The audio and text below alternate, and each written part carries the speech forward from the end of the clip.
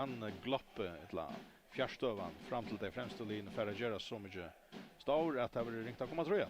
Ja, men det är helt visst att det är så lös. Alltså, tar vi ett HP av första platsen så möter bestämmer med sätten där och är väl en drömmilja grej favorit att vinna tantesten så är det på 80 just det.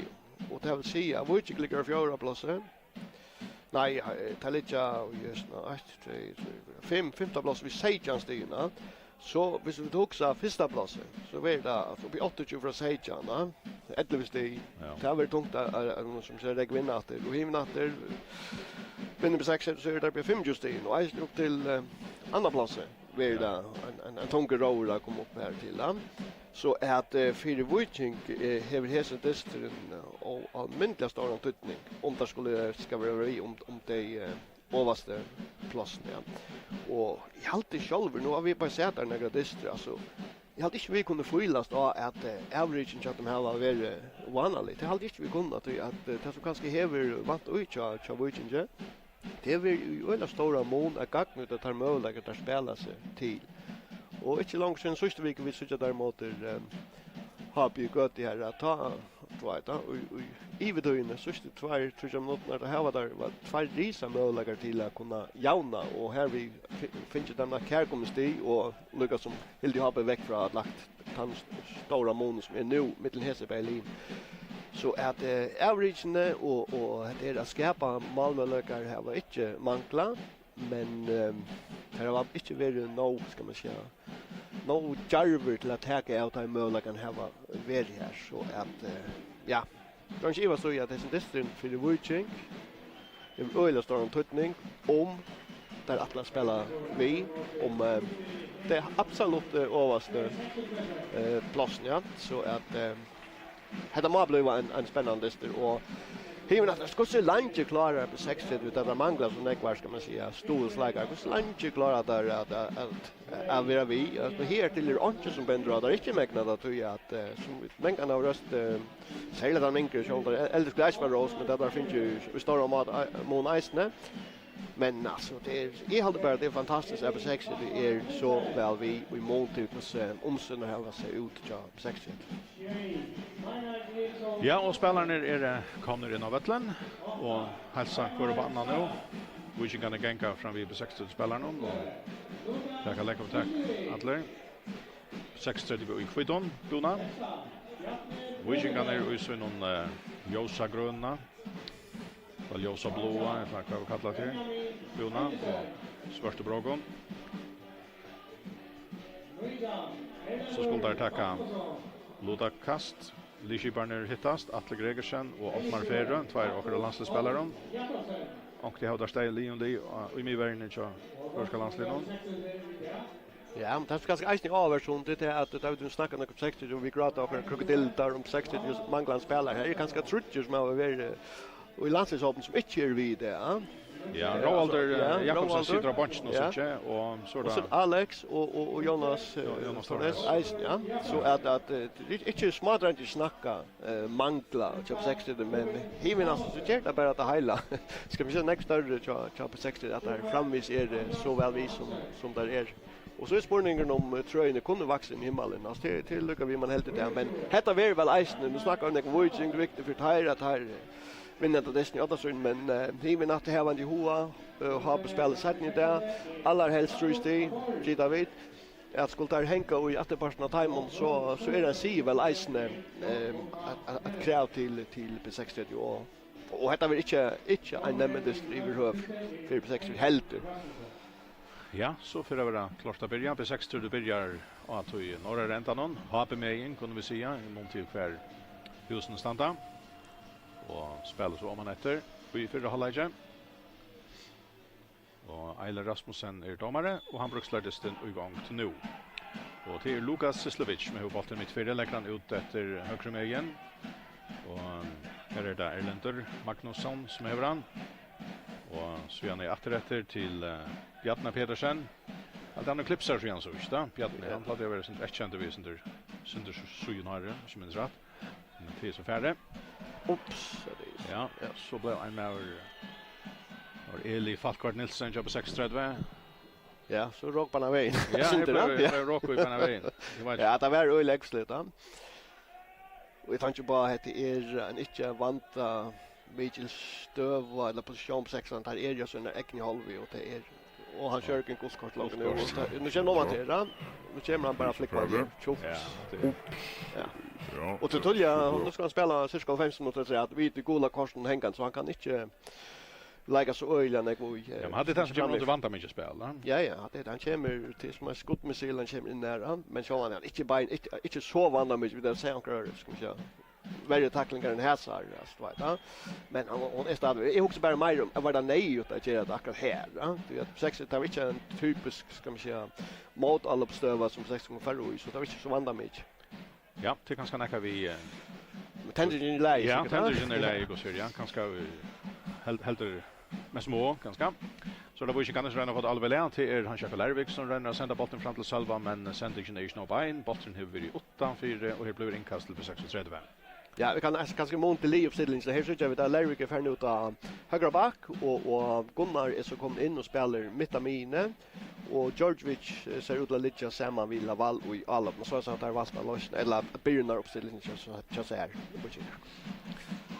Ja, till Rovichikaner som har vann i halvtid av Gunnar Vattnamar som fick fått under bollen. Här blev frispark till 6 ut i vänster sida och det är Lukas som ständer upp i bollen. Och han leder bollen färdan stått till Magnus Holm Jakobsen. Lukas åter. Så styr han skafft här och ränner på bollen åter och så koppar han. Så det är en annan målstålagare. Och det enda vi en frispark till Wojciech. 2 meter in i på 60 Holm Jakobsen. Atle center frispark fram och i mot Brostein på 65. Och här är det Andreas Eriksson alltid som är första ronden så är det Georgievich som får helt om han i hatten vid bollen.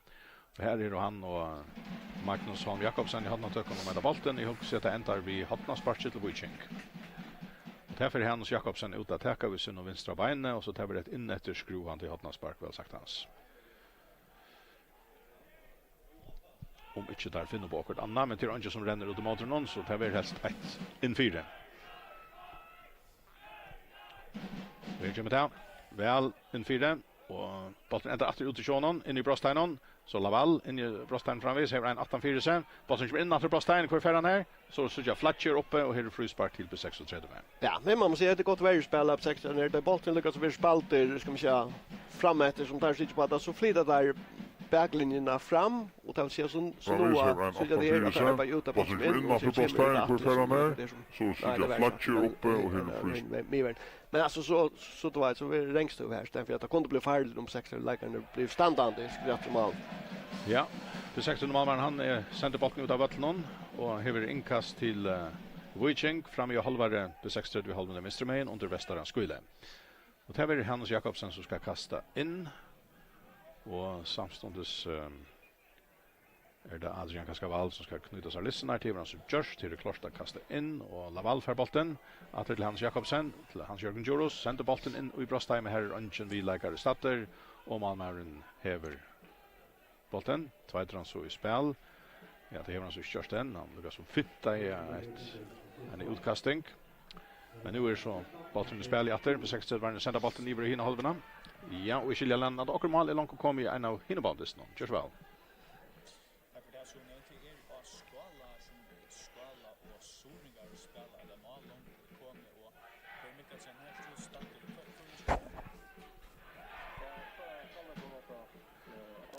Ja, så tar Gjøre kjøttet av Skala. Her er langt på 1-0 til Skala mot Soringo.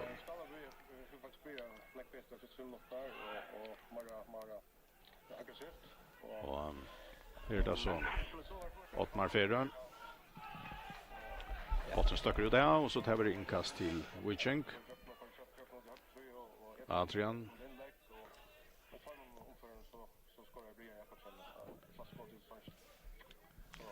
Längt inkast i våran på 60-talet. Och det var nytt inkast till så för Amine. Brian Jakobsen har lagt Skala och 8 mot Soringon på Skala innanför några helt få minuter.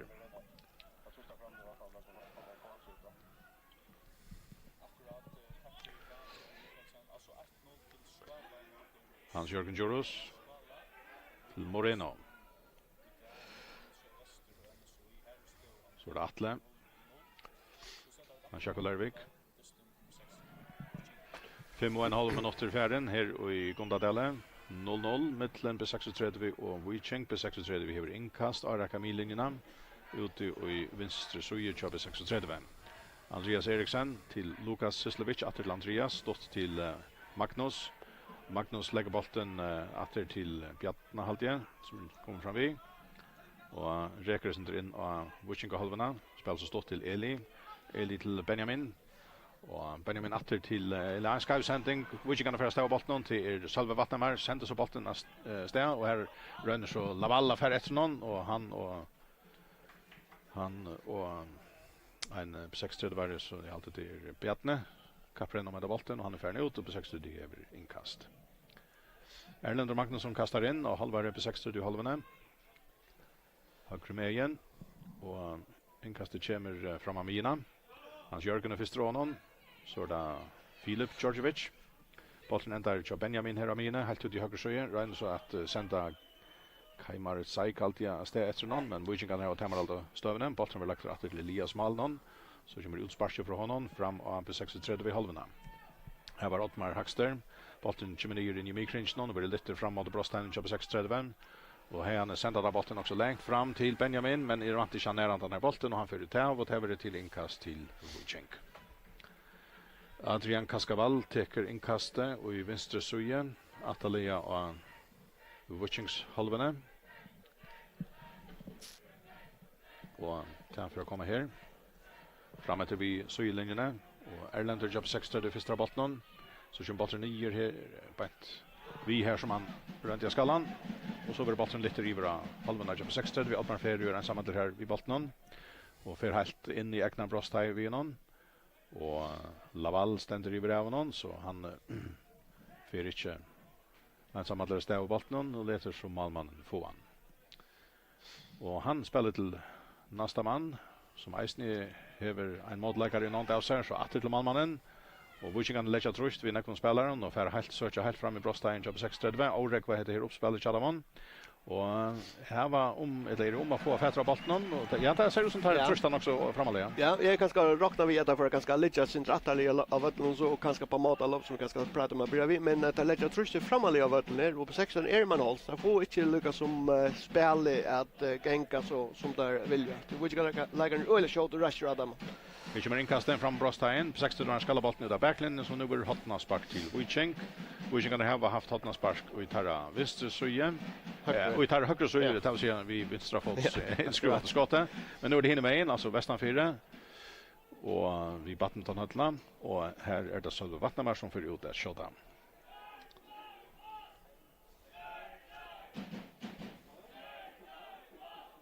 Og så får hotna spark til Sjonna komma. In i Maltaien, og her er bolten skal over ut ur brosttegnen. Vicheng er litt innatt ur brosttegnen. Hvor fer han ned her til Vicheng som har oss ut fra. Og Atle Gregersen renner som vi vinsterbeinskottet. Det var ikke helt av lei, men det ble om for målet. Ja, men i alltid av Vicheng-leggeren tar byrjar bedre enn 6, tror jeg at det som gjør det ganske til, som ganske det som strømmer suttja, det er at Vicheng-leggeren suttja skott til Atle lagt fra vinsterbein.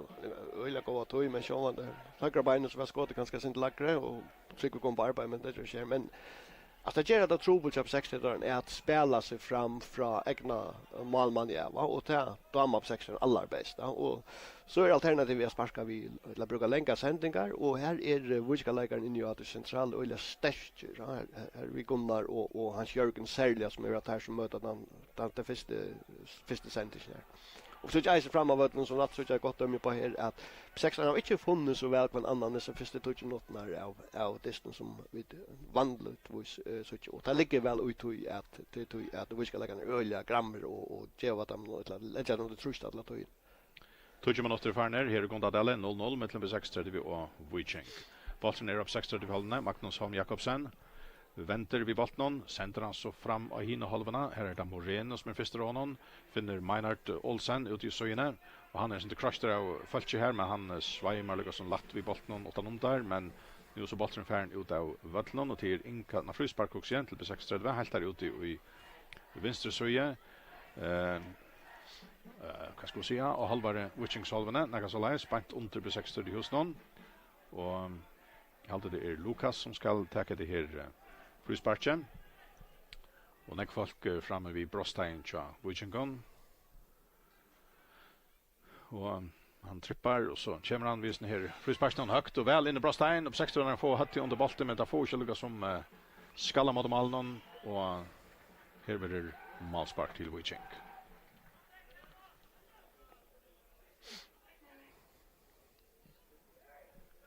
Målspark till Witchingar till Tiche. Moreno har bollen, spelar stått till Atla till Elias i Malnon och sänder så bollen om Amina och här är Magnus det var Eli första bollen, Eli kanske. Och så Moreno och Witchingon så gärna är det Janos Cascaval och Salve. Salve har bollen Mr. Mayen åter om till Adrian Cascaval. Så sänder han bollen i hina halvorna. Här för Georgievich för tämmer allt bollen, driver han vissa helt ut och så innan häver han innanför det. Och så Ottmar Fer igen här att tackling här men oha. Ja. Ja, det blir spårningen är om han tar tacklingen ner. Okej, alltså han känner vi han lägger gott någon bollen men och som vi fotlar kraft ner här och så att det matematiker och alltså han kommer ner här. Chubank. Ja, ta lust det inte hinner. Ja, bestämt. Ja, och så ser man lägga bollen men det kan man gott men det kan vara farligt spela lika väl och det är helt det varjas för när. Witching kan lägga bollen åter till Elias och Malnon och Gunnar Vattnamar i benchen för ganska på 16 kommer mitten så han beiner bara bollen ut av vattnen så är så att där får stabilisera sig. På 6:30 vi har inkast åter nu och halva Witching salven med Mr. Mayen och jag hade det Benjamin som för ut att kasta. Och han gör så gåva stunder, vill ha en äggfart fram vid allt igen. Och så får han att kasta. Och han kastar bollen in i Brostein till Witchingon. Och bollen för ut av backlinjen och det har hotna spark till. Vid 36. Ja, men så att det har lagt öl trusta. Inka sig Benjamin, man kastar olycksfalliga längt. Att man kan arbeta vid och ett så det är skora där beinleis. Alltså att inkas och så skora Eli beinleis i mål ja till eller skjuten att inkas beinleis. Ofta blir det bollen för långt men sist vi beinleis och så kastar öl längt och nu vinner det så hotna spark på styr inkas. Ja, hotna spark till på 36 ner i under på 60 hos någon. Lukas Sislevic för att skjuta. Högt in fyra, näka Atalia kanske. Och så en super fluxskott från Meinhard Olsen. Han rakte han så klockrent. Och det var resten av andra mycket skott, men Eisen Bjarka, väl Bjarka i ja, vi kommer att ha något helt åter om här och så jag menar han backar från och så jag kan klockrent och stå Elias i chacka där så. Ja, kunde det vara nu jag Lucas som mätte nu i så senaste minuten här alltid. Och nu har vi där inkast in i vägen. Det är åter Benjamin som kastar. Och där kommer resten väl in fyren. Kaskavaller hackster stod av bollen ut av Brosteinon. Lavaller här. Men han har lagt runt och truscht på den vägen. På 16 vinner bollen åter. Men så får Lavalla stäga till vinner. Så där vi fått lära framåt. Men han ränner stänga bollen fram till Filip Georgievich med bollen ner 8-4. Så tar vi inkast till 36. Här är Farner 14 minuter. Och här är 0-0 i Kontadelle. Och vi skiljer akkurat mål i kom. Jag tror att gör så väl.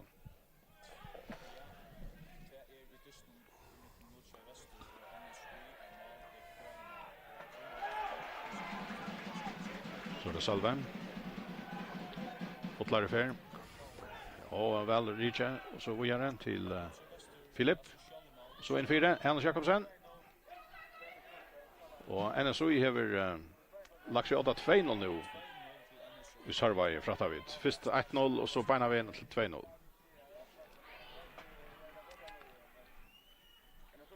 Och så är det Ottmar Ferro. Kommer från Amina, ett automat, så var han fälter, frispark på 6:30. Så 2-0 till NSOI i Sarvaje mot 0-7 Väster. Och 1-0 till Skala mot Soringon och Skala. Så mål kommer beina vägen i hinnebandesten som börjar plan, tror ju det.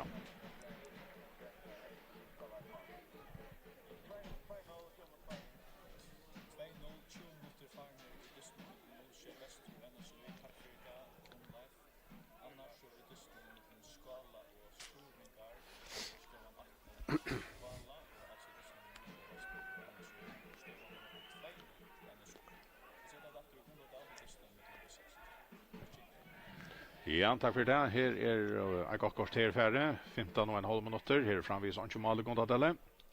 Och typ 60 var så Reina Mr. Main och jag vet inte om tar nej, här vill inte frispark och botten ändrar ju Elias i mål och så. Ja, jag vet inte om det är stort status i det första 15 minuter så där. Det är en tolja jämnt det kan jag. Ja, det är väl jämnt sammanlagt. Alltså vi kan lägga en börja ganska bättre och men han ska klara sig att skapa helt stora målmöjligheter och men hade så en 2 hotmanspark och som ja, det finns inte på sjön och så kommer vi till en eller går fluktar att hotmanspark upp 60 här menar det skjuter till är väl den bästa möjligheten här det distan. Men det är inte om man också som själv spelar så över där man kallar för flådanspel. Det har det inte ordentligt så men mera intensiteten är där och men för HR in i närtester och ett försäljer. Men en möjlighet här till att man kvar 16 minuter och det var menar att hotna spark som Elias Bjarkar.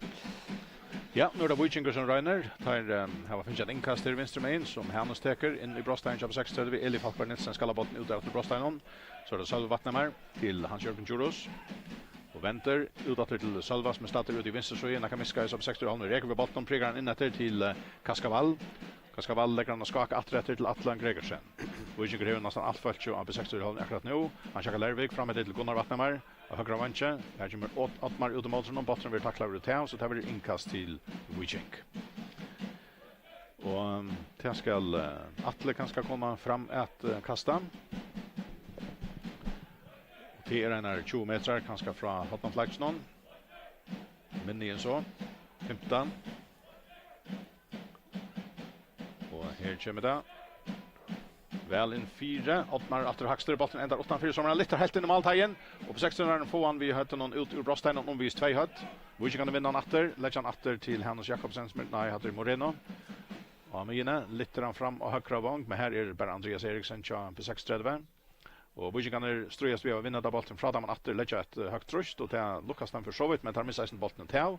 Så har vi inkast på 6:30 och vi tar vänster suje och äknar i halva. Där tycker Andreas Eriksen stått till Lukas Altaver. Och nu är det högre med in, Erlend Magnusson. Inkast vid det där. Bollen kom i foten av Hannes Jakobsen. Och ja, ska Erlend själv tacka. Och 18 minuter för när det går där 0-0 med Limpe 36 och Wiching. 2-0 till NSOI i Sarvaje. Och 1-0 till Skala mot Sorenko. Ja, kan ska säga att Alex Mellemgård inte vi och man har så valt att Andreas Eriksen ska spela vänsterback och Bjarne som vi kanske också kanske kommer ner bara man eller vad vet. Bara inte över men han spelar så mycket i samma vi Ottmar och han är där snä. Mycket spelare och ta inkr att det här och Andreas är väl så läs att han kan spela fler ska man säga plats. Så det var ju gratter och botten vill så center fram med Brostein, ja. Jacques vi kan forecast man en halv över rätt så någon han kunde kanske lagt. Ja, jag också jag kan säga hej han färdig hon du tycker för att Ivas att Ludvig om han välkommen rätt ut men det som han Jacques vill lyckas som ta Ludvig sin rå eller kom han går upp i fjärde. Så det Kaimar Strikes med huran. Och här för så Moreno igen men han får spaltbollen skilgat från sig i rum till Andreas Eriksen. Vänster main Feromina Vinon sänder så bollen långt fram. Och här är det så Maynard Olsen fram i vänstra vänche. Björau för att backlinna av bollen. Centra väl i fjärde och bollen ska över på en god chans till 6:30. Vi har alltid att det var Erlend Magnusson men jag vet inte om det var rätt så var det. Nej, det är allt inte. Alltså här får inte gott arbete ju vänster sida Maynard och inlägget kommer perfekt. Och kommer 2-6 in och så att det sackar i bollen och så kommer här och lägger natt och så kommer 2-6 in här. Först Benjamin räcker inte och så är det. Nej, och Erlander alltså högerbacken är helt fram vi här och ta visar oss inte av hon till att söka att vänsterbacken är kom så framåt och vi vet att det var Lucas som nej, Orsaka vänsterbacken för bollen Lucas som fram till Maynard och högerbacken är helt fram vi till där bollen kommer 4 och är tatt vi att komma nästa. Så det var ju kan Hannes Jakobsen sänder bollen fram till Filip Djordjevic. Startar av vänstra vänchen nu så för Hannes Atroman. Filip sänder bollen gör in i Brostein. Här då Laval utåt till Filip alltid och han fintar center så skjuter han men det är point om han för bollen kavar center men han vill om han för och målspark till Ja, men Det så 36 ja. Alltså okej, Berlin bjöd in till. Ja. Och det som film kanske rör inte få han helt motsatta hatten här, men för inte reagerar inte no väl, men alltså vi söker spela att det rör vi skott nu från att lägga ett att ha någon spars kunde så film på här och vi söker på 6 år så vi måste säga vi har haft tvärt där naskaste runt när ta förra jag menar det är fluktar när Elias Bjarkar och så söker vi det inlägg här så menar det här det lyckas vi att då får rakt Boston 60 där. Så Reina Wishington har med en länkare sändning fram till Filip Djordjevic och han och Bjarne Pedersen alltid ströjast om ända bollen men ja, det har haft en spark till Wishing så det är Bjarne som har kortan och täv och Sölvi hade för ut att attacka haft en sparken. 21 minuter farner framvis 0-0 för i halvleker kött håll igen och det kan ju jämnt och här till. By pastor to just all of Sinair. Och Sölve vi vara klara nu. Så kommer Hotna sparken nær Malmon och bollen detter ner in i Maltainon. Här var bara ungen att få den under han först syfte men så fick på 16 bollen borster så de menar vi fotlar för fram efter högt med in och tar det att han någon två Wujingar så stackar han liksom så räcker han fram vid det första som glöjer det center här och så är det Hans Jakobsen för krackbollen till sig. Så är det Sölve. Sänder bollen framåt. Här är Filip och Laval men det är Bjarne som för högt under bollen. Sölve om att vinna åter. Men här kommer så en på 60 var så igen. Wujingar och bollen är ute och inkast till Wujing. Ja, så jag köttar kan gänga få ha någon spark om att det är ju Sean där bollen för och så ja, nu fick vi det allt men lägger mycket. Ja. Men att då kött alltså Wujingar har någon spark och manna kommer en rymlig kostym men står här knocka Wujingar och hinner på 6 för makt inte ordla fylla vi så att han har flera spelmöjligheter menar han kom här men vi har sett för flera destination för den här att Anna Lier har någon spark och hit blev farligt alltså Mosely ja. Så det på 60 som över inkast. Framalia högre med igen under västra skullen Benjamin Heinesen som tar att inkast köpa 60 det ser det ut till. Lång och go inkast och här kommer ett att trät. Inte så högt för men in i Brostein och tar till Wujingar som får bollen visar ut ur Brostein på 16 vinner åter ja och Benjamin centrar så framåt halvmannen utan Brostein här där Meinart Haltien som har bollen men så missar det eller Michel kon annan Atle kommer i mitten center bollen om han mot Mine men här ständer Andreas Eriksson på 16 stått till Lukas Seslevic och Lukas vänder så bollen för ut åter mot Sujene och lägger han så Mina till Andreas till Ottmar och Ottmar spelar bollen in i mikringen till Magnus Holm Jakobsen ut i vänster så åter och här är Meinard Olsen stänker han så för fötterna och Lukas Seslevic med färn om han i hotten här gör hans Jörgen i Braun han om att släppa fram om här och så vill han han detter här men domaren ständer väl och han dömer målspark. Ja, här så skjuter han går ut i akkurat. Han kommer att synte fram om att men att det är Lucas som och jag tar någon så jag att det är ström ner han är liksom att fjärde säger ju att det är näka. Nej, blev inte helt stor rope här långt med så. Ja, målspark till Wujing. 24 minuter farner 0-0 framvis här i förra halvlek. Med det på 36 Wujing. Så är det har något om att bollen och frispark vidare till B36 och jag vet inte om det är Magnus som blev lite chante. Ja, Magnus och George Vic är så närmast där. Att det var helt och så att det var inte. Du inte så att det var några slädlar några så. Nej. Men ja, alltså jag också bara sen inte för Magnus är att han har vunnit sig fast plats på 60 minuter och ja, det är snävt sen spalt. Det är han spelar som om han finns ju Harald Brink och allt det förskälligt. Så att man är inte klantraslig kanske men alltså han är sånker och ja ser inte ut av något som helst då. Alltså vi ser den där alltså och jag också isen han sexare positionen här är det ofta det är en par av det största så man det tacklar ju så kan lägga bort nästan det kan han 100% säkert. Men i mån som man hickar att så huxar att inte heter en bottvinnare. Det är det. Och det är väl näga vi att göra att han dor att läsa spel dora komma fram om och ta i det nej så en helst bench för så där blir det Disney han blägas ner en fina tackling och vinner bollen till Leeds så att han är dra fram vi att ska man skjuta han upp för. Så då Wujing ner få ett inkast bakom mig igen.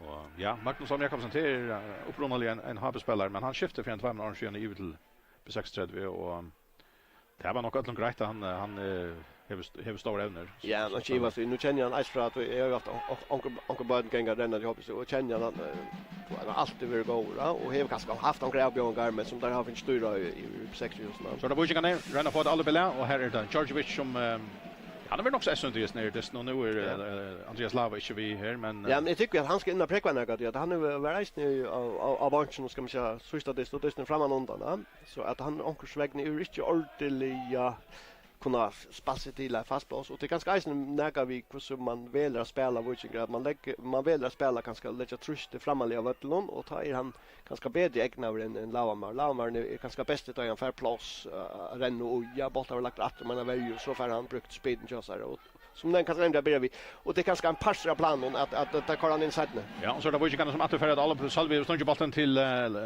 Laval och han ska så sända bollen fram i bröststein så Viking med centern är inte no go och hon ändar 4 foten upp i 36 lägger hon och så är passen vanten 26 ja. Så pitchar tar upp Magnusson Jakobsen och bollen bort utanför egna bröststein spelar stått till Ottmar vänster med Andreas åter till Magnus åter till Ottmar. Och Magnus ligger bort framme för Miverna tjua på 36 sänder så bollen ut till Erlend Magnusson rätt till Bjarne Pedersen. Och bollen färdas mellan värjuspelarna i 36 nu och ägnar i halvväg. Så det Andreas Eriksson Westermin sänder så bollen i våra Butchinka halvorna här det Atle Gregersen första honom. Så det bollen Amine Ottmar 36 i hörnan. Och sen var det Eli Falkvart Nilsen. Och så är det bollen spalter i rum här till Benjamin. Framåt till Kvann ja och så letar Kaimar Saik färdiga som bollen vidare och här skulle Meinar Montefinjan men fick han inte. Viking kan ha tema alltså stövna.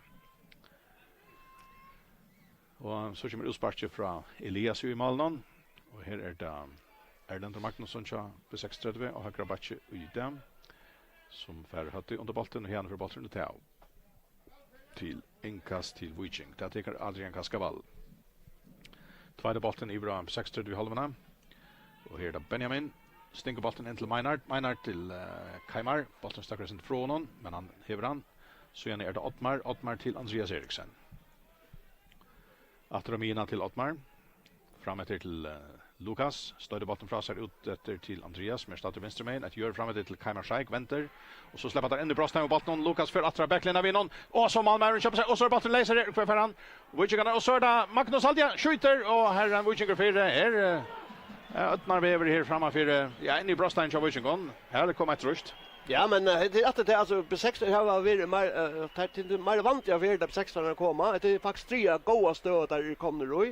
Ja, man syns att det är Elias Berg ut efter Edlund som här och vi är så pressar här typ så djupt men bollen ligger så lägger på en här och färra skott och han räkas onkarna vi inne till han är faktiskt en helt okej målmöjlighet till 6 och faktiskt tror jag det bästa stövnar är faller till B6 ligan där har vi mer vanda mycket hinner ha fullt så gott spel och lucka den vi har bollen. Lukas Sislevic vi har någon sparche eller för bollen med skallar ja. Han läser där då. Ja, han står väl men han skallar han lagt upp om Eli alltid ja. Ja, det räcker som han är ganska oräkvar här är en Viking grupp och Richmond. Att han men det räcker som att om som ser kroppen mot Mali och bollen alltså han är Dwight. Han är bara Mali jag siktar efter men väl ganska skompara pickles inte det. Vi får han att det är utskruv här att man sparcher så han också läser här då. Alltså så tatt på Mali är skjultan när man är så för att läsa. Men timingen är ju short down att han. Inte ordentligt, nej, men så är hans Jörgen nog här och nämner vi en oxvägna så att vet pappa den låliga mannen så vill lite så han vill sin förståra men faktiskt att han finner möjlighet till 60 ja.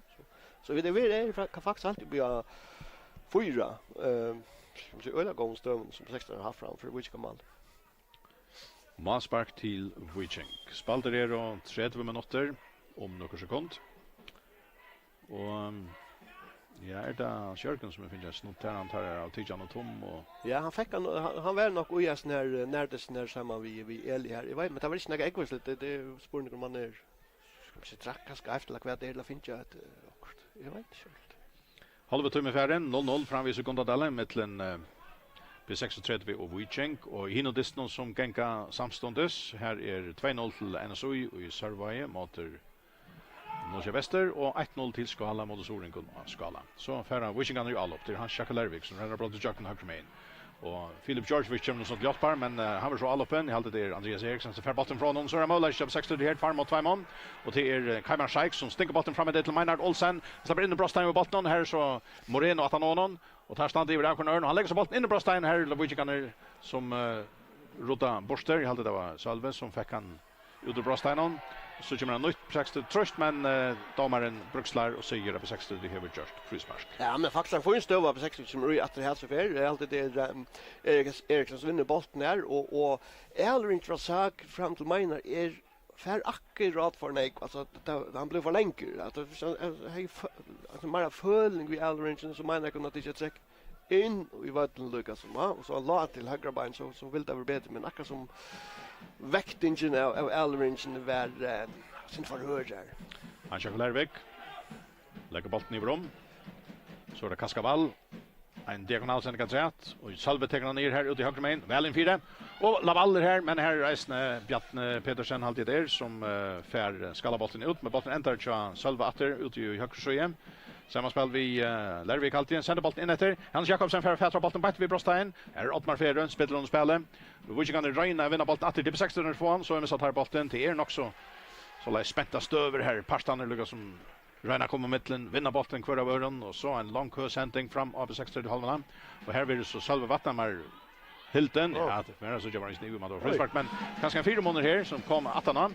Georgievich för att backlinen av bollen och Laval han manklar bara centimeter och att få ton under den här bollen så var ganska mal och så kommer han gå sändningen 4 men Malmö köper 60 uppe och loftar. Är flera goers då. Ja men det finns då jag vill inte att och här hämtar kommer attan vi söker nu söker det frispark här kommer så han ska Georgievich här och Laval är hard point att han när fram om på 60 och prickar in. Men det är en stöv och här missar på 600 konstruktion att domaren dömer inte frispark. Där haltar det frispark och så för en på 600 det lyckas som take fair now och så för Vikingarna så bollen för ju ut och Georgievich blir laser ut i höger så och förs in det här och här lyckas vi att på 600 straffar är optimalt för att missa lyckas som konstruktionen några få sekunder här. Men finns det vad jag kommer ju här så halt jag vid det på en 4 i helt gång stöv. Vi kan ha haft några länge skåd också och några stöv som där inte var ordentligt klara avgrätt till bli farligare men hade var en av dem helt gång som kunde ju slut. Ja, 33 minuter farner framvis 0-0 i Gondadelle och i förra läget 6:30 och Vikingar och tar strojast om bollen här Amina 16 har vunnit. Lukas Ferran så det Benjamin och räcker inte in efter bollen lägger han så i vrom vänster med här är Andreas Eriksson det är Meinhard Visser som för strax ut i borden han spelar in till Magnus åter till Andreas stått till Meinhard redan att för strax här med här är han Schakelervik lägger sig ner tacklar bollen är ute och inkastar till P6:35 och det inkastar har där halvare Vichings halvane under P60 hos någon Andreas kastar in efter till Eli Falkbart Nilsen väljer bollen under Hans Jörgen som renner att Eltan och så är det Erlander Magnusson, Bjarne Petersen, Ottmar Ferrö. Bollen är av på 60 halvne Ottmar Ferrö och mina vinner nu så sätter han Ferrö räcker själv vid bollen lägger han ut i vänster så över bollen sänder framåt Brostein på 6 Viking är det Atle Gregersen hade under bollen så där Georgievich och så där Salve och så in i mitten här kvar där nu Gunnar Vattnamar i bollen. Så är det han Jörgen Juros i vrom till Adrian Kaskavall. Gott spel av Viking. Så räknar han fram efter på bollen hävrar man här ute i vänster så är Hans Jakobsen. Så för han bollen så lite han har högt in 4. Här är Ottmar första av bollen. Hött under bollen kommer ner utanför Brostein på 16 han får han sända Amina. Här är det Atle Gregersen som är första honom. Sänder bollen till Adrian Kaskavall. Vi är till Hannes Jakobsen. Så lyfter han bollen in i Brostein och så är det Gunnar Vattnamar vi hött någon och så är det Laval och så Salve Vattnamar och han till nästan in i Charles men här kommer han fram i goda stöver. Ja men här ska Salve väl skåra vi får det väl åter här en änderdöke. Får inte vilka spel här och Salve är 5 meter tar in och kommer inlägg här för han och så serverar sig närmast ner ivre och så att Salve kommer in här från vänster är det här. Ja. Ja. Han kunde ja. Ja. Här skulle jag hade är väl han skulle rakt han bättre. Ja. Och skräck. Ja, att det är väl största chansen här till. Han ivas ganska ju om Laval färran här och men ja, nej, men jag vet bara inte om man bara också för en ganska kraft eller än bara få bara nämnt han in, alltså bara ändrar så ju så bara placera nu ut han plockar till men han som inte nattna så här eller på attarna så ser det ut att ankra han är tidigt ganska beina på 6 det viskar det som om men att en risar i som han är 5 meter från mål nu och det blir väl som att service blir tennisväl på den närmaste. Which kan run efter trusta här fram här och får frispark. Får frispark den går stöven några få meter 8-4 Brostan på 6 mitt 4. Ja, ska du se hit eller? Adrian Kaskavall, han hever nettopp tagit spalt mot på 6 du gott. Akkurat. Ta skora igen 2 mål ur en lucknande fjärstöven. Ja. Kaskas inte tattar på. Sen den narre och center ut i hinnar så in ja, akkurat. Och han skjuter vid vänstra benet, men det är en rymlig stöva. Ja, på instöva. Mother har på etnast inte väl helt en effekt 2. Ja, och tar rakt den smalen. Nej, inte väl, men ja, man lägger skora för men. Jag tänker gå där och räcka. Ja. Salve stenter i Bottnon, Samager Kaskavall. 8-4 i halvmånen, nog som mitt 4. På 60 Jumankar. Kaskavall fyller bollen. Han rygger bak i värjgaren kör på 36 och så blir det målspark. Helt inte gott. Nej, nu hade jag verkligen lätt någon annan skott. Nu har skottet. Jag hade vi såg en tvärför mot Happe och det blev kvarts fåglar fiskar och det var hette Heldrich. Ja, men också visst du för 5 frispark och skora 3 av 5. Eller 2 av 5. Det hade jag okej. Till coach. Ja, det är. Ja, han får mitt och muren här. Han får släcka upp om här. Ja. Men kanske är den bättre om så är att bollen jag inte tattar på att här ska du ha en avvisa kraft för att kunna vinna målman nästan. Hvis han tattar en 5 meter. Och så var bollen sänder framåt till Laval. Han är kappränning vid på 60 var och så själv vi om man får fätra bollen och så stack bollen ut till Hans Jakob Lervik och kvar för här till Filip Georgievich och man i hatten här att man fyrer någon stackar det snär alla men inkast till Wojciech. Ja, Wojciech kan ha ganska mätsig nu en löt efter på 60 var när det hette spalse till Govar Stöver. Nu har vi så Wojciech haft tvär vanta med klar ätsökner och trusta framvis. 23 minuter för förra lägen 0-0 i Gondadalen med på 60 vid Wojciech.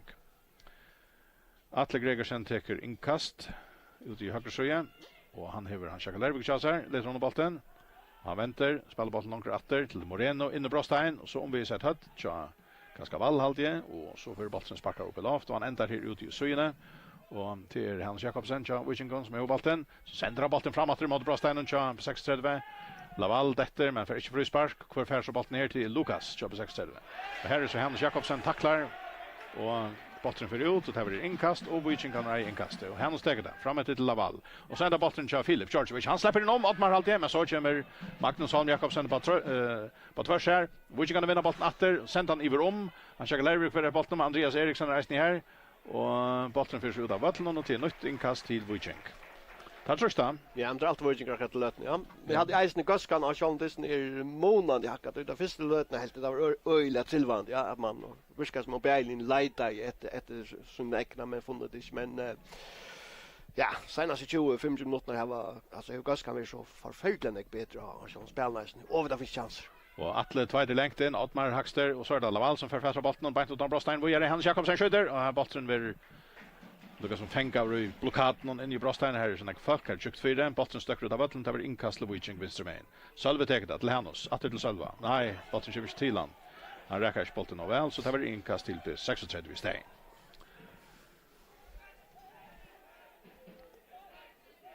Så är det 6 minuter efter av vanliga läget och här i fyrra halvläge. Ancho mål kommer och i dessutom mellan på 36 och Wojciech. Bollen är mina. 600 för binon. Wojciech kan räna att få fast från någon med tar Fettland. På 36 var och tar frispark. Lukas tar den. 2 meter in i Wojciechs halvan ut i högra sidan. Man svinner bollen än. Det gör han nu. Ja, frisparket det så nu av minuten och det som till är att att som människa vill lite att det går plats ganska sparska bollen åter om och det är väl det. Ja. Sänder han fram mot Brostein och så kommer bollen ner rätt här. Här var när vi att vad säger domaren? Nej, frispark. Han för öjlig ekvisliga är det Ellie. Ja. Ja. Han satsar allt där på få lägga som retur nära och så tar han 1-2 gott men vi ju fatt. Domaren kallar han till sön. Ja, det får väl om att det så synter aggressivt ut, va? God kors till Eli Falkvart Nilsen, ja. Ja, nu har du chatta änderdögn. Det kommer det, Sprucebacher och Mainz är väl att få det åter om så är det bollen som stöck läser, va? Han blägar sig bara in och gör och är tvärt. Ja, då får här spel, ja. Ja, det får först. Och att det är lucknande att jag Ottmar och Anne att då får gott nog räcker Elis boll men Ottmar rakte bollen men framvist tvärt. Det är så helt att du vi två vill det bara få ut kanske kommer in och tvärt och knöttan och så pro läsa luft så att ta allt ju vanda mig spel. Ja. Och spelar så sätter igång dator på 6 nej Wichinger över inkast. Där kommer jag in på 60 hållen. Där är TJ fram efter till Laval men han färsvätrar bollen först efter så stack bollen efter i Brostein jump 6 vi Ottmar ränner bollen ut mot Söjnen. Sänder så bollen i Söjnen och så är det efter Wichinger går mitten. Han kör en Juro så bollen och sänder han så fram i mitten här med här Angel Wichinger som nära ränner bollen upp och bollen för ut av backlinjen till Mansparkel på 6-3. Ja, det nämnde Jansson. Jag alltid att det är att lyckas med en tendens som heldur af fram jag vet att which like är neck mer ivrig att neck mer ivrig att vinna bollarna och mer highlightar alltså borsa för Eli Lukian som kostar kosta. Så ser så kvärt 8 minuter kanske. Jag kan nog gå plats. Så det går plats i jobb 6 med Lucas Islev på botten, räcker vi någon fram efter bollen. Så han går sändning fram efter till Kaimar Sai kan det rasta laser och kvart Malmar stod efter bollen. Här var nervi. Oj. Att han står chans. Ja, han var öjla gott plats. Ja, och först Elvis framför vägen ut till Lucas här. Öjla plats och så spelar bollen väl in till Saka här och att han luktar normalt att han vägen jökten där men ja, och där spelar väl framvis plexet där. Här var åter bollen i Roma kommer jökten här och så sänder där bollen in från högra sidan men han ständer 4 men tar vinner bollen åter. Från Magnus Holm sänder bollen framåt Brostein. Här ständer Hans Jörgen till Gunnar Vattnamar. Bollen ändrar med in i åter. Ottmar Ferro. Fär bollen visser. Sätter Ferro fram efter. Prickar han sig ut i syna. Maynard Olsen. Björ av. I sin ekända läge. Och så att de ser här så kommer Ottmar fram vi och så kan sända bollen i 4 men Wichinger får bant bollen ut ur Brostein och ut av Vattnon och inkast till B6-35. Ja, så står han att se där. Pura laser här och så går plats ja. Färran och man har bjärkar, ja. Men det som sa ganska grejer om man helt affära lite skump i ryggen från. Inte någon ekvalt. Nej, jag inte. Nej. Men så han förstår det så mycket att han inte färran efter men Elias Berga så här men att han väl att han giltigt möjligt till 16. Ja, och så inkastet jobb 60 väl längt in i Brostein. Wichinger skalla bollen ut ur Brostein men tar få han sent han in att helt inom alltid. Och det var hotna spark också. Ja, men alltså fine det händer att det inte är bara man spelar med 16 meter i röver nej det händer något. Så jag att inlägget cha Benjamin här in den närmaste stånk och ta få akkurat Björg ut där alltid sak som är för in där och rönner att komma fram om Atlias för när. Nytt hotna spark till B36. Det är Lukas. Så ska skjuta högt och ner mål någon. Bollen skallar ut för oss så en fluxskott. Här är Wichinger i mitten. Nu har han spark in med ifrån. Ja, gå hotna spark och går ätcher in i Brostein och firma någon. Ja, så kommer det 4-3 och så jag vet att det menar här för en väg vi väglägger och så vänder vi och så kommer det att gå stöv här och kanske inte lycka gå som den första som han har gett hotna spark men han då väl man kan säga missa att han som täcker den upp han ränner till höger så lyckas man finta och så träcker han hiv in och så fär han bollen i faktiskt en går stöv men han jukt för så väl till. Nytt hotna spark som Lukas för attacker hinner synen nu. Eisne väl in 4 och bollen ska över och i nätet. Så är det 36-38 och det är Eli Falkvart Nilsen som hesar för skalla en rent i nätet. 1-0 till B36. Ja, men vi hade gärna stöv i att det hotna spark som är ur högra här Eli som märker verkligen laser in i 5 minuter så ska sen till vänster för målet. Att det är för pura laser och Eli är inte ordentligt kvar med över alltså man undrar sig att det är för han ständer öra laser och Hesever är han och svikaliga säkert perfekt nu i kassan. Ja. Utsvingar här och vi sitter okej. Så ständer pura ensam att här Atlantas. Det är ju i Maltain ja. Akkurat och det är Atlantas center ja det är åt jävligt Atlantas och tar är ju avär ju framman någon en är stöv för en Argentina not så igen att Atlantas på sån att läsa då. Atlantas på point och power och här hoppa simpelt bara bant upp och bruka färna från sparsen och sitter snökt och i malna. Ja, att så för tøyna var ute nu så får då så jag kvartar lägga 3. Målet kommer så i 44 minuter. 1-0 til på 36. Og Distrin er så setter igång datter. Og bollen blir så, jeg halter 1 minutter der skulle lägga trätt. 5 minutter långa färd, och Arntar har finns ju konkurrens vid det skälten. Men jag tycker att touchpunkten på 6 skorar på att det är själva bara en halvlek till det ena, det stämmer öle väl till timon, men det är faktiskt att han av Wojcinker häver ja, i går så är haft bollen öle näck och klarar lagt att av trustar på 6 till målet. Och så för till onkel skifting som ska göras nu. Och ja. Till ungen markering på några tog, men togen är färren. Jag bör ut är det Bjarne sitter här? Nej, ja det. Bueno, Bjarne Pedersen, ja, men är det tästas nu som? Ja, det är väl tästas nu som här, Bjarne. Spår vad sker här? Nej, jag var inte. Vi såg det mynten såna. Det var ett annat bara som hänt. Alltså, det var inte när det står inte näka. Nej. Och det ser så dramatiskt ut. Ja. Bör och ta komma vi. Men allra helst jag vet inte man har haft också att Andreas vi framman undan. Men nu är så självande tatt vi har halvläger om man det tar skifta ut. Det tar skifta ut, ja. Ja.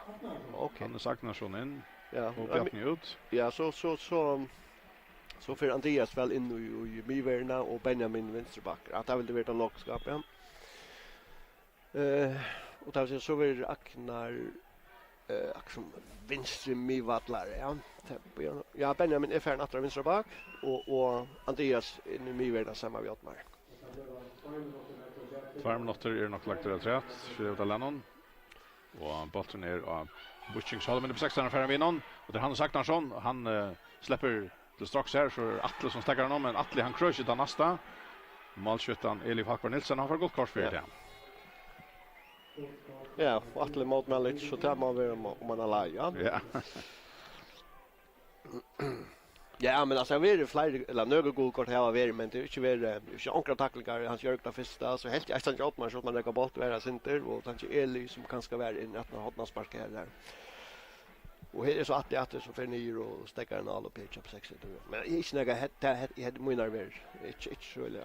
Det var nog shot attack det här så utskiftningen. Jag menar ofta plejer man boja till hålla så kan man switcha om det ständer så illa till men så kommer väl en firma man så vet inte färran. Ja, men jag huxar att allra helst och Disney börjar så vet att det är Bjarne har rockat DSV och så tar det så några för ryker så är det ute och det kan vara alltså little fiber lätt landa som bara är färna. Så att det händer ju inte i stöven här. Alltså det är inte tackling, det är inte något som helst. Han sätter sig bara och att barsten och puff så var lite och så kan inte bara för så man vill greja det på 6 linjer. Okej.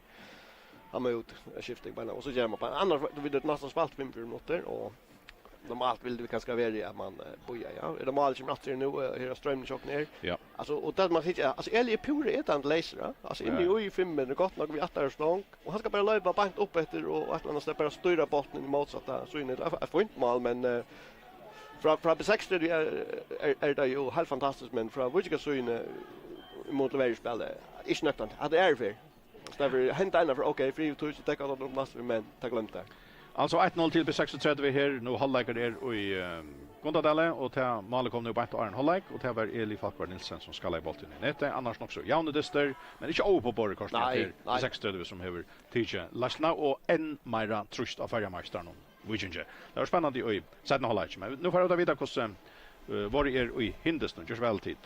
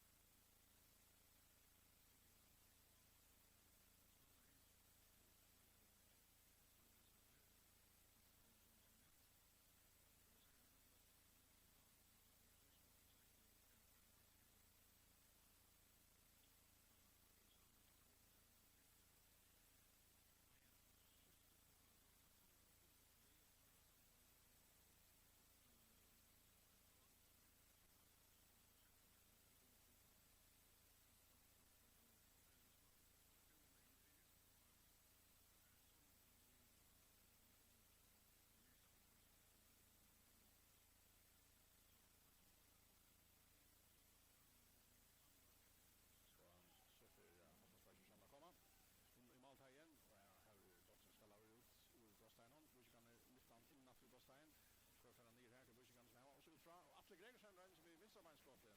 Han trippar och så kommer han lysen här. Frisparken högt och väl in i Brostein och 16 får högt under bollen med att få skulle som Lukas Sislovic för att skjuta. Högt en fyra näka åttalia kanske. Och så en super fluxskott från Meinhard. Väl in fyra och man efter högsta bollen ända utanför som är lite helt in i måltagen. Och 16 får han vi hört någon ut Andreas Eriksen. Vinstermain, Piromina vinner, sänder så bollen långt fram. Och här är det så Meinhard Olsen. Fram i Anistra Vunch, Björn Au. Så alltså backlinjen av botten. Sänder väl in fyra. Och bollen ska alla på. En så det går inte där. Hannes Jakobsen sänder bollen fram till Filip Georgievich. Startar Anistra Vunch nu så för Hannes Atroman. Filip driver in den sänder bollen Björn in i Brostein. Här då Laval ut efter till Filip alltid. Och han fintar sig där så skjuter han men det är poäng om. Kommer att sparka ner Malmon och bollen bättre ner in i måltagen. Här var bara inte att få fått någon dram först syften och så fick på 16 bollen. Borster så när Meinhard vi fotlar för fram till högt med en. Och tar det att han någon två Wushingar så stäcker han liksom så räcker han fram vid det första som blingar det sen här och så är det Hans Jakobsen för att bollen till sig. Så är det Salva. Det till Andreas med startar vänstermain att göra fram till Kana Scheik vänster. Så släpper det in i Brostein och bollen Lukas för att backlinjen vinner och så Malmö köper sig och så bollen läser det för han Wushingar och så är det Magnus Aldia skjuter och här är Wushingar för är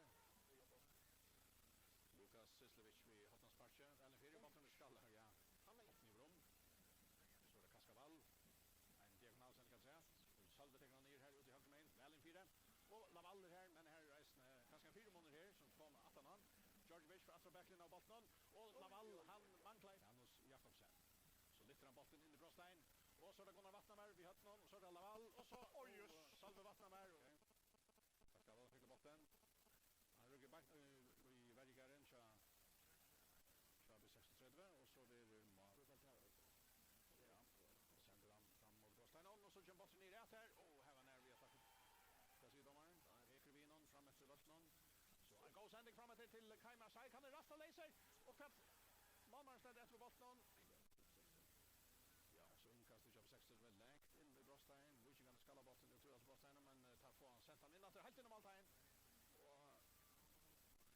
och så ska skjuta högt och ner målen vad som ska ut för oss så en fluxskott här är Wushingar i mitten nu då har man sparkat in och spelar tackle in synen nu här är väl en 4 och bollen ska över och i nätet så är det 36-8 och det är Eli Falkvar Nilsen som hälsar för skalla en rent i nätet 1-0 till 36. Ja men vi har gärna stöv vi efter har man sparkat så var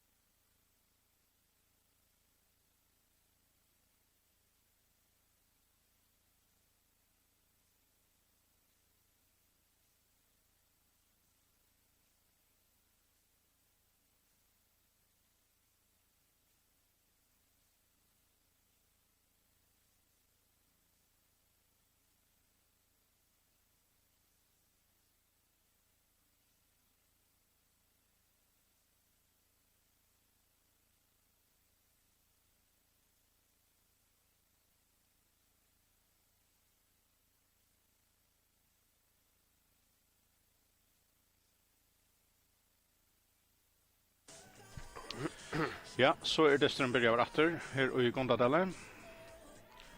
Och det 1-0 till B36 som Tikon Konnot som har hukt i förra halvlek.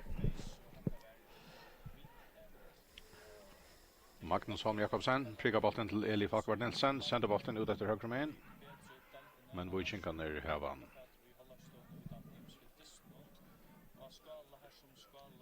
Adrian Kaskaval sänder bollen framåt till vänster men. Och så är han utanför och till inkast till Vujink.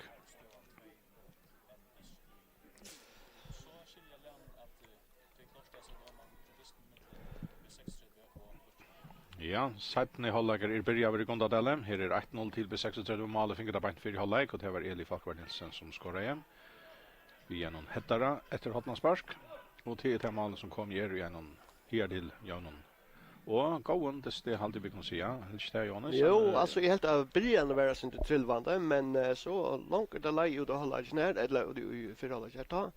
Blev bättre, spelet blev bättre och det blev nekva späntast över på 6 är det ganska 8 där flesta men kanske att Vikingalägarna själva den absolut största målmöjligheten han står helt in i 5 meter och skedde på om och möjligt att onkel på 6 det är norsk vi bänken så att han inte var ordentlig och jämna men det ser ut att vara en att han helt står. 6 har haft ganska en 4-5 rättliga goda stöver alltid framför Vikingamalen så att 6 det kanske lax 8 till alltid är tror vi alltså både målmöjligheten men spelar vi pura jämnt alltid för det. Det är Vikingan som regnar nu till Filip Georgievic högmen så då Salve Vatnamar släpper oss där här och bollen blir så tacklad ut till inkast. Inkast till Vujink och till framalea. Nästan upp i hotne. Högre med igen Atle Gregersen Vujink spelar oman efter nu i sättna halvlek så rätter. Vi kommer inkastet från Atla in i bröststein på 36 och Kaskaval för högt under bollen och bollen för ut här och tar till målspark till B36. Ja, annars är unga brödgar som där så ju nu all kvarkna lite inte till akkurat det samma som är för lunch. Men det finns såna bröding pint Arne Hall ta och Bjarne Petersen mot ut vi skia och han själv Hannes Agnarsson kom in. Ja, och så gör det B6 en bröding att Benjamin för Ivro spelar vänsterbacke och Hannes för Lucas som spelar ska man säga högre miva till vanker kan man då han får välja kalla det. Ja, och Andreas Eriksson som är vänsterback för in i mivärna. Ja. Ja, och så är det där om att vara och stotter med en atletching till Elias i Malmö Vikinge, men där gick akkurat upp. Så kommer utspark från Elias. Och så är bollen här av mina. 60 var Havan. Eli sänder bollen ut i högra sida och här är det Erlander Magnusson som färrar. Renner fram och så spelar han bollen in i bröststein och Gunnar Vatnamar alltid för fått någon drann bollen kommer ut efter i spel och det blir inkast till B36. Och det är tid jag ska tagas högre med en och halvare Vushingsalvene under Havihusnon och Erlander tar det stått till Hannes och man har min till Ottmar. Och Laval är honom också när men han färs bollen från sig till Erland in efter till Magnus Holm Jakobsen så är det Lukas vi Hellnon Hannes Agnarsson heter han. Han färs sent bollen helt in i måltagen och här ständer Atle Gregersen och beina bollen ut av vattnon till Hotnaspark.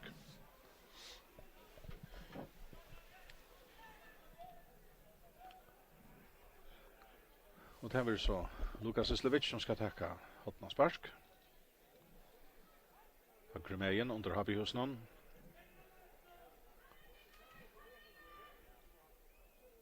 Och här kommer det. Inte så högt. Hans lägger sig ner och skallar bollen ut ur bröststeinen. 16 på en atter. Magnus lägger han ut atter till Lukas. Och han fär bollen vissar in i bröststeinen atter. Han räcker helt och jag. Och så är det Roma på mål och bollen är kommer ut ur bröststeinen men på 16 men han atter fär in atter ur bröststeinen med bollen. Eli centrar väl en 4 och gör upp på skalla. Men alltså Vikingar runt och tröste. Ja, men han var öjla kost över att komma i här och att Sistovic att Hotnaspark Sistovic som jag ner ut och så inlägger. Och pröva en Olle Madsen liknande här vi har nattrum öjligt att vi Elias för Bjärka det här att så kommer han ut att så är det en hamplig skottstöv här men levererar så ett inlägg och inlägg för Eliver och högt till kan man säga här. Men på 600 är faktiskt en god stå att det kommer ut på en till ju i rätt ner så att Ja, så är det Vikingarna ränner sända Lavalla stä och han fär så bollen vissar och man i borg in i Brostein. Men här är tjukta och på 60-varn undan om så rekade han undan sig helt om man mot söjlinjen och här är bollen färdig ut och det blir till inkast till Viking. Han är 5 meter från hotna flaggen. Anders Jakobsen ska kasta in. Och så får det vara klart. Tväda bollen in i Brostein på 6:30 och han kommer helt in mot måltegnen. Andreas Eriksen ständer här. Gippar bollen högt upp i loft och om han amina och ut av vattnen och höver inkast till Viking. Adrian Kaskaval Edla Morén och ständer på bollen men han letar så i stegen Kaskaval och med det inkastet. Och räcker midlinjerna. Och han röjner affären när meter fram efter vattnen och tar det inkastet. Det släpper han nästan. Atle Gregersen till Salva Vattnamar. Så räcker han vid botten om han efter. Och högre med igen. Sänder botten ut i borren till Hans Jakob Lärvik. Och så för Salvi att romman och häver botten i högre hotne. Så räcker han sänder vid botten. Narskas Brosteinen. Ett gör till Hans Jakob Juros. Högre med in till Atla som kommer fram vid. Och Atle lite så botten in i Brostein på 6:30. Tar skalla botten ut i Brosteinen. Vikingarna rönnar vinnan atter. Få han i Kirailia på 6:30 färra stäv innom. Hannes Agnarsson är fotlar i fyr. Om mina vid botten nu. Stöjde botten väl fra sig. Nekva färra ut i högre söje. Meinart Olsen in i Brostein skjuter. Här läcker Kaskavalsen i och blockerar väl. Ja, så jag färna.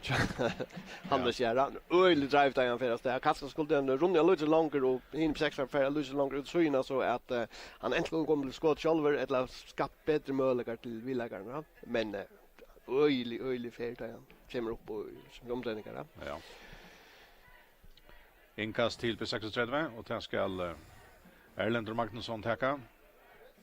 Högre med igen, när mitt och Vikings Vikings halvene. Botten ändrar så långt främre här och Vikingarna rådar bort. Botten ändrar med in i Ottmar centran framatter. 6:30 här han framvis. Erlendur ett gör in mot Brostein till Kaimar Shaik, men här kommer Atle fram om han. Och på 6:30 var arbetade tröste Eli för skump och för frispark. Frispark till på 6:30 och halvare Vikings halven i högre med in. Och tar tagit det kött och här där Meinart för vi botten in i Brostein ska spela bollen på tvärs. Salvi Ulysses till för att stäva botten, reker vi botten. Tar Reina lektionen min på i vägen och Ottmar färdar botten så för han i härna mot all upp i botten stänger han ut i vänster så till Hannes Agnarsson. Och vad säger jag? Var det övrigt? Agnar Hansson jag tror. Nej, nu får jag Hannes Agnarsson, ja. Värst för att se han själv Hannes Martinsson till han själv Jakob Isaksen. Det var det nästa. Skansa patrullen. Ja. Ja. Till på 16 som har bollen av mina. Eli stått till Lukas och Lukas väntar och lägger bollen åter till målmannen. Ja, vi har spelat igen 8 minuter och här är samma stöva 1-0 till på 36 mot Vikingon och nu och mål kommer ju en av hinders nu skilja land. Gör så väl.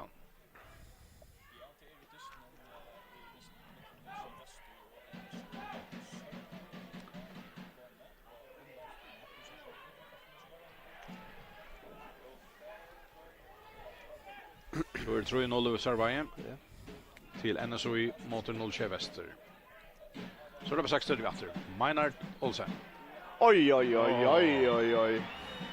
Gunnar Vattnamar hattar väl på först. Klocklöst. Och här är Meinar färna fänger chatter och så för han det är simpelt en professional frispark här. Ja, han säger han fänger ju och så för han bara ner och på. Han blev helt vis inte så äckligt men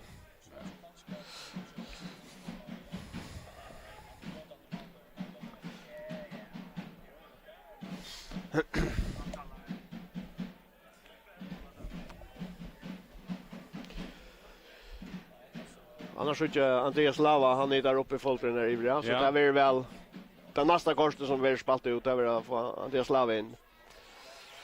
Ja, det måste vara också självsagt han. Ja. Det har vi nöjt att räna. Ja. Ja, här är Slasher 20 minuter för när du satt en halvlek och här är alltså på 6:38 1-0 mot Vikingon på 6:30 har bollen till Lukas och han och Philip George vill ju ha något om bollen är framvis kör på 6:30 tar spelarna åter efter och han Andreas Eriksen Ferransson och Malmaren så är det Ottmar. Ottmar här han högre med åter till Malmannen. Och han för själver ut ur Brostein vid bollen. Spelar han så för fotnar och Ottmar och innan till målmannen. Laval ut mot honom. Så ut i höger sjöje. Och här är det först Erlend Magnusson. Så också här i Dester om att bollen domaren låter spela gånga på igen. Viking kan rönna för att alla pelea men det Lukas är ju här all upp någon. Andreas Eriksson färran och så är det Lukas. Han räcker fram mot mina, stänger så bollen ut efter till Hannes. Färran åter. Och hever så Erlend Magnusson 18-4 vi är det till Magnusson Jakobsen. Och Benjamin hever så gjort vart vi ser han ständer väl här vänster med fär så bollen nästan Meinhardt. Och han ser man han prickar bollen i mittenbein och en motläggaren till Atle Gregersen och så över bollen center ett gör in i Brostein av Vikingon. Vikingon få så det Gunnar Vattnamär sent bollen ut ur Brostein men bollen för den skavt och han ändrar på 6 till varandra. Och så spelar det så väl fram mot Brostein och är bara utanför Brostein vid bollen nu och Erlend sänder bollen i vrom till Benjamin så skjuter han med här två Vikingar i mitten och illa standa fyra håller han checkar eller vad det var fick sin drilt men inte värre än så han spelar helt fram på 600 bit upp att räkna i halva nu. Ottmar Hevra. Så högt fram mot Brostein och Vikingon. Här är det Atle Gregersen. Och bollen ändrar till Magnusson Jakobsen på 60. Starten kan miska så Vikingsholm vänster med till Benjamin Hansen. Och så gärna mina till Andreas Eriksson. Stått till Magnus och så är det Ottmar. Ottmar efter gör högre med till Erlend Magnusson. Framåter till Hannes. Han räcker vid bollen i center så är det där åt man och han släpper sig av bollen. 600 spelar bollen väl så i mitten men så läcker Sölve Trusta vinner bollen. Samma spel vi Filip Georgievich men färger eller hämmar av bollen men det var inkast till Viking. Ja men länge löt det här på 600 var bollen att ta in och Viking kommer snabbt där. Det är för nu är Magnus Böle kanske sent landa av bollen med vet nog så missar han annars spelar det på 600 vi får inte så vet. Det här var så lastlna här och så det var där bollen och boja till ganska men gilt mölar ju att spela bollen liksom framåt och det ökar som uppcenter men kreasförna som missar där bollen ganska av mig vet det labant in med så ja, Viking kan rena han kör Lärvik och så kommer på 60 i mitten första av bollen Meinhardt Olsen. Hever han och räknar i halva vänster med in framåt till Benjamin för bollen vissar i början av halvan men så läcker han kör Lärvik i mitten och tacklar bollen för ut och det blir inkast till ja, till 60. Men det har vi kanske sagt något sånt. Det är att Viking större mån klarar att mynta spel i här. Alltså det är väl på 6 ska det vara spalt. 12 minuter av. Sen håller jag till 6 med att ta bort med partner då. Ja, Meinhardt Olsen framgör vänstra vänch över bollen och björ av. Räcker vi bollen in i Brostein och så blir bollen ut av backlinjen och det blir Manspark. Manspark till Viking. 13 minuter för när det sätter hålla i. Vi servar i ständer ända så illa vinna och 8-3-0 mot bottenlinjen. 0-2 väster. Och framvis samma stöv av Skala. 1-0 till Skala mot TP FC Sorøy Røyn. Så där. Hött här av Mio Vattlen bollen färast. Så blir frispark till Vikingar. Dömt till Gunnar Vattnamar. Och det här var det 2 meter in i på 6 vid halvorna. Jag syns ut i högre sjö igen. Atle Gregersen för att tacka det här frisparken. Sänder bollen högt fram i Brostein. 22 på 6. Det var så över bollen skallar in till Laval och han javnar. Han är inte längst där. Adishina Laval hever javna till 1-1 och efter det första bit han var sena kan vara lite till Vikingar och det var annars ett gott mål. Ja, supermål det frispark ska sin till höger bara framför mig ner och att det lägger en perfekt boll in i hötti och Gunnar som heter en 4 till Laval som är pura laser och för sätta bara in så och så mål. Det var fint mål ja. Aldrig Atle är perfekt och inlägget för Gunnar perfekt. Det är som att ja, fint in i öka 84 här och Gunnar är och så Laval pura etan laser. Ja. Han laser och han lägger sig ner och färdiga som halvflukta bollen något som fram vid målmannen. Ett ordentligt Laval mål lite framhöga mål. Ja, men det får inte mål alltså och så han det här några ting som skulle gå upp och här är det första nummer 1 frispark Atlas så här ligger perfekt han ligger som så skriver men en very lägger en chans 60 du Gunnar för rätt men och så inlägg från Gunnar så fällt det perfekt och ja Laval som in där och tar över en avgränsspår nu för en en Alabama och hans klassa så att det var ett alltså det är nog ting som skulle bara rycka några ska man säga framkommande ja elevering inheading och så avslutning av mål så här så att fint mål så man men kom Lucas som ur Onko kan man säga. Det är 16 som här var Lucas som störst här och ja det är ganska visst för att vi ska lägga ner ska man säga i Brostan jobb 16 till 18 kvart. En 15 minuter så att ja så där utnyttjar väl.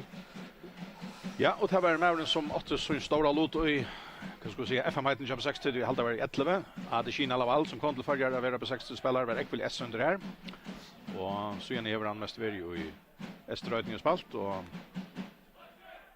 upp och ner ganska center men ja, det var lite så spring från Fågelafär men det var Charles Tals man ganska sökt ja, men så ända en ny gå till Larvik eller här så här kommer han lyckas som större mål till sin rätt. Ja, 8-1 och i Gondadalen nu. Det är ju inte minst spännande. Vad händer nu? Är detta det som Line Ankersvägna är nökt vi? Nej, jag tycker kvar som parten är nökt vet här. Jag tycker Berlin alla vinner ända distan. Självande. Nu är det på 60 som renner efter Benjamin Björn och Mr. Vancher om man kommer jag någon och så väl en fyra och bänt foundation Eliasen. Gott. Ja, det får inte Benjamin här men och sak är resten vi in här och men han är akkurat inte till inlägg från Benjamin men väl för jag någon Lucas som i bollen från vi och så sitter jag Sagren här inne och är framme för lägga med fär eller för inte stund ju bara ut där och nämnt den där bollen här. Ja.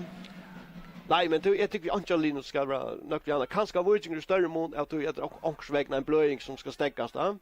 Och på 16 har haft en riktigt dist nu ska man säga så här där har vunnit och skulle där ordentligt hänga i Habjörn så. Och Maynard Rensman går ja, det räcker in från Sydney och skjuter och ja. Ja, nej det är på 16 som tar också om det är första blåset där där Roma så skulle där helst ha så Tristine för att ja, Habjörn följer att det är helt att han vill där. Så att mest sannolikt så är det Gustav Habjörn väl en om inte grejer favorit det ganska vinna det mot Extreme som har haft en helt vanlig gång till i systen ja att man är faktiskt helt okej början så alltid där till halta lösen chatten. Men på 60 det var Reiner verkligen till kanske att ha större mån än Vikinger som nu har haft att gå och spela fram efter att det här målet.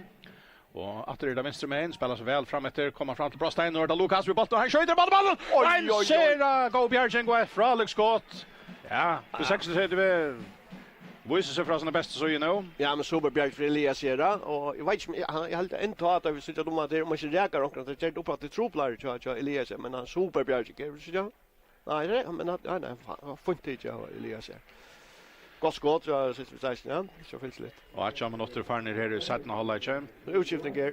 Och här är 8-1 mellan på 36 och Viking och till är Magnusson Jakobsen som ska utköpa 36 och för han kommer man tar bara hojen samma sen. Ja, men det är alltid att jag vet inte man haltar eller vad det är. Jag vet inte vad det är. Eller man skattar han. Han är spalt inte Lars Letcher. Han är onkel missade en boll och tar det. Ja, här kommer Hottan Sparks i champ 60 vem väl in 4 och där ska det är ett supermål. Och det är det menar Erlander Magnusson hattar vi öjligare kraft att han ska leda bollen i nätet. Gott Hottan sparken för och han ränner i bollen och ser det bara hött i under han och han bräster i nätet vi som var han skotten. Och ja men det väl i luften lyckas igen i att Vikinger ja knallhårt och han kommer in och åter framöver och tror att Hottan spark på 60 skorar på och här är vinner Erlander lyckas fram om Målsman chansar och han knallar så man kan någon kulla. Ja.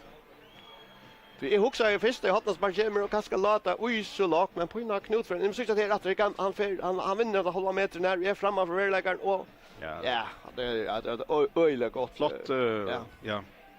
Och det kanske vara att inarbeta man in i ödjar som underständer och så renner den ut och så ska sparka lite så jag huxar akkurat här sparka kom kanske skulle vara lite sin hackra men ja, flott mål. Jag hade mål faktiskt över tvärt. Det vill gå. Kom mål, ja. Kom här sätten hålla inte och men det är alltså det som är sjönande alltså som Viking så först väl att säga att det är inte gott nog 2 Hotnaspars. för inna och det är regulärt släpper man. Tar över tröstar bort så gärna tar Jauna i Viking. Ja, i verkligen och kanske inte så det 20 minuter utan spalt här. Ja, talt på 60 veri och man har kanske inte där helt god stövna men det här var faktiskt spalt fint till det. Och vilka lägen här var väldigt Lucas som tar som har spalt Ervilin men Lucas så får det fint mål och så ska man tro så. Ja, och så där om man missar Onkel Glöjer och nu kommer där Hannes Agnarsson för helt in med Brosten. Och så gör skåra där åter hästa för väl Kaimarshaik. Men Mali är inte vi känt. Linjevägen har flagge allofte. Det kanske vi så chatter om inte komma för åter. Men om det är längstör så är det inte klicka och saker. Han ska inte för. Ja, han renner och gärna. Ja, det är spännande. Det ringer och så jag för kanske fått andra sätt. Nej, du vet vi känner tatt här på Berglund och Ellers Fettler. Jag så är det ju rätt men det är otroligt ringt att söka. Okej, här fram men hade kunde simpelt vara så det att det. Kvar är han på nu att Jo, jag vet lärna. Okej, så ständ rätt att är bestörliga. Ja, men jag håller jag bollen eller han rättar för det. Det är först. Men öjliga täppta men kan rätt för det. Ja. Ja, men här är Fotteröj och men han är också för spänningen så är det kanske ett annat okej men hiven attra så jag vet det är nej mer på 60 ut här. Absolut ja. Vi ska mer ska man säga tändra och villig till affär ett och göra det som ska till för att klara mer skaffa sig här goda stövnar. Ja. Jag var haft lite goda stöver här i sättna halvlek.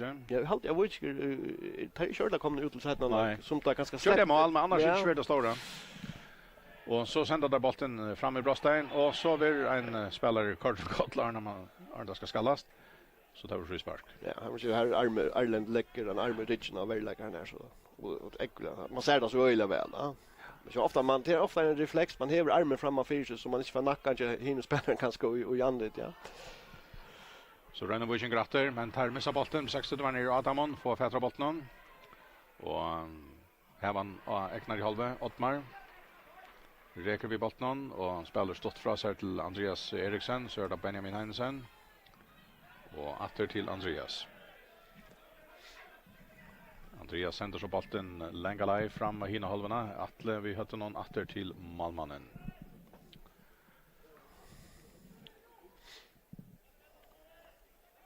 Atle till Elias. Jag syns det var igen till 16 här Johan. Så renner Viking efter att få Tristan till Salve Vattnamar som går runt an sänder så bollen vidare till Hans Jakobsen åter till Salva. Stäcka så väntar och räcker vi bollen och så är det Hans Jörgen Juros startar missgrepp upp 60 hållne vänster med till Kaskaval och han missar bollen ut av vattnet. Det var skilligt gott. Ja, Adrian Kaskaval. Men Mal kommer och är ständigt just väl.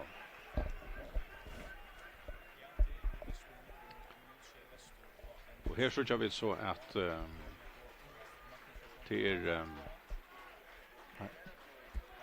han Jacques Lervik förut och in kommer inte avvanta. Nej, att det var vantande ju vid det kommer mer power, det kommer mer affär ju all uppe och kan kanske större mån alltså Lava kan större mån vara runt om Laval och få mer power som alla spelar så George är alldeles flott ut av högra vånglöknad, ja. Och så det skulle ge mer möjligheter för till framåtratta jag spelar någon och så ser vi nog långt och sändning och press och här ups, ja, på hand där. Ja, Djordjevic. Och missar bollen.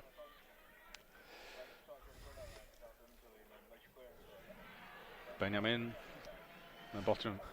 Ja. Jag får inkast här framme. Ja. Men jag också är så att Lava kommer in att kanske säger vi vill ska spela nu flyttar vi dock långt fram av vallen och då prövar att lägga att avvist ska man säga trusta. Nu har vi en eka att sikta efter och kanske spela flytta lite långt fram och kanske spela mer långa sändningar nu för vi har flott och få tables över runt om ska man säga 6 minuter på 6 ja så att men det är väl och som jag säger en clever dama där har spelat ut Viking att nu ska det hända i alla spars. Ja, och här kommer det är fram vid samma stöva till 2-1 till B36 motor Viking och här vinner B36 den bollen är Viking och färre i ett kött allopper kom in i Brostein Chalamon och så en skottrun från Maynard Olsen men här är akkurat en fot i mitten så tar vi hotna spark och ser till B36. Här är en skifting färren fram Viking Linon ut för ja, det var han Jakob Lervik som får ut och inkom Andreas Lava Olsen. Och så back för alla kan man säga. ja. Men så att man ju omställa lir eller strana läst klart. Men 25 minuter farner här i sättna halvlek. Och 20 minuter efter Disnon. På 6:30 vi 8-2-1 mot Vikingon och på 6:30 det har fri spark högre med in. Nej, hoppa spark. Ur högre så igen. Och Lukas Sislovic får ut att ta hotna sparken. Det kommer väl här och tar kvar det ena för att säga. Hette här ser ut att vara något som där har fyra gånger att högre backar det var åter eller nej, jo det är samma år. Han kommer snöjande här vid fotlare för och så inskruva. Nej, utåt och så är det Vikingon nu är det Andreas Lava som för till strax här högre med och han vill fälter och för sig domaren till han. Jag vill riva lästa gott kort. Färran Fätun, jag hade röjne, jag vet inte om jag fick Fätun, men Nej.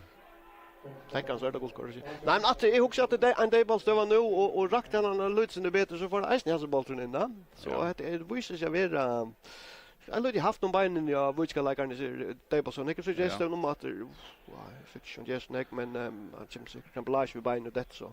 Men go storage av vilka lagarna här. Frispark på utanför Brostein och till alltså Miskais i mitten backlinje och sammankommelserna av Brostein högre med in.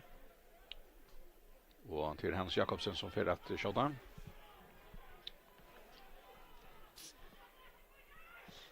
Ja, så kan det vara fräcker och skjuta beinleis det klart då. Ja.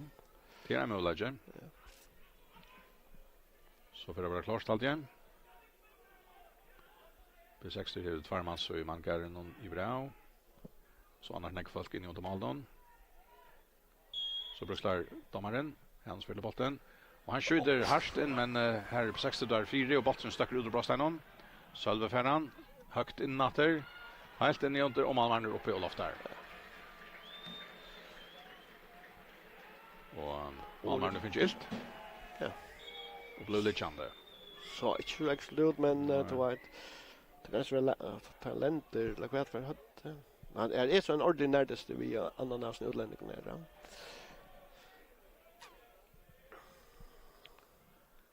Ja, så här är stäcker spel nu när man låter. Här är ett stört kvarter efter att spela.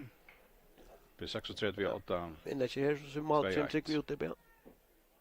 Nej, kan man så han länter ja, han länter illa. Ja, så är ju såna kanske man undrar. Nej, nej, slett inte. Ungen i namn där.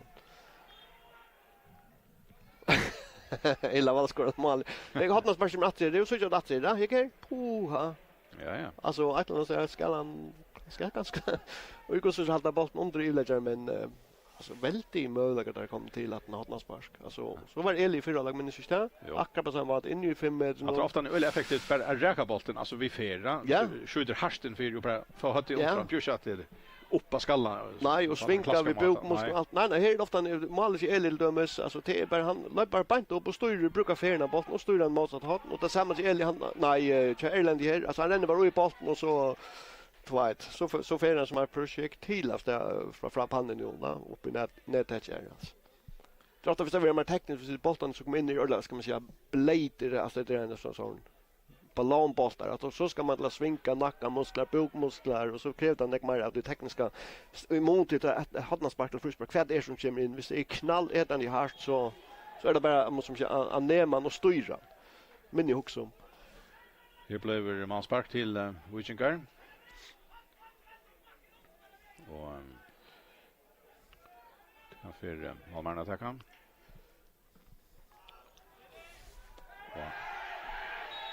Så är frispark till Viking tog att Eli Falkvarnitsen helter Andreas Lava Olsen. Den frispark ska så tagas standard 2 meter in i AP6 i halvminne ute i högre söje. Atle Gregersen kommer fram att skjuta. Och tar sända mest med allt folk som fram emot Brostein. Ja, så är det frispark lycknas då ska det där. Ja. Och han sänder han diagonalt fram med Brostein. Malmö är ute och loftar tryckt. Ja, sen det luktar var kanske skulle vara sin till vänster för Malmö inte skulle gå rätt efter. Och så är det Ottmar Ferro som för till strax på bollen höger med in. Och där så spalt bollen fram till Hannes Agnarsson. Vikingar är här i mitten. Inte frispark sig domaren. Så för själva vi bollen och försvinner efter släpper framvis hålla fram och så till Laval och han missar bollen han rensar fast han i såna kvar motläggare där Spårning om han skulle lätta bara botten för vidare det så ganska några andra i högre men kunde finna men han tamte han så rent och ser och så kom få botten fram till högre men. Och här är det Filip Georgievich. Högt den 4. Malmören tidigt där har Tamar alltid stående kommer väl ut och loftar väl. Ja, och det som kanske är ver ser jag för inledningen av Virgin så 2 går ser. Att bollen var för höger för plater det vill säga att tycker öliga möjliga meta om och ta en avgörande man för rätterna. Och världens bästa tror jag ofta mot inledningen ganska lite herrar, alltså mot lite för snacka med sig jobb 6 det knallhör in i fält ja. Vilket då vi ska skåra att natta de mera blade ja. Så det på 16 åter och till Lukas Sislevic räcker bollen och han skjuter fast fram i. Ja, men det är den gamla Lukas Sislevic. Ja, men det är fantastiskt. Det heter ju så han inte. Ja, han inte ja. Gamla. Ja, men det är ju fantastiskt Lukas här. Han kommer han är crush och allt försäljer så sätter han Lukas som står av bollen där och inte väntar skottet kommer väntar kanske Elring och så vill han bara plocka det beina och väl innanför så jag vet inte om Elias sig klarar att reagera på det. Det kommer så oväntat. 16 får bollen fram till Kaimar Saik, men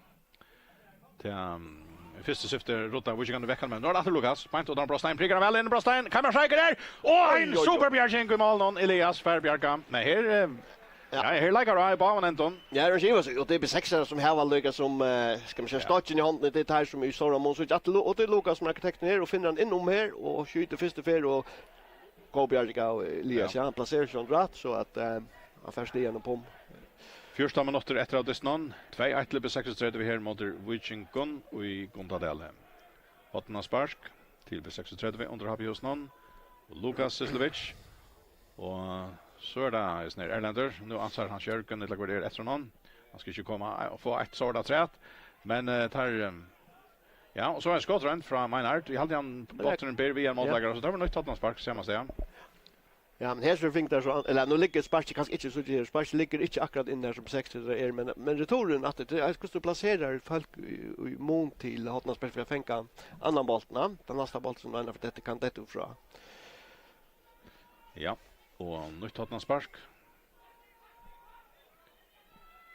Väl in 4 och så är det efter Vichikan har alltid som är det som har kort bollen ut så tar vi nu Hotna spark ena för att rätt. Ja och det är någon. Ja. Och här är en sån annan inredning ganska mot ganska är av det så.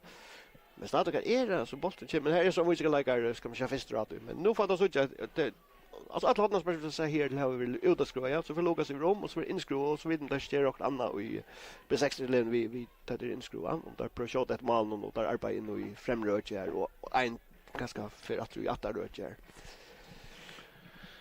Ja. Go Hotna spark. Jobb 36. Vann de affär kvar i enast affär. Och domaren nu vill han prata vi spelare som han helt är ganska och så till Eli och Adrian alltid som skulle. Men det är det som händer inne här det är att nu så jag vi ganska ström och så jag ju bara sparskar så men här där rönna gera såna ränningar och ska man säga förränningar fintingar och försäljter men där är hillne bara nu är det. Här kommer så Hotna sparken från Lukas. Väl in 4 och tar det skall ut från. Och kvar för han så till B6 advance miljoner. Ottmar Ferro Ferran av Mine. Centran diagonalt fram till Mr. May men här ser det ut som att Ange B6 då är för rätt någon. Atle Gregersen över han. Center botten av Mina till Laval. Temer botten men är inte trusta och är de missar botten men vill forter och tar vill frispark. Frispark till Wojciech. Moreno. Dennis Nieblas Moreno, spanjolen från Wigingon. Så sänder han bollen fram efter mittfältet. Och 6 var ner tar han ner back utanför egna Brostai och så för till ja. Vad är det frispark ja, något tänker jag. Så spår ni grund på 6 är för ska man säga koncentrera att det är så stövat som ser ut lite som att behövs men helt värst så frispark det ska du kanske se. Ja, frispark till Wojciech. Jag sänder utanför Brostein på 6-3. Vänster med igen. Ja, till Salve. Vattnemarsson ska skjuta. Inte så när Brostein när vi tar som ett beinleis frispark ganska. Det ser inte alldeles väl ut. Det kunde bli gjort. Vi får så ja. Vi kommer där. Han lyfter bollen fram Brostein. Och från vi Atlant och utav till Manspark. Ja, här är väl tanken att man lägger bollen lika som vi attara öke och så ska kunna köra bollen 4 som Ednast otroligt väl vi målet där skora ett och så lägger han liksom inom världen och han får hette 4 och tar väl tanken här men Sparchicha själva la inte så väl som inställt var för Wojciech.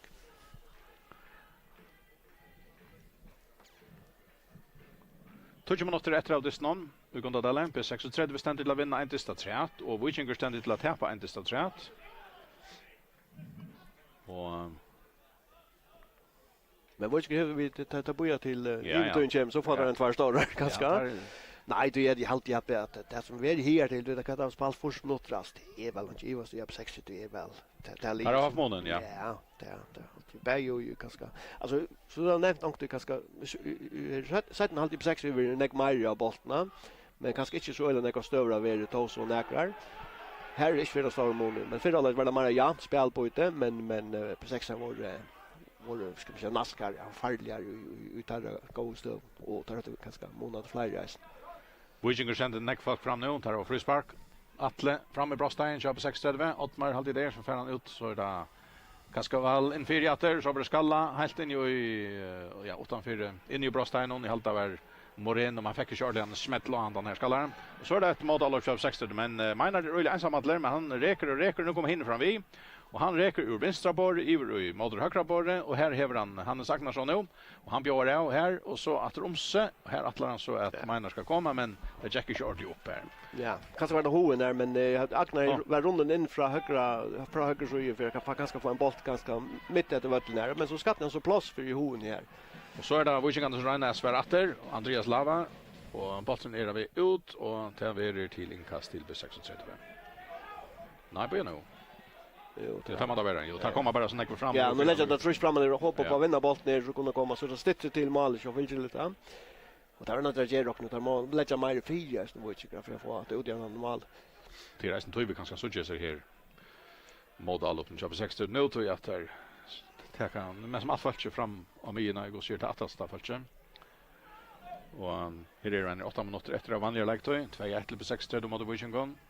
Och bollen är på 60 i halvne. Wojciech Hans Jakobsen har han. Narskas Brostein samma spel vi Georgievic han skjuter mot mål men nej Malmö har kontroll. Ja men han räcker ju på 60 där. Vi ser rakt om som ser bättre så kanske jag tycker vi så det är Georgies fan där. Han räcker om 60 där. Knäja. Nämligen. Och tycker vi är färdigt till syna högre och vi ser rakt bättre då som så väldigt läkar nära så kunde det för helt i som hinna syna mål och tror det tror jag säkert kommer jag tror att.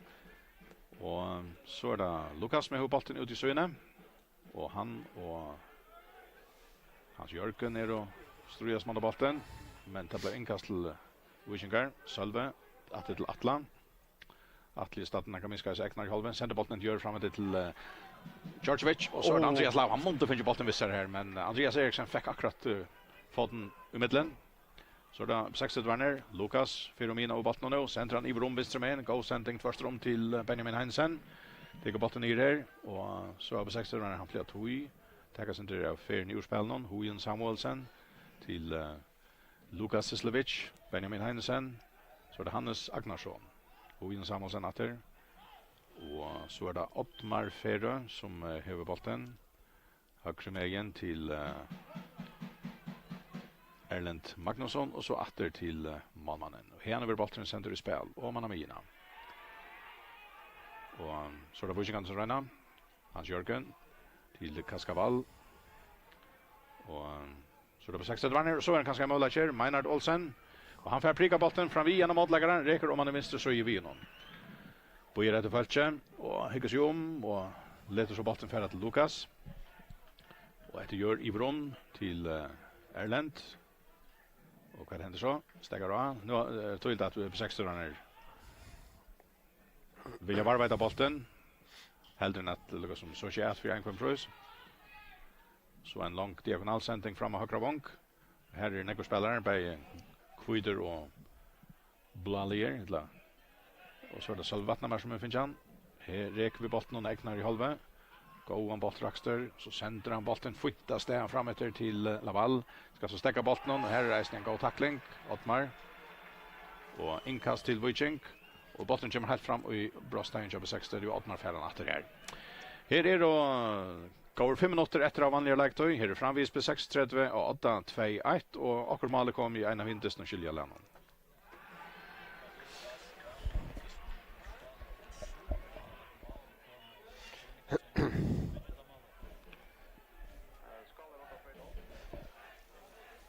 Ja. Ja, 2-0 til Skallan sedan nu. 2-0, ja. Ja, mot Soringål. Ja, så er det Vikinger som regner her til siste løtene av Trøsta.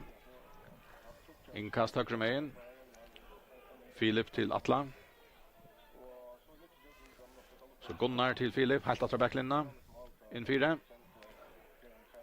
Salve. Hotnarspark. Ja.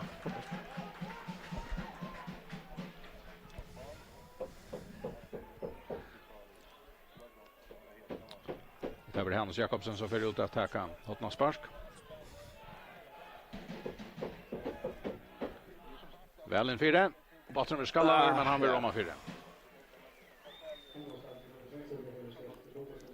Men få att det inte ordentligt blir helt farligt då. Så att man bara inskruv här och då att det kommer där möta bollen här men är det under så mycket storm trust att där får inte ska man säga rakt mål, ja.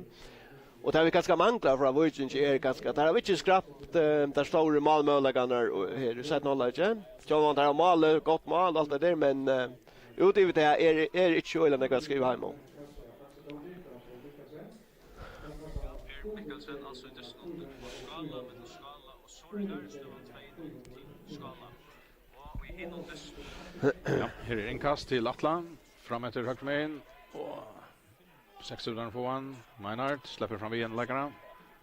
Och så en god chans till B6:30. Hojen Samuelsen räkande vid bollen. B6:30 var en god stöv. Hojen helt fram i jakt. Han är och läser. Han färber inte mål men han färber bollen åter. Och så över om till Kvann. Och så tvärstångarna. Det var Meinhardt Olsen som rakte tvärstångarna. Ja men där lever Lövis in i fallet nu. Vi kan inte ta den ute till Leisen tar lägger nog snack 4 nu. Det vill säga att här får B6:30 får så här Malmööverläggarna hin ända någon och här var Öland här vi. Öle och fint spel här alltså små spel och så det som ger att hon blir pura laser och han ska köra skora först för allra helst men och är skiftet så menar Öle går stöv och så och Evilegern och ut och det är väl månaden i Hasburn det skulle inte simpelt vara outgjord där ja. Det var så Lukas på in och det bara så ska på. Det man säga att det inte där man platt att sätta samband med Lukas men han offrar sig ästen för lige. På Astenter men vi kan ränna framvis och till Andreas Lau Olsen som för och så stödda två motläggare Scherman och Annar blev lite chant i fick Bajer blev lite chant. Ja. Det är så möjliga ner hoj ner här. Han vill hålla han kan ställa på två stycken så de menar så får bollen här. Och ja, så fint lite alltså här. Stor chanser ja. Väldigt möjliga och hojna. Helt han blir hållare lite på så jag ska skjuta vad säger han? Han kör man. Nu får jag hiva namn. Hannes, ja. Han kom till lampa till höger så var det tempball såna shot nu. Men alltså är också bara att låta dem bara se nu av Viking kommer och straffa där. Så blir det optimala straff så vi kan komma jök ner och få ut det normalt ut där. 2 minuter efter och Viking går en gåvar stöve eller gåvar en 12-årig stöve där har fryspark här också framåt av 60 i halvåna. Och Hans Jakobsen är sätter att skjuta och Viking kan ta lite fram vi här inne i Brostein på 6:30. Så kommer frysparken. Men han ligger allt och närmal. Det var när vi Malmar blev snötter där. Han var stå och så framåt ja. Hotnarspark till Viking. Han fick akkurat. Ja, kommer att se alltså Malmar gånger ut han klarar för ut av bollen och ständer sin 8 led och så man backar på innan han får in. Vi han inte fick hand nu här så får bollen nu mål. Han måste bli lopp här. Här kommer Hotnarspark. Ligger också väl. Där skalla. Oj, så in ett läge och kvar gör det att ha något Hotnarspark också igen. Så vill spela fram för jag kan skam. Jag går stöt jag Viking nu va. Att han har 6 skulle ha punktera distance simpelt där. Ja. Nu tar han spark, ligger reisen väl. Och tar ju ner 8 poäng under Brostein och så är skott. Åter och så ju nätte. Ja, tar. Där är fram vi. Ja, men det är Viking ner. Tar alltid trycker och vandrar mycket mot ändan av distance. Ja, har de spark här och det är så spänt stövnar det. Du spelar och kommer Evilegern. Jag vet inte, det är så ju nätte. Jag vet inte. Ja. Ja, nämligen. Han skulle lätta bollen för ut Filip. Ja, skall filtra lite, ja. Det stämmer snära så här var köksfyr på innan för här. Nämligen. Så här var goda stöver så Viking här men tar finns inte mål. Nu har vi sett att han senaste minuten i vanliga lägtøy. Vi 60% vinna 2-1 och till fullt upp på under Gerard här. Men det är inte tryggt än. Viking kan räna kvar där kunde. Men inte tog på 16 är ser Amanda Minkler och i synnon snär allopon. Så vet jag vad för att lägga trät. Näka vi kanske lagt att trät. Och Viking kan ränna framvis och till Filip Georgievich som ströjas där ute i höger sida i botten. På 16 den får han. Men sända bollen kan skaft fram till botten här så han får ta till inkast till Viking och Mine. Så är tojen färden 2 minuter väl lagt att trät. 2 minuter väl lagt att trät. Och ja, fejta domaren här. Kämpe för månader jobb 60 där. Men ganska värda och så extra det kan vara. Ja, frispark till 60 och Lukas Sislovic. Ja. Och nu är det Gossir Martin 2 minuter som har lagt rätt. Ja. Det minimum 2. Ja. Ja. Det där kan ju alltid uppstanda nudge stature och i långt lagt inne. Akkurat. Men jag tycker att 16 för kanske att första lönen bara kanske sparka längt då för att hålla bollen lyckas med hinner i halvan. Ja. Det gör det nu. Long sending från Benjamin över hinner halvan. Vi ska nu rena för det första få bollen till Höders finns igen. Nu är det Lukas. Han får bara räkan i mitten men så är han tigen. Så får där bollen av någon. Så är det Andreas Lava men han är kan länka väntningar och så är han åtalen och så för det. Ha? No. Spelar helt fram syran. Viking kan räna för ett mål upp och så glöjer han med så ska vi att han vandrar mest köra men han blir bara lite chande. Men är räna bollen sen framåt till Gunnar Vattenberg och han är igen går stöv i här men han färdig snabbt på sjur. Nej han prövar jag vet inte man prövar skjuta om han ska pröva lägga sig bollen där nära men att det som undrar nu så jag inlägger han skulle kanske lagt han finns ju lagt han liksom han prövar att kanske innan sig placera den motsatt håll men det som före till så stövnet det var sen ontalet ju att alltså inte härifrån ja alltså han är svär han vill regulera sparka ner här och ta var bara lagt när space om Viking scorar att han har där att det så verkligen att leverera ja a frispark till ett guldkort då men så vill nu så det här Rick på fan skiva så han vill plocka ner och så ja att det var ja härifrån skrivdömning. Tar 2 minuter ner som är lagt det trät färra vira farner nu om några få sekund. Men nu är det på 16 och åter fram vi. Och här är Kaimar Saignaka knapper och skjuter bant till målmannen. Så längt utspark för honom. Så är det 2 minuter farner. Så är det bara till Egatoinen. Så där kanske Veneg. Vi kan rena. Salve Vattenberg sänder bollen fram efter. Och Tojen far tar släpp inte att göra sig lite när ner sista all upp någon. Blir 36 vi häver vunnet. Och Atle Gregersen för ut att ta sig vid domaren till. Här hade Lukas med en liten chans här. Ja, akkurat. Och 2 minuter var farner och så säger han att det var det. Det var ju Stetcher i Stetchen där så. Akkurat. Jag skiljer på att Viking är center kontraster center att han klippte så knappt lite av här. Ja, alltså du ska inte säga man ger till alla sån men ofta så jag vet att Eisen utomlands att vi ser en stöva som är vi över de farliga så led man lycka tvätt. Så jag kan säga att hela spelare va. Men här kom där en öle gås då Filip pura laser. Han var pura laser men hade bollen där han färast mot på 60 mål ta. Oskar Ellersmar så blossar nu. Men ja. Jag vet George så stövan är tillslukt akkurat då. Det blev alltså 2-1 till B36 mot Viking. Det var 1-0 i halvleken. Eli Falkvar Nilsen skorade i 44 minuter efter att han spark. Och så tar jag nu 22 minuter var farner, alltså första minuter var farner i 17 halvleken. Ta Jauna i Vikinger vi är någon mål som Adesina Laval gjorde. Det var resten av ett mål som tar spaltes i Jacknon och bollen blev så nickar in 4 till han och han fick så helt in under mål någon lagt bollen i nätet. Men det gick bara några 5 minuter så kom Sigursmål i Desnon. Efter ett hotna spark Lukas Sislovic knallade till in 4 och högerbacker Erlander Magnusson han kom snöjande här mellan vinner och Fudgen där och rann Lukas som hötte under bollen och det här var ett kraftskott kunde vi se det. Vi hade någon och bollen brast upp i nätet till 2-1 till B36. Det var över 90 minuter chanser bor väger men han stod av versionen färja säga Johannes att skulle vinna vinnare i Destin så var det rätt att som han. Ja, och det blev en vinnare och det var det rätt det är ett aldrig inte ju så ja.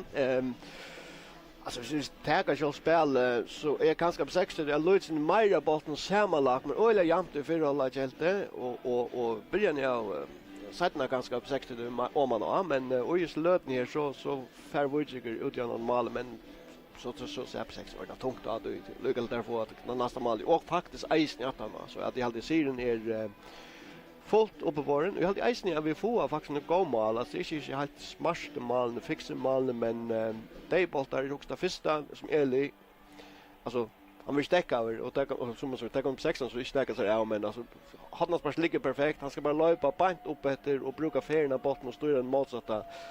Så inne då hade inte Luca Elias fär fingrarna och med det som Charleston när inte att Magna inte bjärgat och ja så utgör normala frispark är inte ut i högre botten vill lite Lucas som åter om och heter en fyra och Gunnare och är den Laval som är pura fryra. Så att Eisen gott mål och så där att åttonde spark Sislovic han så knusar botten i fyra och Erling som rännande och pura åttaläser sätter hött ju att för tansa sig hött ju kom kaffe i buchen så här alltid det vara. Vi kommer att lägga in en spännande låt men vi lägger på Avita Costa spalt i Hindersen just väl.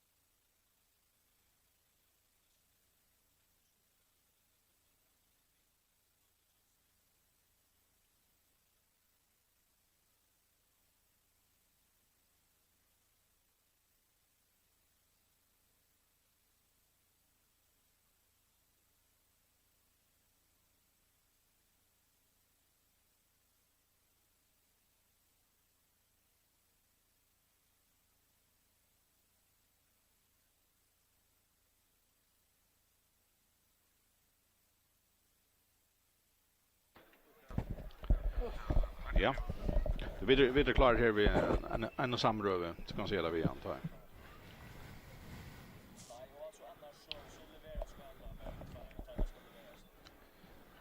Ja, viktigt säger.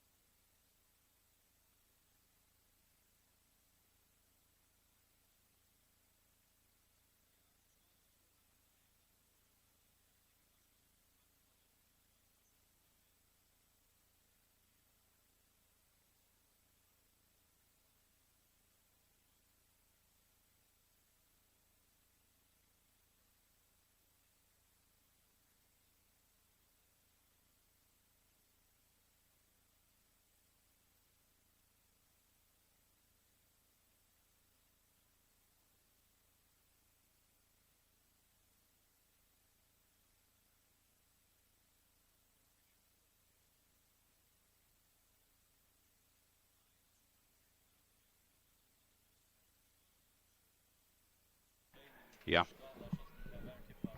Vi är klara.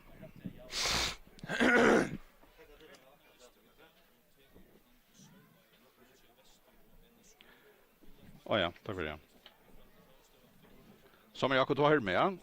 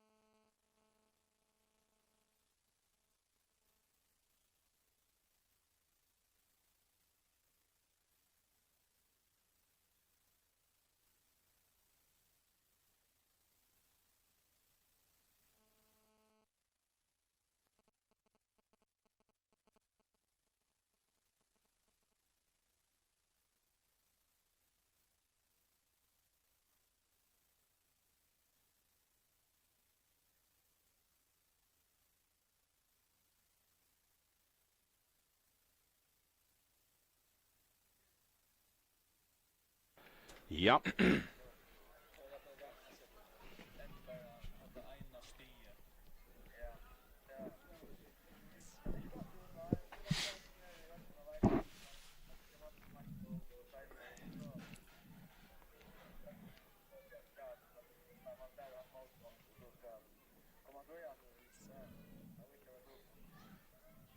Så det var ikke akkurat det at Montreal Vester kanskje klarer sig best at få sin stig. Nej, det var det. Det var det der, og det kan være det, men jeg kan ikke chancer og alle mål der. Det er så på Vester. Det var det der. Akkurat 2004 kunde jag snacka så från alltså distrikt Vester och NSU han ända till NSU. Så skiljer jag länden att vi sätter ner Ja, jeg har vi Ottmar Ferre, tja B6 vi har Ottmar til vinna, 2-1 og Vikinge, en tøyande sier, og hvordan er kjensla nu at han har i helt at skulle vinna vinner i distan, så hadde de ganske månen i Atlantisten. Ja, känslan är öliga go. Vi sätter oss som mål att att vinna det stund vid att vinna alla det stund kvar vid spelar gåndet eller och det har lärt sig så gör oss det. Så det är vi tacksamma för. Hvordan opplevde du den her distan? Det var nok spennende, og det hendte alle tøyene akkurat, banen Anton, men tid kom kanskje til bedre chanser, flere chanser enn der. Ja, jag alltid Berlin här var sin egen plan och Gordon och fick det att ordla rycka det och det är ganska en av orsakerna till att Distan vi avgjorde det faktiskt 3 mål på allt för på Daybaltar. Och här vi får 2 och tar skora på 1 kvar vid norsk sova faktiskt. Men och det är svårt vanligt för oss i år. Jag hade det vill straff eller direkt från frispark så alls vi där lät näga målen från Daybalt. Så tar vi det inte chatterum showande men alltså vi vinner det och så också vi skulle sälja ner kom till. Det gånger öle väl chatta nu och kanske var det inte träck början eller så läs men nu gånger det ordentligt väl till vinna nekvadister och nekvadister och tider helt här framme nu är vad är det och samstundes missar de bort av alltså går spelare tvåan spelare så att de som är bort Roald är veck och Jonas är veck och Alex var veck där och Ungeman kom in och tar konkur ju strukande korsen. Ja, som du säger tar trutcher tar har manglat nu i längre tid och så måste vi Elias nu i vi 2 mål luck någon ska vara nice nu för han var veck i flera dister. Men tar män som kommer in tar tracka virkelig karaktär och vid arbeta ordentligt alltså knallhårt och arbeta som en eint och få pressspel i chocken och rycka och leverera en 100% insats för affär alltså arbeta först och främst. Och så tar vi göra det så har vi alltså några spelare som visar att ha en viss kvalitet alltså Maynard, Lucas och Kaimar hela spelarna här på som skorar flera mål och lägger upp och vi vet att det är goda spelare så vi vet som att lägga Kaimar för tar att leverera så visst det sig att det har just och gör inte vad gör så vi vunnit faktiskt nudge this track nu ja, det är fantastiskt vi stämmer kappen nu. Gå sagt upp på så kappen och det är nog spännande då ja okej Vikinge tar läkt 18 för nu kan man säga jag vet inte tar är hektar av i Ottastrun för första gången kappen långt än men här är HP och här är tid och så är det KU NSO som lägger 18 för det och det kan bli nog spännande kappen. Ja, absolut men jag vet inte hur snäckt vi där faktiskt men jag fokuserar slash på det. Vi har spelat ett decent till ja. Kanske tar vi hvis vi först så gå igång så kan man evaluera ta i sommarstäckring kommer och så vet man hur man ständer och vad ska till att man i hemstretchen men är det något ska bötas på att jag kan löta eller är det och nu karta bara? Nej, det är väl kött att man alltså tar vi ut vi fokuserar på några ting som att arbeta knallhårt och så kött som 1 eller 2 män slackar sinter alltså 5% ner i nivå i arbetsinsatsen och så kommer det över allt lie och det kräver näkva fokusera på att leverera en insats kvantiskt och så länge som vi gör det och ja och så en näkva marginella kopp och det så visste sig att det rycker akkurat nu och till nok och vi rönnar fokusera på att hålla sig igång med karantän och bli liv i det akkurat nu. Det är i en öliga spännande period att det möter flera att de främre lion nu har det Vikinge där och jag vet inte det var KU och det var NSO och det var HP och avbjørner, her kommer nu alle i en nästan chatten så heter eller avgörande omför kanske. Ja, nu börjar vi det på tar spännande Disney och så glömmer två Disney i halvfinal i Luckmanstep Ja, som också som mitt nära men nej vi fokuserar på att göra det rätta tingene och att hålla intensiteten till vändning och sörja för att vi inte slackar av och vanligt så fortsätter den gå igång till alltså fortsätter de fram efter men fokusera på häst tingene och så från det halvdagen när det står till där vara. Fint, tack för pratet Altmar Ferre och Lishi Barcha på 36 som alltså har vunnit 2-1 av Vikinge i det. Och så hade ju färdig att prata en 2 år vi Johan Satrat Arne Vid Lucas som lät åren igen efter i Gundadal. Vi tar med landa Finch Domara Sailen och på att han sedan distans som är här i Gundadal och han börjar nu klockan 6 och till det strömmet till HP och Ebestreim och vi kan ganska nämna till Eisen tar vi Arvid Javast etla Arvid släpper henne. Men Johannes ja för att Jen händan här distan lite nan fist. På 6 studio Vikinger och det blev så till att som kanske näck vanta igen på 6 studio en liten favoriter tar vinna Eisen 2-1 igen och Stauron ville se en gåen nog så jävn om diste men här på 6:30 över halvfems minuter nog hejemonen bäge kvärt spelade och Malmö like om vi vikte. Det var kanske så stända en alltså ett gott urslut. Ja, rätt var urslut. Ja, alltså vi måste ju och så var det en trigger 2-1. Ja, det visste ju att kunde ju alltså det är ju stöver att det är bara ena mål i månaden så är det några stöv som uppståndar. Så vi kunde haft jauna och här tar ganska så om det var hänt så kunde han förfölja sig Sindra Rattvis emot ganska är det att förfölja där har vi om och inte finns näga på sjur. Men hesen distrin ser som hesen distrin det är alltid det var givet sig att det på 6 var bättre lik. Men det är så fylligt det är några stöver som hade kunnat koppa heavy men nej. Ja, det menar vi var det fullt upp på bordet och vad är det som gör på 6:30 vinner det distan kvann mån är det bättre än Vikinger? Nej, jag hade ju perioden det alltså jag hade ju åt man är syndren ju att ja alltså vi vet att jag går bollspelare med en partner som spelaren som är inne i vatten här men saker som att här lägga stora dent att alltså average och ta kan ju för att arbeta och allt annat som annars fast vi är 100% då.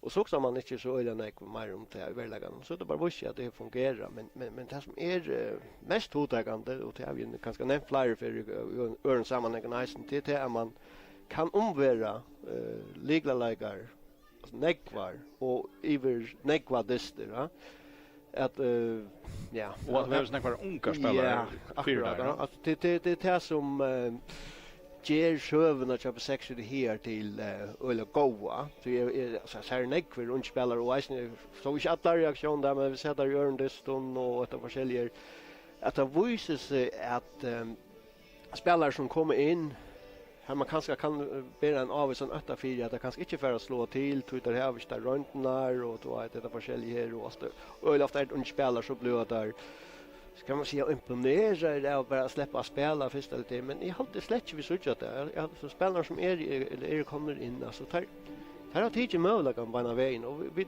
nämnde ganska Magnus in i Mivädlen blä unge 6:ar inte tänksta rollen ganska att det är bättre men han kommer in här och vi står om hon har han spalt otroligt väl till rollerna och hur nu ju är som äga med det och det förskälliga och Erlander han spelar långt som man ska säga rotnera rotta långt nu va och vi rör i Aljan är nu sån det som det som också vägna hin akkurat jag ut och men så trackar karaktär alltså det är inga spelare ner samma de vi glömmer det där äldre spelare upp och för lucknande och tar mig en annars då vet och så Bjartnas vill skatter där är spalt väl och Andreas vill bara så plagar jag vänstra bak och där ska jag upp in i mig så lösen ta upp kan och få några resten det är alltså ankurs väckna är det väl anten och i felan som ger till att det är möjligt chatarna då hvis man står och huggt efter manningarlistan och man inte visst just lite sak för race spalt på det för säkert att vi ja men så halt inte ordla man är sätter lige så väl i svingen som där kanske göra lötne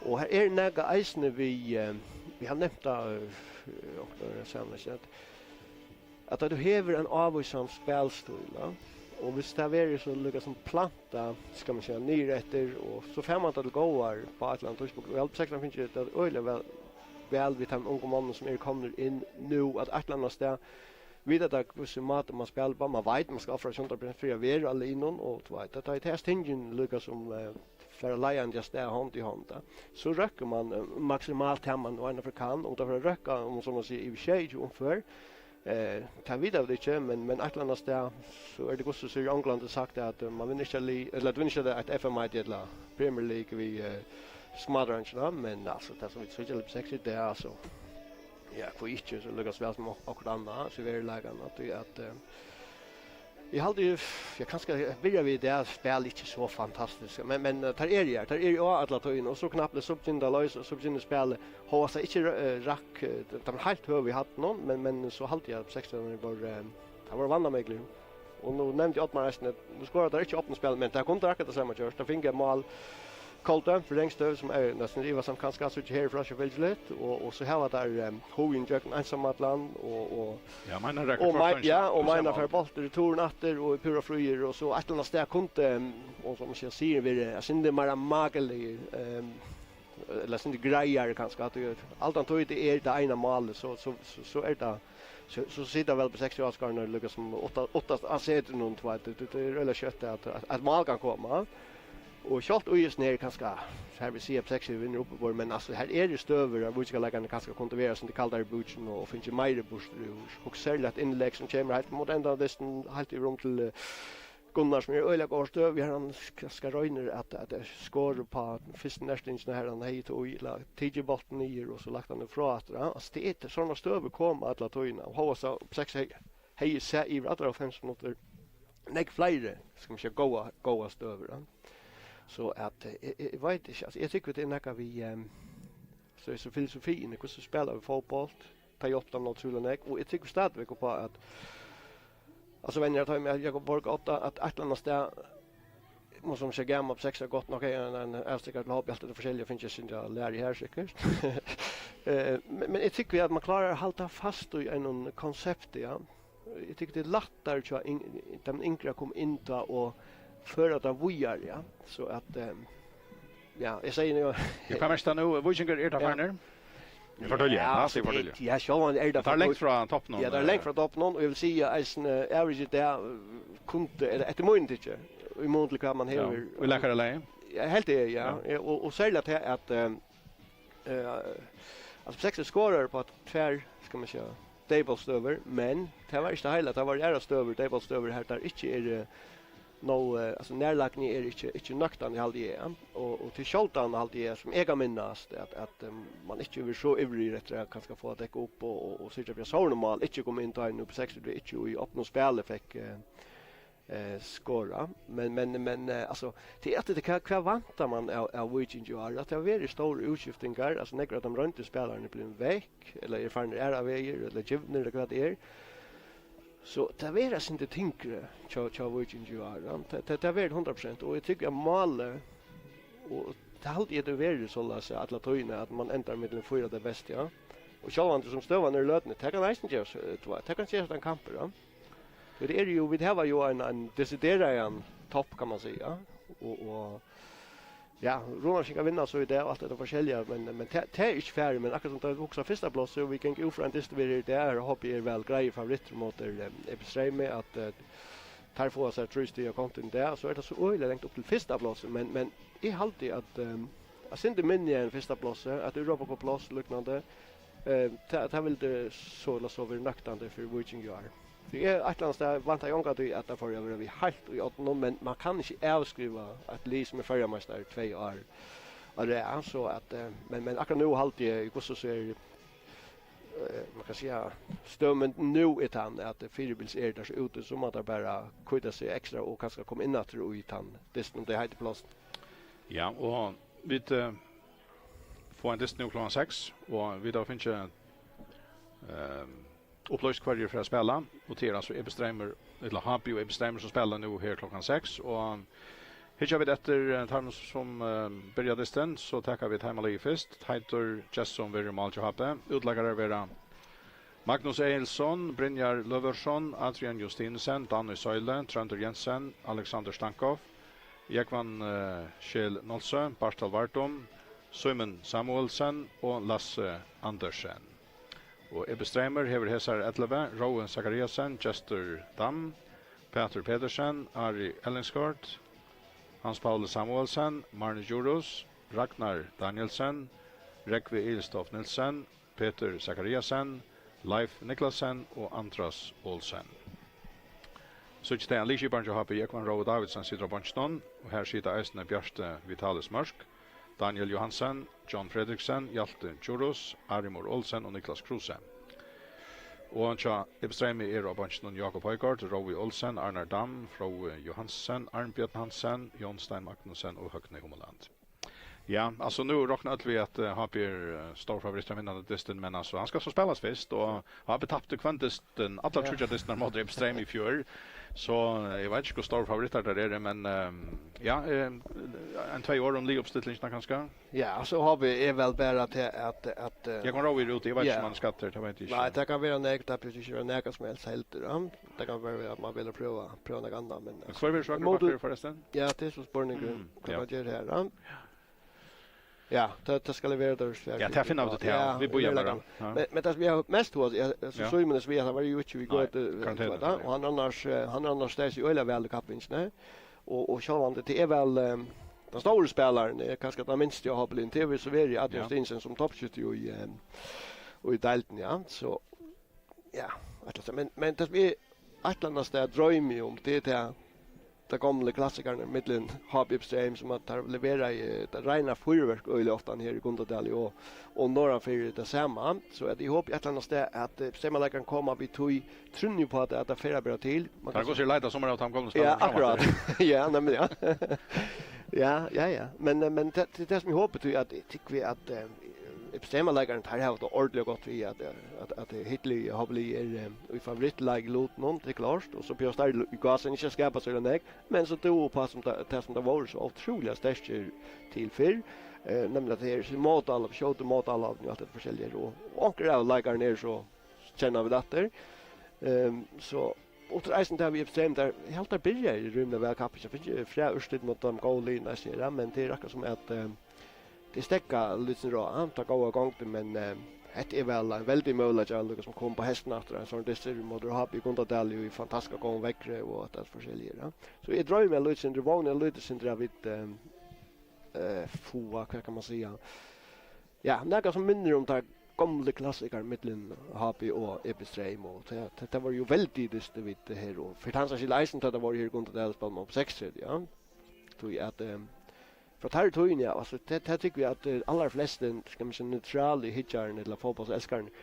Det var så i part vi Ebstrem till mot dem till otroligt väl matan där spalt på och äsne att det är ett kan man säga en lite fel som kan göra varsvise. Själva så har vi det så nästan att på det allra bästa så hämtar där spelare in till att styrka om hoppen och det är så inte gärligt ju behöver helt men så ja, Atlantas är drömmer om en för enter uppleva en av de gamla klassikerna här. Ja, och har spelat så för att tacka Laxen Atter nu har vi 60 halvtid Laxe fram under linjen och Adam vi säkert någon idé.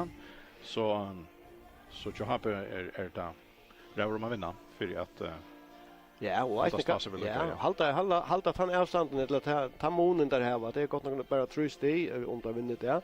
Men det är väl isen det som ligger för framman alltså det är nu nämnde du samman vi Ottmar att nu kommer ser gas en stor distance job 60 där har väl ändå så här nästa vecka eller är för det var spalt efter och så hade jag det skulle till klaxugar och så hade jag det har på 60 ja. Och som det ligger i löten ja. Så är det väl ett annat där kan det bli en reell ska man säga topptester om urslutningen fram till tandtesten hållas ja så det kan bli mycket spännande en slik test ja. Fint vi färra stega här vi kommer åter klockan 6 ta och vid börja och testen vill bära i center i Utvarp och han vill center av ström någon isne men tog inte komma så klockan 6 så tar jag inte ner så håller vi fram isne i Utvarp någon. Och annars så hugger jag att en tester av Archon börjar nu för jag löte och så sagt vi köpas nu i Gundadal för först men vi vill åter om en gåan halvan timme eller så läs och för först sätter vi nya natter till Torbjörn i studio 5 Körsväl.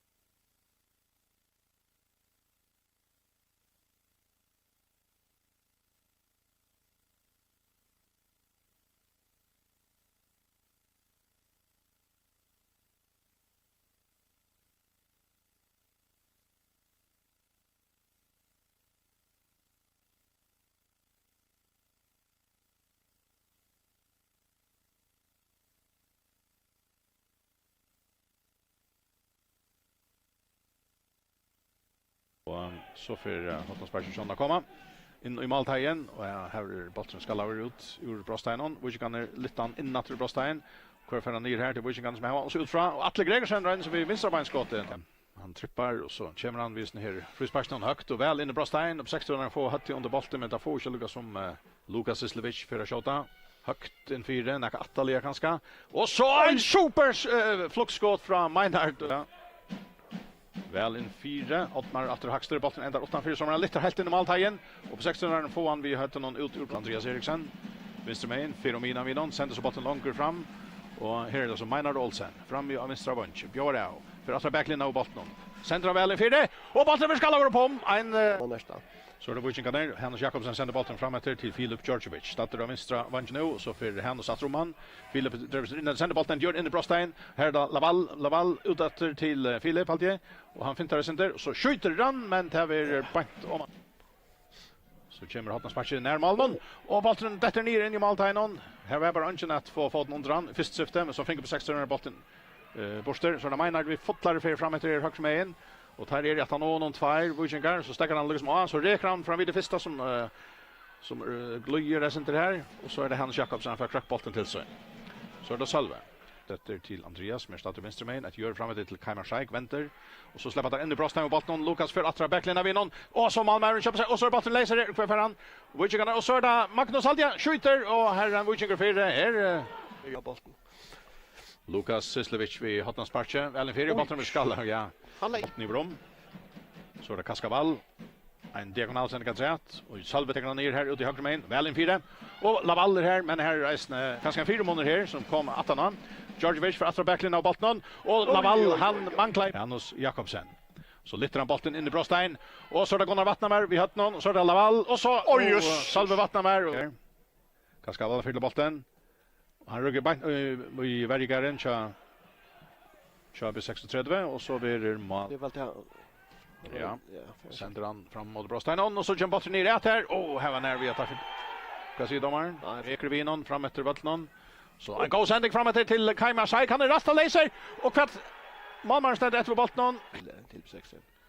Ja, och så inkastet jobb 60 väl längt in i Brostein. Wichingen skalla bollen ut till Brostein men tar få han sätter han in att helt inom måltagen.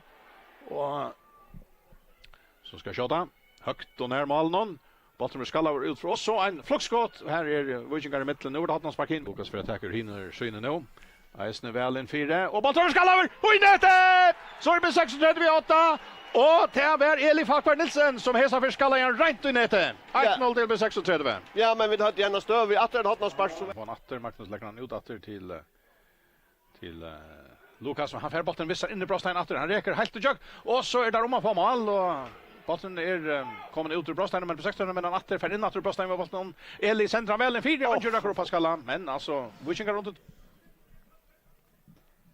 sänder bollen högt fram i Brostein. Tja, på 60 det var så över bollen skallar inte Laval och han javnar han är inte längst där. Det tycker Bailin alla vinner den distan. Självande. Nu är det på 60 som renner efter Benjamin Björn och Mr. Mancher om man kommer juck någon och så väl en 4 bite för och skulle där ordentligt hänga i Habjörn så. Och Meinhard rensar en gång ja och efter det vänster main spelar så väl fram efter kommer fram till Brostein och det Lukas vid bollen han skjuter bollen. Han ser go Björn. Ja, här kommer Hotnarsberg champ 60 vem väl in 4 och där ska det är ett supermål. Och det är det Meinhard Erlander Magnusson hattar vi öjligare kraft att han ska leda bollen i nätet. Gott fint mål och så ska man tro så. Ja, och så är det om man messa och glöjer och nu kommer där Hannes Agnarsson för helt in med Brostein. Och så gör det skårat där åter hesa för våra Kaimar Shaik. Men Mali är inte vi. Alloper kom in i Brostein Salomon och så en skottrund från Meinhard Olst. Tacka Hotnarsberg. Det kommer väl här och tar gärna det ena för att säga. Hette här ser ut laverar. Mara Blade ja. Så det på 60 åter och till Lukas Sislevic räcker på bollen och han skjuter fram i.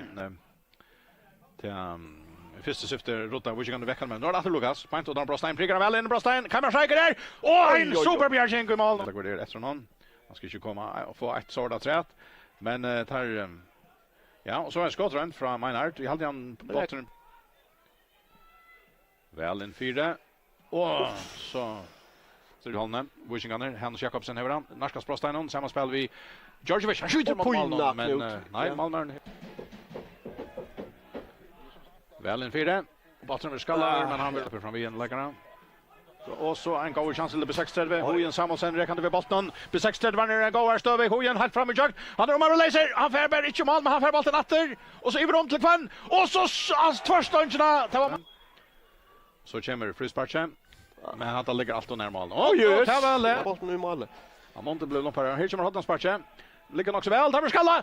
Oj. Nu tar Hoddan spark. Ligger Eisen väl. Och tar man ner 8 poäng under Brostein och så är skott. Åter och han mest chadda men han blir bara lite chande. Men är Reina bollen sen framåt till Gunnar Vattenberg och han är igen går stöv i här med han. Men nu är det 16 åter fram vi. Och här är Kaimar Sagnaka knapper och skjuter på. Stackars Svenäck. Vi kan Reina Salve Vattenberg sänder bollen fram efter. Och Tojen får tar släpp vi inte att göra så lite.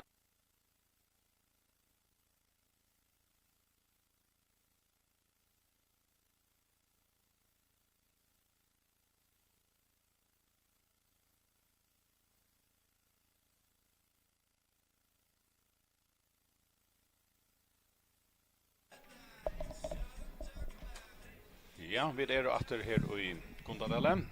Och nu är det AP och EB Streimer som skulle färra spela om några få minuter. Line färra att komma av vattlen kvarja löten. Och vi kunde ganska ta upp att manningarna tar 22 spelarna som färra komma av vattlen nu kvarja löten. Och kan vi nu i hese löte att spelarna renner in. Heimalige Hape och i Rejon och Svarston och EB Streimer och i Skjuton och Grönon Bråko. Och tackar vi till Hape Fisk så är det Teitur Jesson som är Malmöver. Utelagare är Magnus Eilsson, Brynjar Löversson, Adrian Justinesen, Danny Söyle, Trönder Jensen, Alexander Stankov, Jekvan Andreas Kjell-Nolsson, Barstal Vartom, Simon Samuelsen och Lasse Andersen. Och EB Streimer, Rowe Zachariasen, Chester Dam, Peter Petersen, Ari Ellingskort, Hans-Paul Samuelsen, Marne Jorus, Ragnar Danielsen, Rekvi Eilstoff Nilsen, Peter Zachariasen, Leif Niklasen och Andras Olsen. Och vänjaren tja Hape är Heimer Gudjonsson och Heinaskam är vänjaren tja EB Streimer. Ja, och hessen destren är den sørste och idén. Och en gånger framvis till destren av Archon mellan AP och KOI och här för att loja till halvlek också väl. Och här var Anchamal kommer för att stå där i lötet så igen. Och vi ser att Nutcher Ligiberg är ju happy och det och det är en Nutchermauer. Det är Islandingaren Brynjar Löversson som är Ligiberg där. Och till jag kan råda Davisen högerbacken Johape som är Ligiberg och han är av batchen och det. Vi vet inte kvart och kvart. Men ja, stäckon som är tätt om att vänjaren ska ha Heimer han har nog störst all idag hästen här Brynjare och ser han som en ligaspelare i Lidon. Ja, men helt avgjort alltså han kommer ju sent in the cup and now och har fick nog världens bästa början och han är väl omynden på ett mer strish för ska man säga Habeli. Han är inte världens bästa bollspelare men han gänger främst och det ska stryjas så att det är väl här omständigt att ligga. Men ja, jag går över att han ju är en lika spelare. Är Brulisi bara och det må vara ett eller småvis så i Berona och vi såg som det ser ut lödne så är det Danne Söyle som för att röja hans plats ut ja. Högra batch om det är så lätt att spela 4 eller dra vatten spela team men alldeles 4 och Danne Söyle som är spelat alla bara mivattlar och det var allt möjligt så pullefilla ting kan man säga. Eller kan spela alla möjliga. Ja, och så är det Strömberg över och till Habjarner som Joe bollen upp och Solne förna skoina här i Kondadale. Trönder Jensen Johape. Och bollen ända här till Danny Söyle som är nutcher och högra batche för Jekvan Roa Davidsen. Och Lasse Andersen har så bollen nu. Ett diagonalt skifte helt fram efter siktar efter Adrian Justinsen för bollen in i Brosteinen. Men EB Streamsmänner få bollen ur Brostein natter. Så det Trønder, Stankov, Brynjar,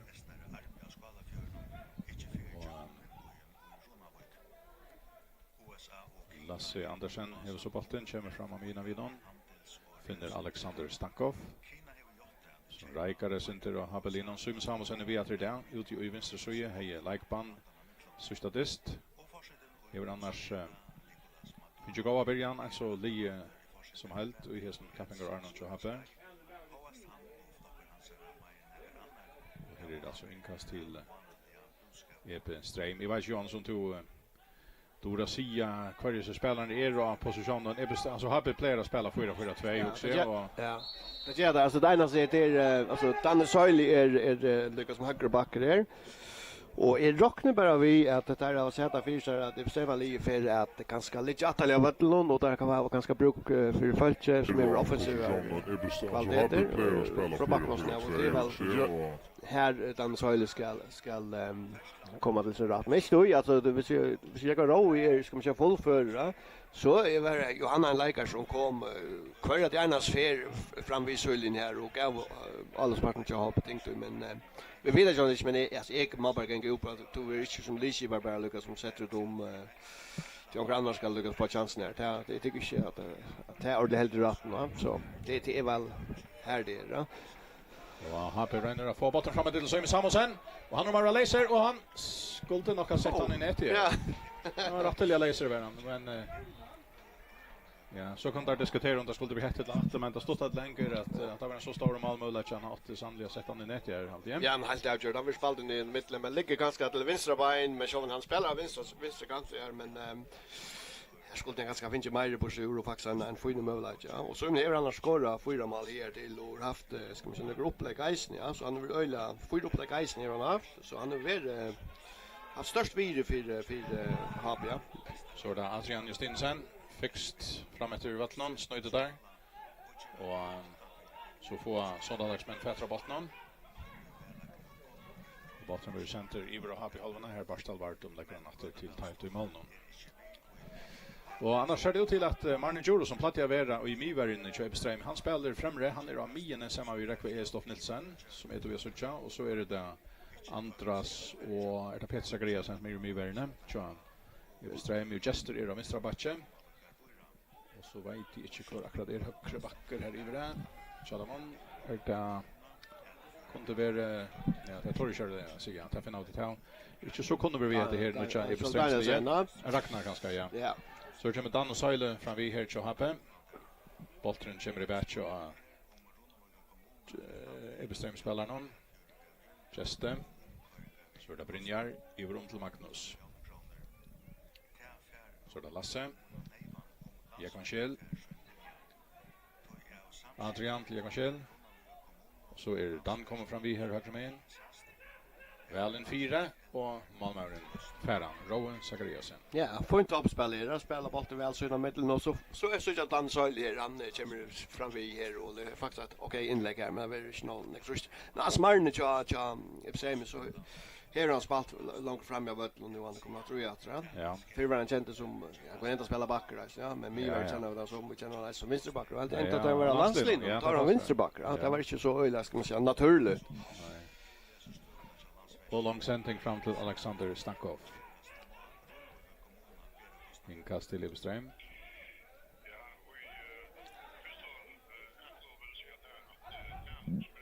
Och det är Chester Boasson Dam som ska ta inkast.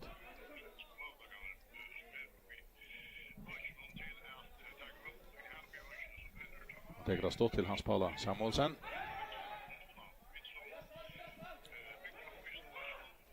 Inkast till Happe. Dan Usaila. Lasse Andersen. Så får han till strax själver. Magnus Eilsson. Trönder.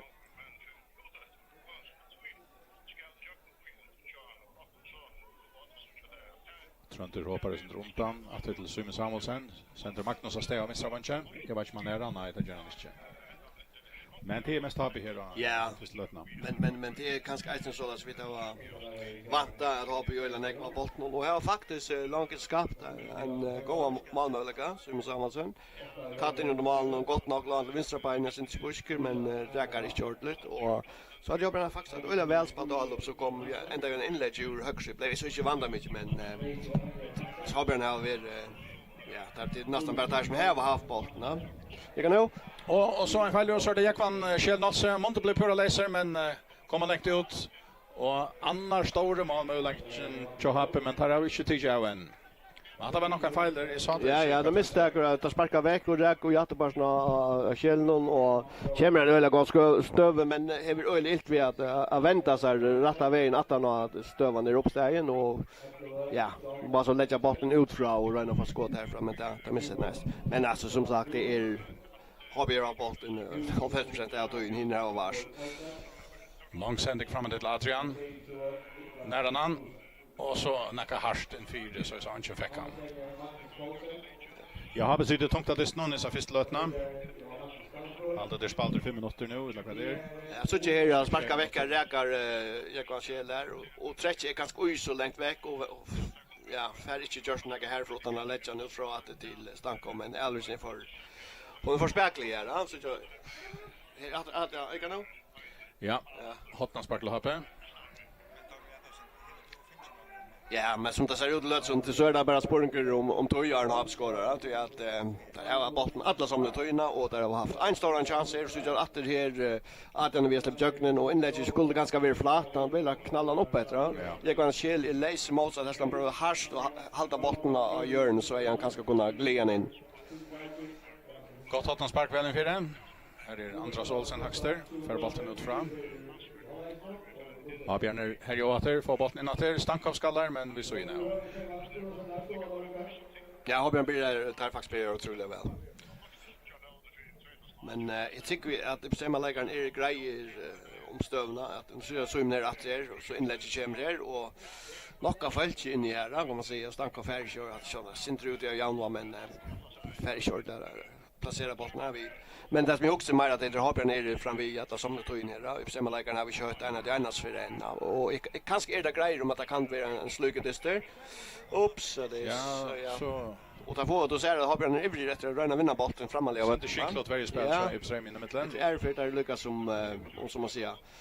Här är inte tvungen att göra misstag så hit ju han över sparskar och jag kan att det nu är man får landa bollen men nu är det sån stöver här som där kunde röna gackneta Ipsrem lägaren. Ja, Christopher så att Ipsrem Lucas och igen är mot all observant men han kommer inte så långt Christopher. Uppe efter Feria pitch upp och Egnar Holven Trunter till Lasse Andersen. Barstal Vardon.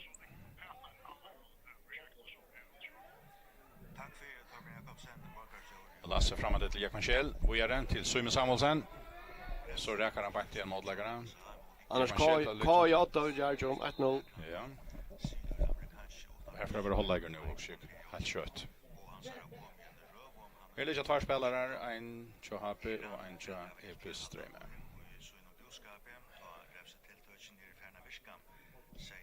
Jag kan själv Chohape, men han är om att komma fötter efter.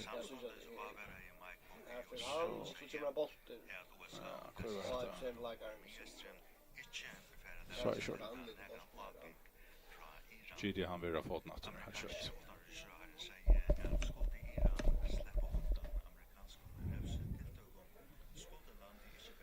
Ja, stäcker i dess någon finnas av över här i Gondadelle. Solen ska in nu. Och näka falske, vi har just någon inte rälja folkkartna. Men näka backan och sånt. Ja, här är näka backan nästan, ja. Och så är det. Jag sitter här skugga så inne. Ja, nu sitter vi. Må faktiskt syndra av falske. Syndra av skvar ner i resten, ja. Och ända nöker upp 60 000 någon. Såla så här. Så fyra var det klart spant jag att få gång då åter.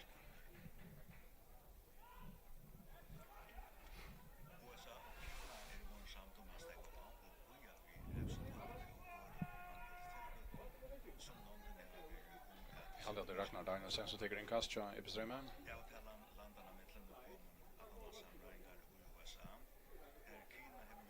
Så det Hape som för inkast. Magnus Eilsson. Alexander Stankov. För ikke frispark. Och så färra där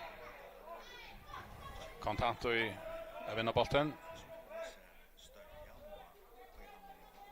Det är så för frispark Lebeström.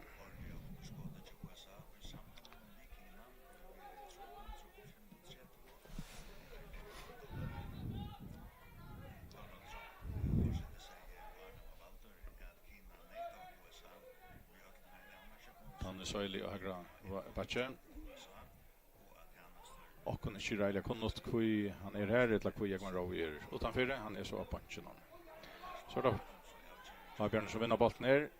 Adrian så det Stankov. Framåt till Danny Söjle. Också läser högra med in. Och så räcker han bort en målläggare. Inkast till Ebeström.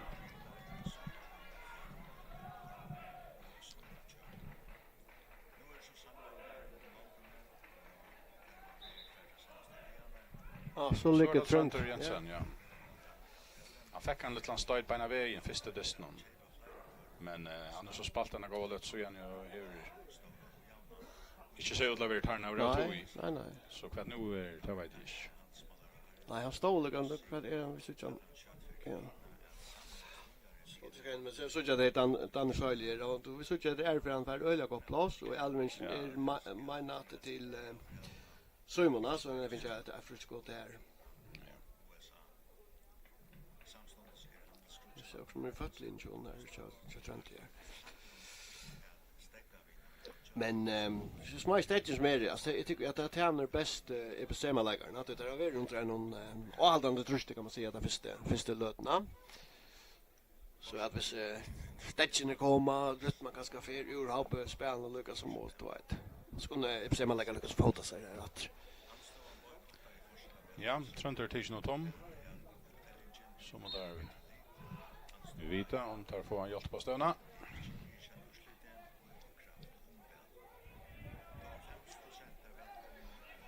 Rekvi i Stoffnelsen. Och det var Peter Zachariasen. Så får komma Björn i mitten, Stankov. Och Simon Samuelsen. Och jag bestämmer för så fättra bollen och spelar sig ut ur bröststeinen. Ja, Björn vinner natter. Adrian släpper fram vi. Det gör och för här Simon Samuelsen och man vill fröjer skjuter och man var bättre mannen Björgar. Ja, det går stress till jobb på mål. Det kommer att gå över. Ja, därför Simon är han rumla gamla målmöjliga här och att han är så vinner bollen höjla väl och så lägger han bollen lyckas med center in i 16 meter och Simon kommer från vänster så är träck skottvind ner ja en gång och banta mannen. Så man placerar sig här han ska och här var folk bättre höger och vänster för han så att det var ganska inte så lätt, men framvis att det var faktiskt att den på en möjlighet och vi har väl en två helt gång möjligheter till HP. Ja, inkast till HP. Spalter är gjorde vi 15 minuter.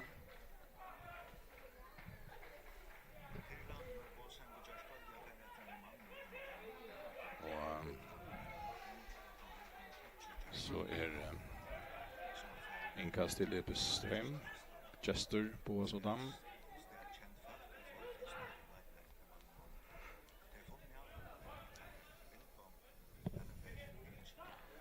Brynjar.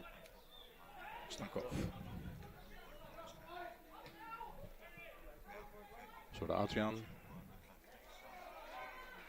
Chester för tackla.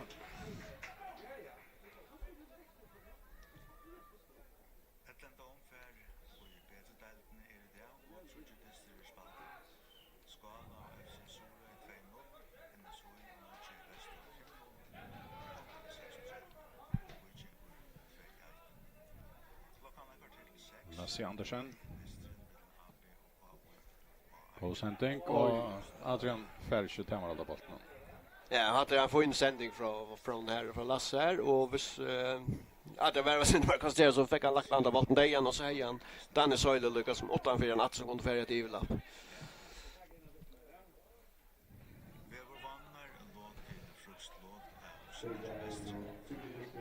Och så missar där bollen och så släpper Hans Paul Samuelsen till strax. Sänder bollen fram i Brostein. Här är Peter. Och tvärstångarna. Och så nästa över. Ja, men det kan nu. Ja, akkurat. Ja. Jag vet inte, när vi är bestämmer har haft de bästa målen nu, men det först för där är så långt framme. Ja, men väldigt mål. Oj. Och otroligt väl spalt av Hans Paul. Lite på mer och Peter Pedersen. Ja. Här är ska man säga tighter eller kvickare för boxen och bollen veck här för att men alltså en kämpemål. Och det första vi vill ha sett där Hesemanna, alltså så blir det en risa mål. Nu minns det körde, men här var en skarp sändning som för till där. Ari Eneskart. Ja, gå sändning in Malmö som är ute för han. Ja, men okej, nu ja, sitter.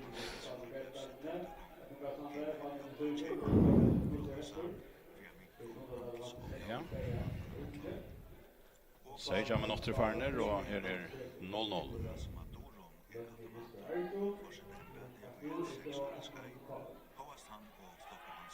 Trönter. Simon. Färspaltan till Magnus. Och allt och högt. Det är ett annat sista allvänchen som har som är tjuriga så säljer väl här till går stöver men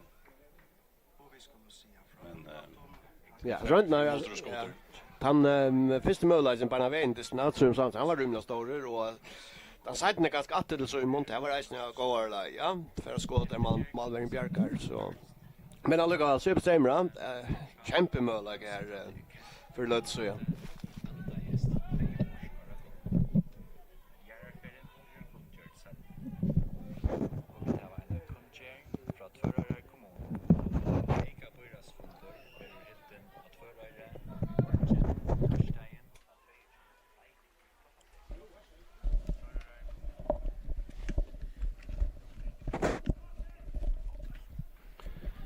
Ja, vi är här i Gondadalen och här är det strömmetlen HP och EP Stream Bergaver för 18 minuter sedan. Här är inte mål kom igen. Här är Janlaker 0-0.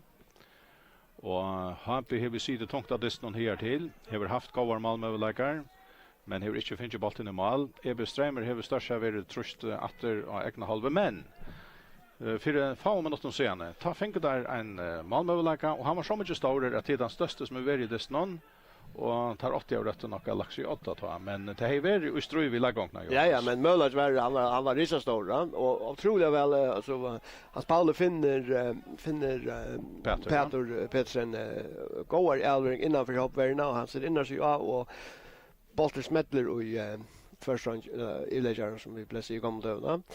Men det är som du nämner alltså hoppas jag har vi haft bollen med in passen out tojen så att och till väl isen så att det bestämmer läkaren här och men det så att det förvärra att hopplägaren kommer av bollen Myra men och snär ska man säga kontra så jag chansen är så jag möjligen här till Lasse som kicksar och Paul för här och så jag Peter för den och för in liksom 18 för Barstal här och bollen vill lagt häckningsliv på mer och så innan så är boff i lägern och så att så tar det eller kvickar där för ut och för boxa bollen väg.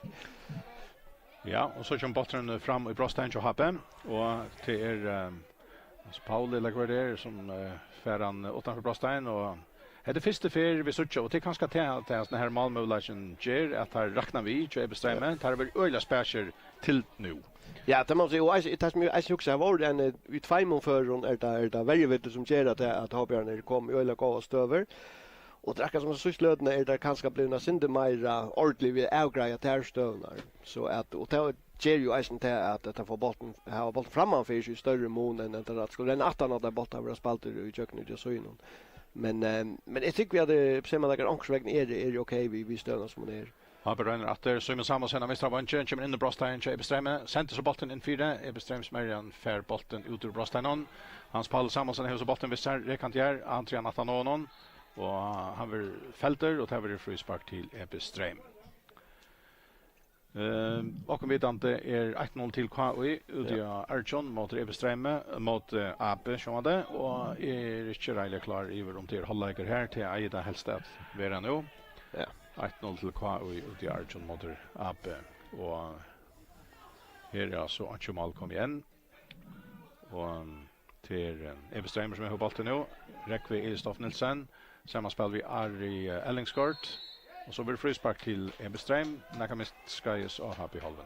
Ja, och det slugast över nu så jag det andra sfär fram vi och han är kolossalt stark i luftspel och det slugast över. Gott nog att ha haft en och jag öppnar spel så gott nog är den väldigt vill för att ha bättre komma jökna men jag tycker att slugast över till täta kanske kan man säga sätta alla pengarna på det slugast över som skulle ge dem möjligheter och möjligheter. Frispark alltså Tja. Peter sender bollen mellan 4 till Lasse som ska ha bollen ut efter. Rekve Elstoff Nilsen röns för skottet men har i 4. Bollen stöcker ut i vänster så igen. Så med Samuelsson jag har vi bollen där. Staden kan miska så äknar i halva. Räcker en motläggare och har bjärna missat i bollen. Rekve lite så bollen fram efter och högra vank.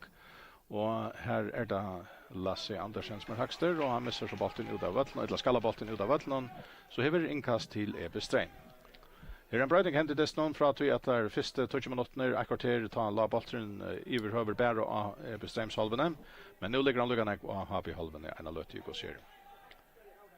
22 minuter är färner, förra halvlekar är halvlegen här i Gondadali och här ständer av Jönon 0-0. En kast till Ebestrem. Och bollen kommer längt in i Brostein och Habben. Han skallar ut ur Brosteinen. Simon Samuelsen färran sänder han fram till Stankov. Han är i hörn ströje vid Marnajuros och så för Adrian Justinsen stå på botten. Och han släpper fram Vittamon, han brinner Brostein. Malmar kommer han räknar mannen nu, men han fär inte han räkar inte målet. Men han fär atlan vägen själver och blev pura läser att han inte om en stöv betölje dessutom nästan ta i Jackman Shell blev pura läser men tar han kom ut i borg här så fick han inte rakt en målet. Ja, det är allt perfekt. Han känner för boy en liten tur här men alltså Malmar kommer ut fotlar för det är lite två träck och det är rätt där men härifrån ska han väl räcka mål och dömt mål. Han vill spela är gott nog av in i motor men att det var en risjat nu stor mål. Ja, ena trätt och tar man gå målmöjlighet till Happe men tar jag inte för skarper för mål någon än har Björner har haft flera goda möjligheter det första 3 minuter men Krudi vatt tar i avständer. Och tog distrin framvis spännande. Ancho mål kommer. Har Björn vinner bollen. Röna får ett allpelle efter nu. Stankov till Adrian. Och så sätter han åter och han släpper lejkande latt från Vittamon och så är det Iver om och så är det åter det här sänder nu hon var vanlig och bollen är färden ut av backlinjen och Jackman Andreas Kjellnolse som har kommit fram. Han har ju en chans att få fätra hästen här bollen. Nej, men så att det blir väl till att Brody Jökner ute i högre så hoppas jag att det har haft Ölanek handavägen, vill jag säga. Ja, men så jag Adrian har näck bara sig här skotten som vet som Andlin känner på han för Öland Omega läst vi bollen. Ja, var fina teknik och här fair isen, ja. Så det bestämmer och till Peter Petersen som för bollen här i vänstra vanchen. Och flera är kommer fram vi. Han häver fram i bollen, dan för att han någon och så väl i fina. Och här var att den går stöva till bestämmer vann den i käven så där Rekve Elstoff Nilsen med bollen höger med att Romse och så in 4 väl in 4 och här är det Barstal bollen till Hans Paula snöjtar åter på Brostein ränner på skott bollen men här är chuckt 4 har Björn för att stäva bollen en lång sändning fram till Stankov men han är rättligt ensam att mot flyer i bestämningsspelaren och längst att till den nästa jobben men han får bara själver men så dätter han och domaren säger här var inte frispark. Det var grulligt längt att till den nästa han var pura ensam att det här och så är det Ari Ellingsgård så sänder han en spelare av sted och till i halde Leif Niklasen och högra vanche och han sänder bollen in 4 men här är det Brynjar skalla bollen ut ur Brostein och så är det Magnus Eilsson bollen kommer ner i mine och här är det Chester Dam som har bollen samma spel med Marna Joros Chester åter kommer fram till vänster med igen Rekersen in efter bollen sänder han fram till Ari Ellingsgård och han är så och det trust det här men Röna lägger bollen i rondline. Vi lägger men bollen vill och överleja och för ut och tar en inkast till Happe. Ja, man ser Ebestrem hur svär att det här det var envis färslet av första 15 16 16 18 minuter. Och så inlägger jag Peter Jimmy Ström och ja, manglar ganska onkel Ipsema-läkare kom in och lägga trust andra bollen här. Men vi nu har sett att Ipsema-läkare till vill Eisner fäckna vara vi just det och där kom fram till okej stöver här till det. Och här var haft så kanske största chansen i det. Snälla ja, den är ganska Lucas Stor som touchar Petersen. 25 minutter farner i fyrre halvlek 0-0 i Gondadelle mellan Adali og HP og Ebestrheim. Bolten ikke snakk om en kom flatje opp så gjør. Så han hever et langt rannar hever vært rengstater og frøyspark til Ebestrheim.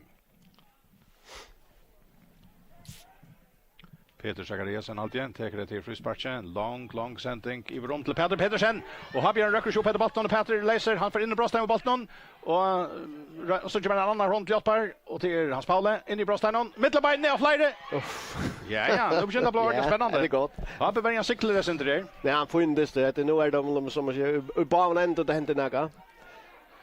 Ja, och vi gör en stort lägg halt in igen i Udarpen, just väl.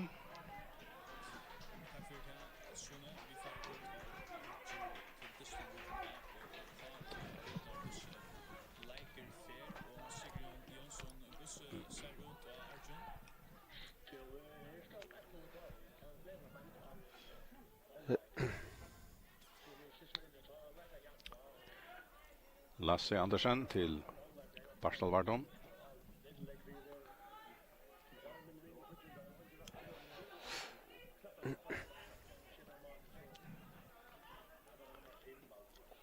Brynjar, Sömen, Stankov. Adrian. Stankov skjuter. Adrian. Trander Jensen. Ja, så nog störst för spark. Men då skulle vi ju AB annars ha där mäkna till styra Akavi. Ja, Sutla Magnus kommer över till frispark så kanske det vara ett inlägga, inskruva, vänstra banter. Ja. Ja, akkurat och AB tar Kunde välja sätta kött igång. Att han är pura laser där, ja.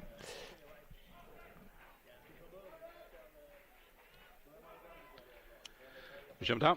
Väl en fyra. Och bort. Vad var när vi. Ja. Brynjar skallar. Vi så ju nu. Ja, kommer in där vi öland går för så inskruv här och han kommer in i öland går för och faktiskt det är faktiskt en rätt god mål till hopp i att frispark här.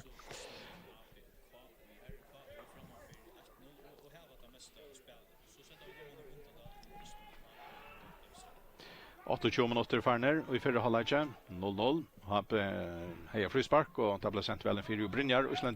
Islandske Ligebarn i dem skal leie bant fram vi. Så da Adrian Justinsen sneier seg vel fram vi motlagaren og skal spela til Stanko, men her kommer Andras Olsen i midtelen. Så en lang sending iver Simon Samuelsen med fotlar for her. Han får bolten vissar inn i Brostein. Kapprenning ved motlagare, bolten vil letter opp, og bolten lenter nesten i det. Han bjørkar da, eller hva står det? Han tvättes i att han fick Roa Zachariasen. Ja, men alltså en väldigt målmöjlighet ett Ja, var när vi att ha skora igen, men bollen var inte dömd innanför i halvtid. Vi har ju finns ju mentnar att det. Nej, kommer men det spår man bjärkar här. Det är en fantastisk sändning från Daniel Söyle. Helt fantastiskt. Simon kommer väl in och så stack bollen lite grann på man. Malmö. Ja, men tror Fralik Bjärking. Han står Bjärking här, ja. Ja, men han har inte allt här till. Rowan Zachariasen. Hatta var en fin Bjärking, ja. Ja. Men alltså men jag också att gå över här så där. Det var Erlund så att han Söyle. Perfekt Erlund och också det minns att Simon Temer bringar Temer lyckas som kan man se upp bättre att han kunde 15 ner så kunde skåd bli bättre stå igen avslutar ordentligt väl och allt det forskjelliga men Fantom Bjärking är mamma. Ja. Halva timme om är affären.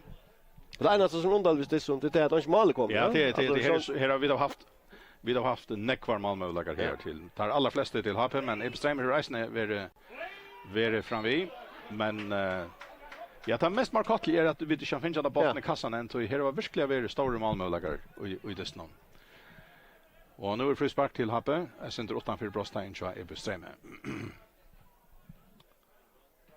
Ja, och grunden till att vi inte finns några mål, det är väl flera ting till med landa att Nevelagen skarpleisen är ju inte något över. Allmänna är över över och Så är det ettnan och ettnan tar är bestämmer rakt ut första gången till Thomas. Ja, men det är ju en helt stor målbolag. No, fantastiskt väl spalt att den Ellis från Hans Paula in till Peter Petsen där.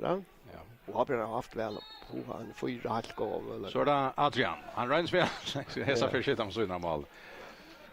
Ja. Ja, vad ganska prestationsangest. Ja. Ja, så det är längt ut med så fyllt det där. Han är ju, ska man säga, 2 år gott sista lag där. Ja. Det var det ena var helt tatt på 16 meter hit var inte så långt ut men ja, man ska väl inte se ringa för att han röjner. Ja. Bollen är av Mion Vettle. Här är det Brynjar som vidare om loppspelen. Så är det Jakob Kjell som för efter någon. Hever han Chasar och lägger han ut och vinner så till Symen. Symen sänder bollen in i Brostein är besträmme och här är det Peter Zachariasen som fick han ut ur Brostein natter. Har Björn Rönn natter. Lasse Andersen hever han. Fram, nej, här var han inte upp i. Langa i bollen fram efter och här var han och bollen får ut här till Måspark.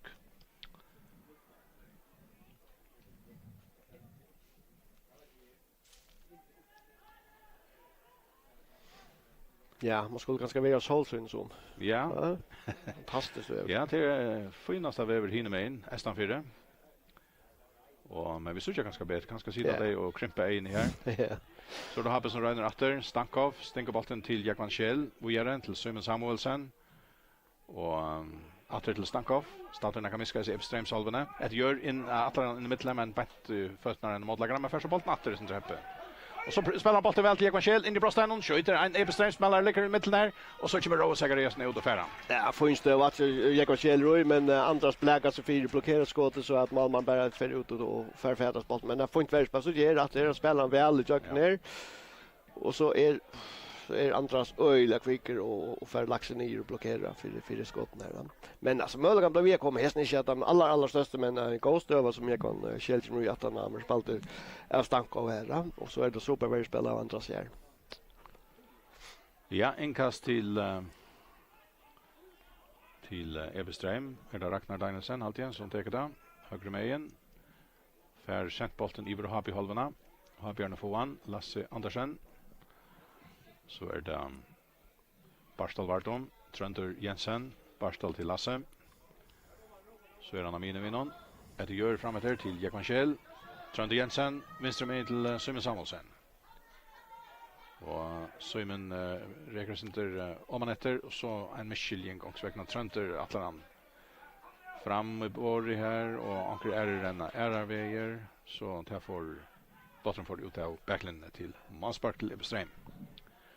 33 minuter farner här i förra halvlek och här är framvis 0-0 i Gondadal mellan HP och Ebestrheim.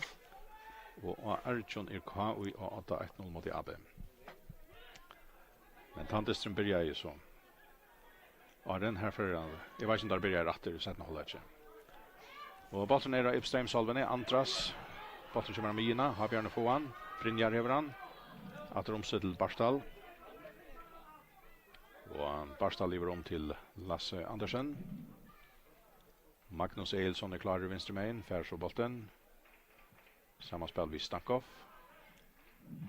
Och man efter har vi halvarna till Brynjar. Och är det till Barstal. Så centrar bollen till Jakob Kjell, färs till Maraldonon. Ebestrheims männer får sent bollen i att ha vi halvarna och Barstal färran efter. Så tackar där tight vi och i uppbyggnadsna i Malnon. Lasse Andersen, Brynjar Löversson och Barstal Vartom. Och så helt ut i söjene här. Danne Söyle, Ottalea, bollen är inte dömd ute. Så får Hans Paul samman som fjättrar botten. Amina till Ari Ellensgaard, en god sändning här till Peter Pedersen, Vistermein. Han kommer in i Brostein vid botten nu. Han björn är ju något av någon, 2. Och så får Hans Paul fjättrar honom. För om han är borre, jag vet inte, jo han är han sänder han in 4 och Barstal nöjst att toucha sig i botten. Så är det Stankov och så är det Ebestrheim Ratter får fjättra botten. Utanför Brostein och så en gåskådrön. Oj, han var nervi. Och det var 6:an Chadamon, det var Jester Boasson Dam. Nervi, måste finna mål. Ja, det så att man röjner, han röjnar snära lyckas som i motsatta synet här och till öjligt att vi alltså bollen snurrar rötter med den stancherna för Ebestrheim så får det att det här. Och här ligger han upp så prövar skruvan över. Men tajt är så jag vet över där. Men fin runt där fram Epstein. Men det långa mitten runt när jag Epstein. Men alltså alla väl där är mannamiglar. Ja. Så då har Danny Söyle i högra med. Steggar av. Spelar så bollen för fötterna runt Trent Jensen. Så räknar han med bollen, släpper fram igen motlagaren för Abrostein för inbrostein. Och så var bollen Carter ut av vattnet och det blir inkast till Happy helt uppe vid Hotna Fletche. Vid Usseningshotne. Den sonnare ändan av Västerskyne. Och det blir Dan Usaile som ska täcka till inkastet till Adrian Justinsen. Och så stannar det här vi har någon flyer med bollen. Dan ska så sända han bollen stöcker så till Trent Jensen när nej, han lyfter han bara en 4 och bollen nu vid 18-4 Malle och Mansmark.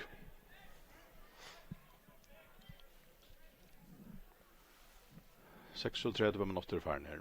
Vi för halvlek framvis 0-0 det kommer att Happy och Ebe Stremer spelar. Mansmark kommer om Amina. Peter Pedersen. Så det är Adrian som alltid är färran. Han lyfter bollen upp i loft. Han kommer ner när mitt fyra. Trönter tar han ner. Och ut i synen till Danne Söyle. Så det är en sändning fram till Trent Jensen som för fram höger med in. Sänder han så in 4 kvar här. Simon Samuelsen tar han ner. Nej, han färrar han ner. Men Magnus Eriksson, han får helt inte fätra honom. Och så får Ebe Stremer i mål upp som tar så lukt. Men tar få helt inte rejliga. Det går 21 för men är det för få där att han går boll fram till Peter Pedersen. Ja, vänstra vänster. Han är flyer för Vanda Mitchell. Och spelar så bollen för fötterna Geste. Och så in i Brostein ju har men en Michelin här och Haltjans Paul är av och man mot här och Geste Rick så tar han ser hans Paul ränner och så spelar han igen och tar stäcker hans Paul upp. Eller ja, kanske bättre. Så är det Magnus Eilsson ju har med bollen vänster med in. Att till Lasse Andersen fram till Brynjar till Trent Jensen. Högre med in till Danny Söyle. Startar några meter in i Ebe Strems halvan i högre med in. Sänder så bollen in efter till Brynjar som startar några mitt och måste vi halvan. Så det Magnus vänster med in fram efter till Jekvan Schell och Raka Brostajer marschen. Spelar ut från till Simon. Simon sänder så bollen in mot Brostein. Här är det Chester för bollen ut till Brostein natter. Kvar för han så har Björn här natter. Och Littan ut i högre söja är bestämsmänner få han. Där räcker Estoff Nilsen till Chestbo som dam till Peter Pedersen. Så får han åter till strax vänster med. Fotlar för. Och räcker fram med mitten för modlagaren men bollen ligger efter. Har Björn krösar bollen till Sön. Så det är Adrian som över han. Han lägger han stått och skaka åter till Lasse Andersen. Så är det Brynjar. Vänster med till Magnus. Så kommer där Ivra måste vi halva ha Björn. Och sända bollen in i mykringen till Trent Jensen. Så är det Alexander Stankov, Trent Jensen. Ut i högra sida till Danny Söyle men bollen är överlägga och tävlar inkast till Ebe Streim. Och inkast är så tidsen. Peter Pedersen för åter till strax vänster med vid bollen. Och tar er utan om man men får inte bollen av och så är spänna vägen men nu hade Finchan. Och här är det så Adrian som blev lite chandy här och bollen blir dömd till HP att inkast till frispark.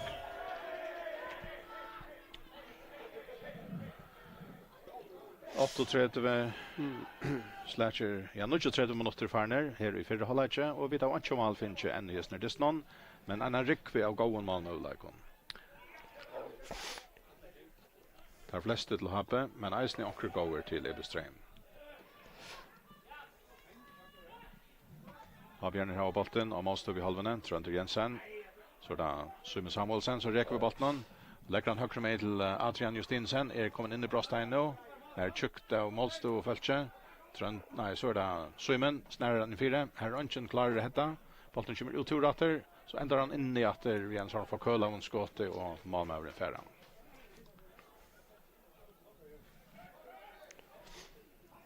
Roe Zachariasen och i mål och Ebe Streim. Gippar bollen högt upp i loft och iver hinna halvorna. Magnus Eilsson touchade bollen om detter. Och så befäras bollen av en och hötte till ett annat. Har Björn Hävan. Jekvan Schell tar bollen ner av Brinkne. Räcker vi bollen fram efter. Centran och Simon Samuelsen. Så røyner han å spille botten Stankov, men til en missettende sending, og Ebstrøms menner få han. Og Ari oppe loft til Marna Djuros, flyter bolten ut i vinstersøyen. Her kommer Jester fram, og hever bolten helt ut i søyene. Marna Djuros. Så røyner dere få Peter Pedersen til straks atter her venstre med, men her Barstal Bartom, og han legger bolten atter til Taito Malnon. Så det Lasse Andersen, Magnus Eilsson, Alexander Stankov, venstre med til Simon Samuelsen, av venstre vantje. Reker vi bolten, reker atter etter vi bolten, og stekker så av. Ikke nekvar flytingar utan om man. Og så får bolten ut, og temmer innkast til Habe. Magnus skal kasta inn, Miskajus og Ebestreims holvene venstre med til Stankov, for bolten atter. Røyne så vi hælen og nattromse til Søymen. Bolten har ikke vært ute, Ebestreims menn har vunnet han. Sendt han om han måtte mine. Her Hans Paul Samuelsen. Her eisene Lasse Andersen. Han krøsjer bolten til Søyn. Og reker nekker metrar inn av målstugholden av vinnon. Stankov her han Søyene. Venter. Samme spiller vi Adrian. Så plass her høyre med inn. Her Danny Søyle kom fram vi. Og så inn 4. Og Malmaren kommer ut og loftar. Men jeg halter etnans vel i høgsryd til HPS vid Danne Søylja, at han finner seg øyla godt plass, og tar han verer, og som jeg sier, funnen av villegaren, så ser det ut til at innleggen i eisen nøglunda, nu er Malmar godt nok ekstra, men altså, han finner øyla godt plass, og tar seg han dår øyla vel at, skal man säga, tajma renningsna, han renner, skal man säga, i rødt og løte, så han fer ta plasset som han finner seg her. Så det er ikke øyla vel til nere i det offensiva, og så i varje parten så är det Peter som ligger i och till hevarna sin drav. Han och Barsla ganska särskilt. Jag var sin drav inte bölvin akkurat, men alltså Peter stans som kom till den helt stora Malmö-läggan gott nog. 3 minutter etter av 4 halvleggje, 0-0 mellom HP og Ebestreim. HP har innkast venstre med Magnus Eilsson. Tveider så bolten fram i hatten, men her er ikke spillere. Så han tveider bolten ut av vøtlen til Malsparsk.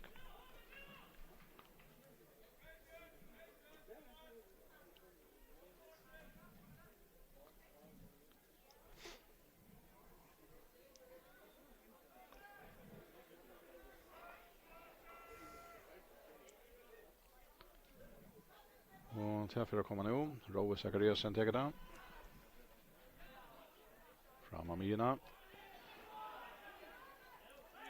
Rekve Elstoff Nilsen. Og så er det Habjørner. Og så atter Rekve. Innkast til Ebestreim her i venstre med inn.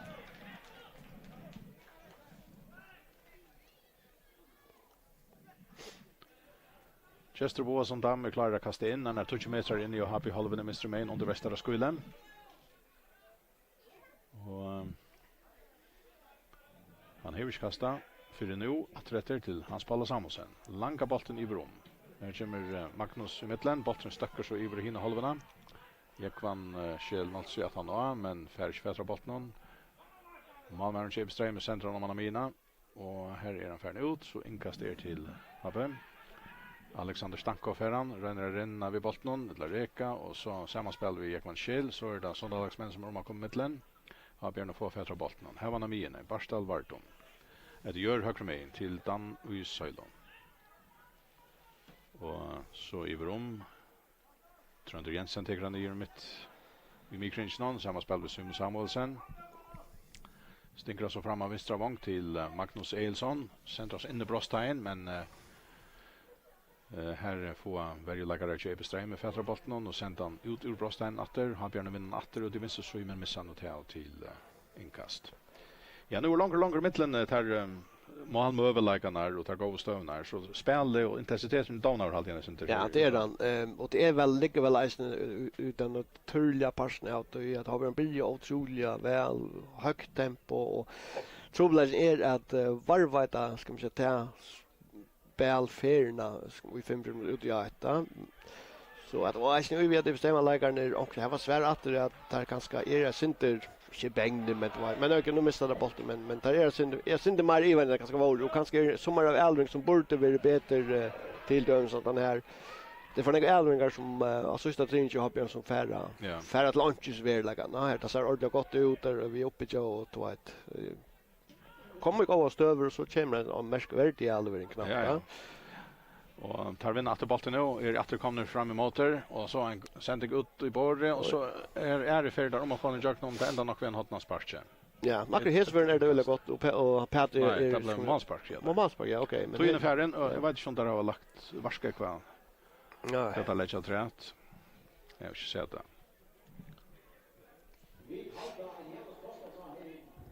Manspark till Ebestrheim. 2 minuter syddomaren här. Skår 2 fingrar upp. Ja. 2 minuter. Och Habjørn Rein atter, Stankov till Trent Jensen.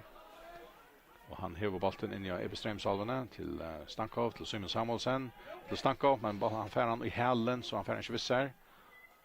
Och Habjørn vinner så en annan fyr, lägger Trusta, vi småspel här ute i vänstersøye, Simon, Atromse, Magnus Eilsson, Iverum. Och här är det Danne Søyle helt inne vi, och så fär sån här Sondalagsmär krökbollen till sig och sätter han ut ur brosthännan. Habjørn Rein atter vinner ikke truste, så er det Adrian, sneier en mann av, reker vi bolten og narkas brosthænnan, Simon Samuelsen, så lytter han bolten på mannen, hesa for kontias nyttan, og Ørensen vi at lappa på, men han reker ikke med korsene. Nej, annars var det fint all upp jobb. Jag själv sände i Valchen Magnus och lägger helt i rum till Dan Søyle i början vi har sån all upp ner. Faktiskt kommer en öle gå stå, men här så jag så Adrian och ström ner och här Simon så prövar att litta helt till Malmar kanske ständ och så långt ut och prövar att lyckas med litta bolten på mamma men räcker så i syna Malmar. Ja, så är vant att över halvläger nu kvar jag lite. Det var 2 minuter, fick vi där vita var lagt rätt. Och bollen är Mion Vötle. Och här strujas partarna om man och tar kommer så långt och ändå när bollen för ut här till inkast. Ebestrheim över inkast, 2 meter från millinjen. Och så är halvläger. Vi kommer att alla och här är inte mål kommer. 0-0 mellan HP och Ebestrheim. Och ja, det är det som är oförlöst. Så här är vi öjla nekvar malmöverläkar och kosten är 8 mål kommer. Jag vet inte vad jag ska säga om den här. Nej, förra halvleken. Jag har börjat öjla väl. Taktiskt det var fullt trust och tämar allt och att men hade ju sett när vi ser få hålla. Men så vi är Ebestrheim kommer in i distan. Eisning kraft av att Habjørn har inte TJ så normal malmöverläkaren och det vill säga spänningen är nu tror jag att här 8 mål kommer och kvart händer och sätta hållet och då nämnde kanske här mot ändan det tycker som om att det haltar att du sista träningen du har på. Ja, det är också mer om det alltså det ser rymliga gott ut för Habjørn alltså men så akkurat så sätta på här sån här första halvlek att det är som en ting som är att som älungar som äger som inte sitter rätt så att det kommer kökna och ström ner där ganska skor.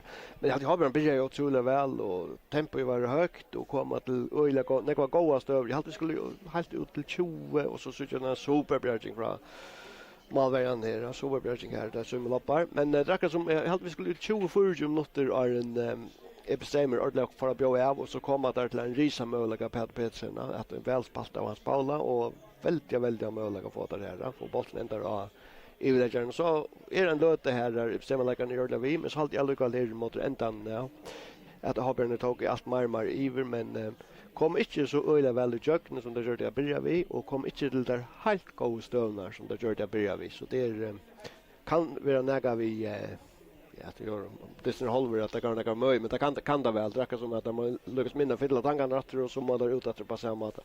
Men det som är ju också om det är väl en nog stor monor all in och så fällt slut ut jag vet lånar har jag klart om nerande.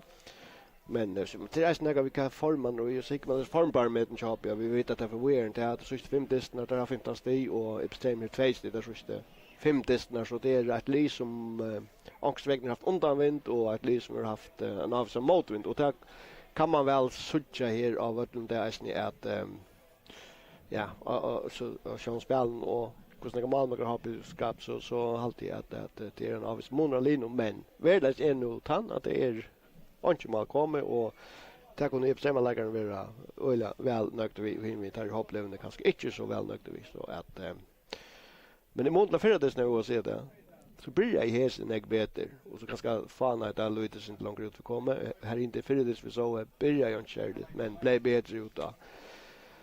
Och så det stilla ja så att men det tycker vi att men det är så några månader alltså. Det låter det under lunchmålet ska vara komma just ner det ner. Ja. Så får du så chans ta Lukas där får han hålla i sättna hålla inte. Som sagt, målmöjligheter trodde inte. Men Bayer Parstar har bränt, särskilt Abbe. Men 0-0 stövan, så det var spännande att se hur Liker för i sättna hålla inte. Vi njöda solna här i skuggan nu med en hållägare och i GD vi får en orientering om hur gånger Archon här där Gossur kommer näka allies i sättna hållägare kan i alla. Så vi visste henne vara kan vi vara åtta mot AP 1-0. Annars lätar vi ett orrefråken här i Gondadal nu en löte, men vi kommer åter ta i spelarna är då av att åter om en löte.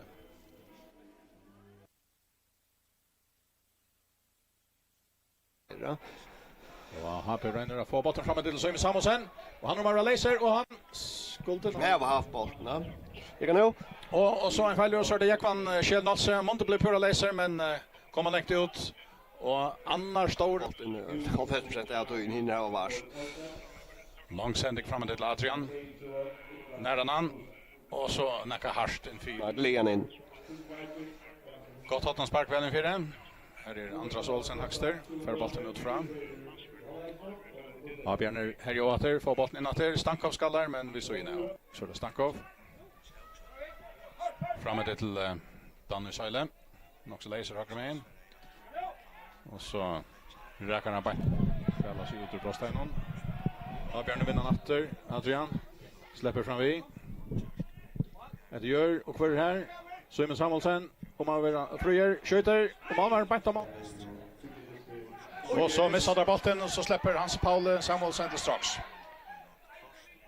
Sänder bollen fram i Brostein här Peter och mål tvärstangerna och så nästa över. Ja men det kan nu. Han sänder han fram till Stankov. Han är ju hörn ströje vid Marnajuros och så för Adrian Justinsen att stå botten. Och han släpper fram Vittamon, han brinner Brostein. Malmar kommer han räknar mannen nu, men han får inte här rätt. Kommer fram vi, han häver fram i spalten, dan för att han når någon och så väl i fide. Och här var det Zachariasen alltid tar det till frisparken, lång sändning i rum till Peter Pedersen och har Björn Röcker Peter Bolton och Peter Laser, han får in i Brostein och Bolton och så kommer en annan runt Joppar och till Hans Paule in i Brostein mittelbein ner och flyger. Ja, nu börjar det blå. Vi kommer ta väl en fyra och bort när vi Stankov med här kommer Andras Olsen i mitten så en lång sändning iver om Simon Samuelsen med fotlar för där för bollen visar in i Brostein kappränning med motläggare bollen vill leta upp och bollen ländar nästan i net har Björkar då eller vad har haft väl han får halt gå så där Adrian han rens väl hesa för shit om så innan mål motläggare med första bollen åter som träppe och så spelar bollen väl till Ekman Kjell in i Brostein och skjuter en Eberstein smäller ligger i mitten där och så kommer Rose Zacharias nu just sätter bollen så där Stankov och så är det Ebersteimer åter får fälla bollen utanför Brostein och så en gåskådrön. Oj, det var när ut ur Brostein. Har Björn Röjn åter vid nudgen truste så där Adrian snärar en man av reker vi bollen narkas Brostein. Så med Samuelsen så lyfter han bollen på mannen hesa för kontinuerligt nyttan och Örnsen vi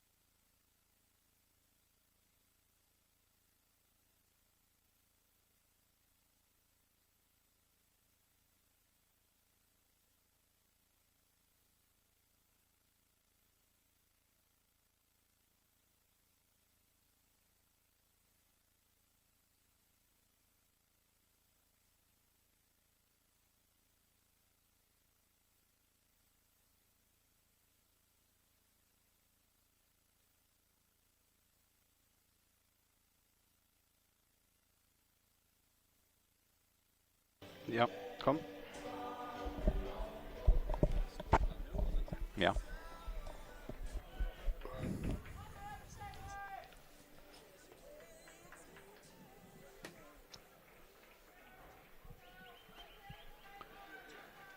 Så er vi datter i Gundadale til 17. halvleik av Disnon mittlen HB og Epes Streim. Og her er 0-0. Anke mål i fyrra halvleikje. Og så får det så under fyrra brakta i 17. halvleikje. Og her er brukslei så domaren Diston i gongt. Og jeg halte domaren i Diston, han er Bjørkje Danielsen. Og til Avgjerner som sendte bolten i Ebestreimsalvena. Her er det der og jeg hadde noe om bolten, en fra kvarjen. Jeg hadde det ble frispark til AB. Og så vil bolten sende frem til Stankov. Han inne i Brostein, og han skjuter, men räkar ikke målet. God støva. Ja, og at det er kvickt oppfattet her i frispark. Jeg var ikke som til Adrian som legger noen på veien, da får frispark for toan her. Sånn er sin spuske, men her, på veien her, og Arne Bergen lykkes med å komme på plass innom veien, og så öliga spuksta så ja. Ett skott det. Ja. För se det som det. Ja. God stöva. Och så är det Adrian Attersberg på spel. Nutje chanser kanske till Stankov. Han räcker vid bollen ner Narkas Brostein och tar Reika Imserver så det Simon Samuelsen för fätra bollen för in i Brostein vinner för Oman mot backlinjen och så kommer bollen kanske under den arm i halvdomaren vänster i här han dömer inte Brostein. Nej, men tycker att det är så mycket touchstöv att det är spårning för hand till bollen ett omvänt. Ja, det är det som är till att det springer punkt här. Ja, ja. Trond Jensen här gör i vänstra sida men här kommer så Rekve Estof Nilsen och tråkar han av och förra stäv bollen. Och han sänder så bollen fram efter till nästa man, men så missar bollen av Mine. Barstal så har på förra natter. Och så är det Brynjar. Och åter till Tait i Malnon som är utanför målet. Och han kommer också längt ut ur Malnon och så han langar bollen längt fram efter till Magnus Eilsson och han färdra bollen. Och så in 4 och så var bollen och så var det mål till HP och det var Jekvan Kjell Nolsson. Och det var Magnus Eilsson som sände bollen in 4 ur vänstra söjen. Efter att Malmaren är sänt en länka boll fram till han. Och Jekvan Kjell kommer vid fotlare fer och han styr bollen in vid nästa stång. Och nu brakta in och knappar 2 minuter för när det satt 0-1. Nu är HP 8-1-0. Ja, och här skjuter vi väl till här som manglar i HP kanske förhålla så kommer väl chansen eller möjligheten nu skjuter här tajt att länga bollen. Och Magnus är så går stöv här, går toy och så kommer inlägget och så alla personer söker in här och inlägget är nöktande här som för någon del så han räcker en vilägare och så är bollen mål. Det går gott alltså gott alltså där jag kan se läs ja men 4-3 för jag kan se kan komma till alltså röntna är det att kvaliteter i inläggen och det var det just för när och det var ganska fullt så lusen dra att ofta bollen kommer in 4 där var för höger eller för avnävra men här var det perfekt. Ja, och så är så det här spelaren köper Ström syftar om Karl Peter Zachariasen är det han för frispark. Och han tar det själver ut i högra sidan. Och sender bollen över HP halvorna. Marne Joros är här, hött i under bollen. Och Trönter Johappen till Stankov, han röker i kjätte bollen. Andras Olsen spelar så bollen ut till Just Dam. Och så kom Habjörn i mittlen, och i bollen skulle föra vidare till nästa man. Trönter sender bollen till Simon Samuelsen. Högre med in till Tait, men bollen spelar under Attali och A. Trönter färdra bollen nu. Samma spel vi Simon Samuelsen och så ut i högra sjö halt det är Danny Söyle och så är det Taiter och så är det Brynjar och så stort sändning från honom men Lasse Andersen är här långa bollen ja god vet vad han också säger. Nej, helt också bara få han. Ja. Bara väg. Ja, men han är väl så tog i tidigt check och så spaltar han fram och och det är ofta det som händer att spelare ganska inte ordentligt stiger också vägna man bombar bara så att man häver ganska ärar och bättre ska man säga möjligheter för att varva bollen alene. Ja, och här är öle staccato här har vi halvan bollen stöcker till händan och så till handan och så hin och så Anche Tamarald och så är och kött bruksla och igång och en spelare ligger efter och domaren menar här är stämpel och frisparkla har vi alltid varit ner stanna var Ja.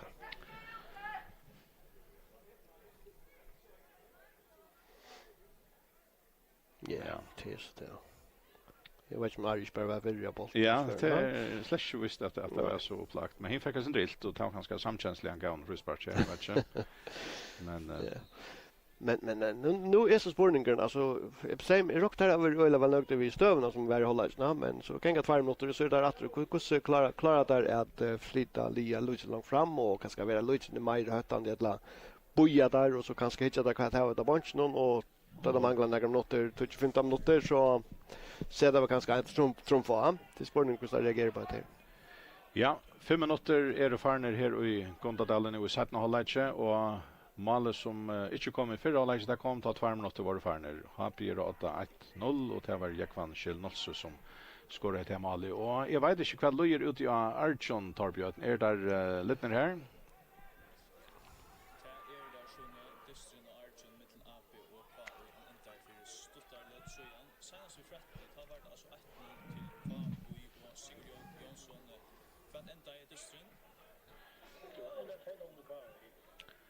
Och vi får veta att 2-0 till KI var urslitet av Deston Archon som ända i 4 löte så gärna.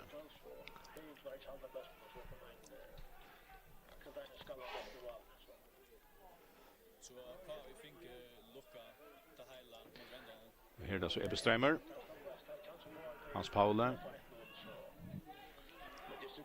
Så det Rowe Zachariasen. Trenter. Men här är Anchen utan Rowe Zachariasen. Peter Zachariasen. Marne Joros, Leif Niklasen. Rekve Estof Nilsen.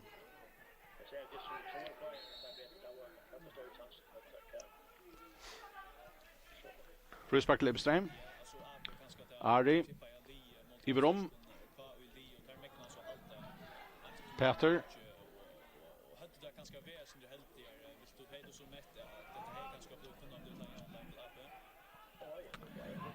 Så det är Jekvan Kjell. Och så är det Simon Samuelsen. Iverom. Jekvan Kjell atter. Prägar han. Var när vi. Ja. Men här huxar kanske ärligt så Simon kunde lia sin bättre så kunde bli en öliga gåor. Igen alltså huvudback är han har halt om som man ser upp och såna efter volt nära. Men faktiskt okej möjligt att lägga alla så Malmö skjuter ut och för Björka Stöven här. Så det är inkast här, ja. Och frispark. Frispark till Ebbeström.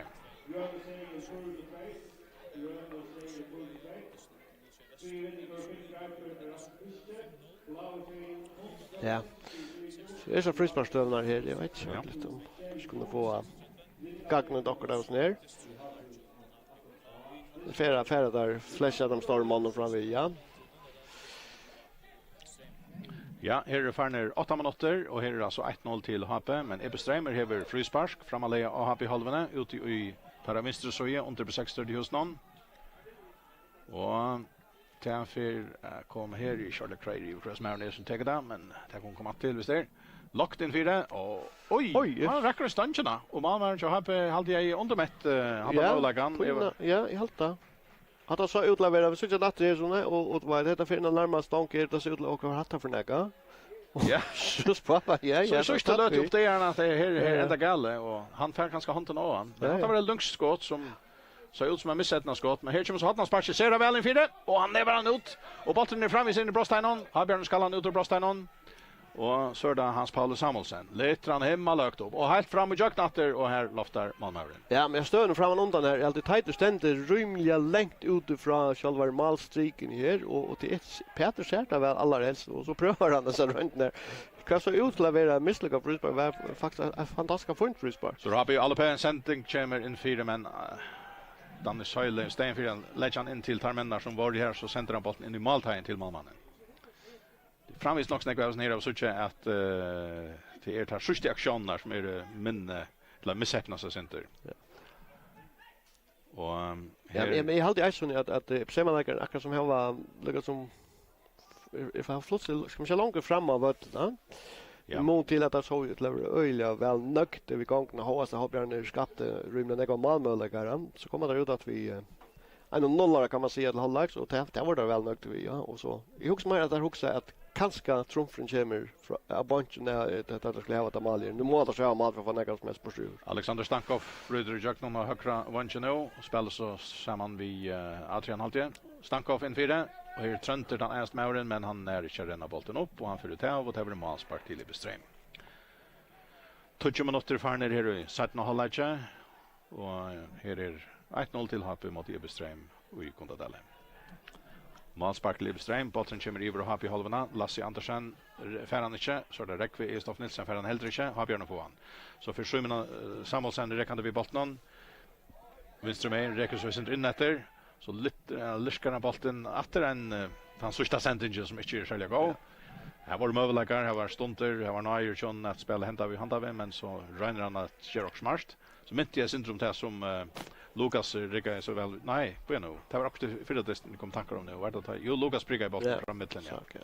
Det var också liknande som var vi ombona här men Lucas menar väl. Och så är det Adrian Hökremain, detta för inte frispark, bollen för ut, det är inkast till Ebestrem. Och han tar Jester 1 meter från millinjerna, tar det till Ari Ellingsgård, åter till Jest.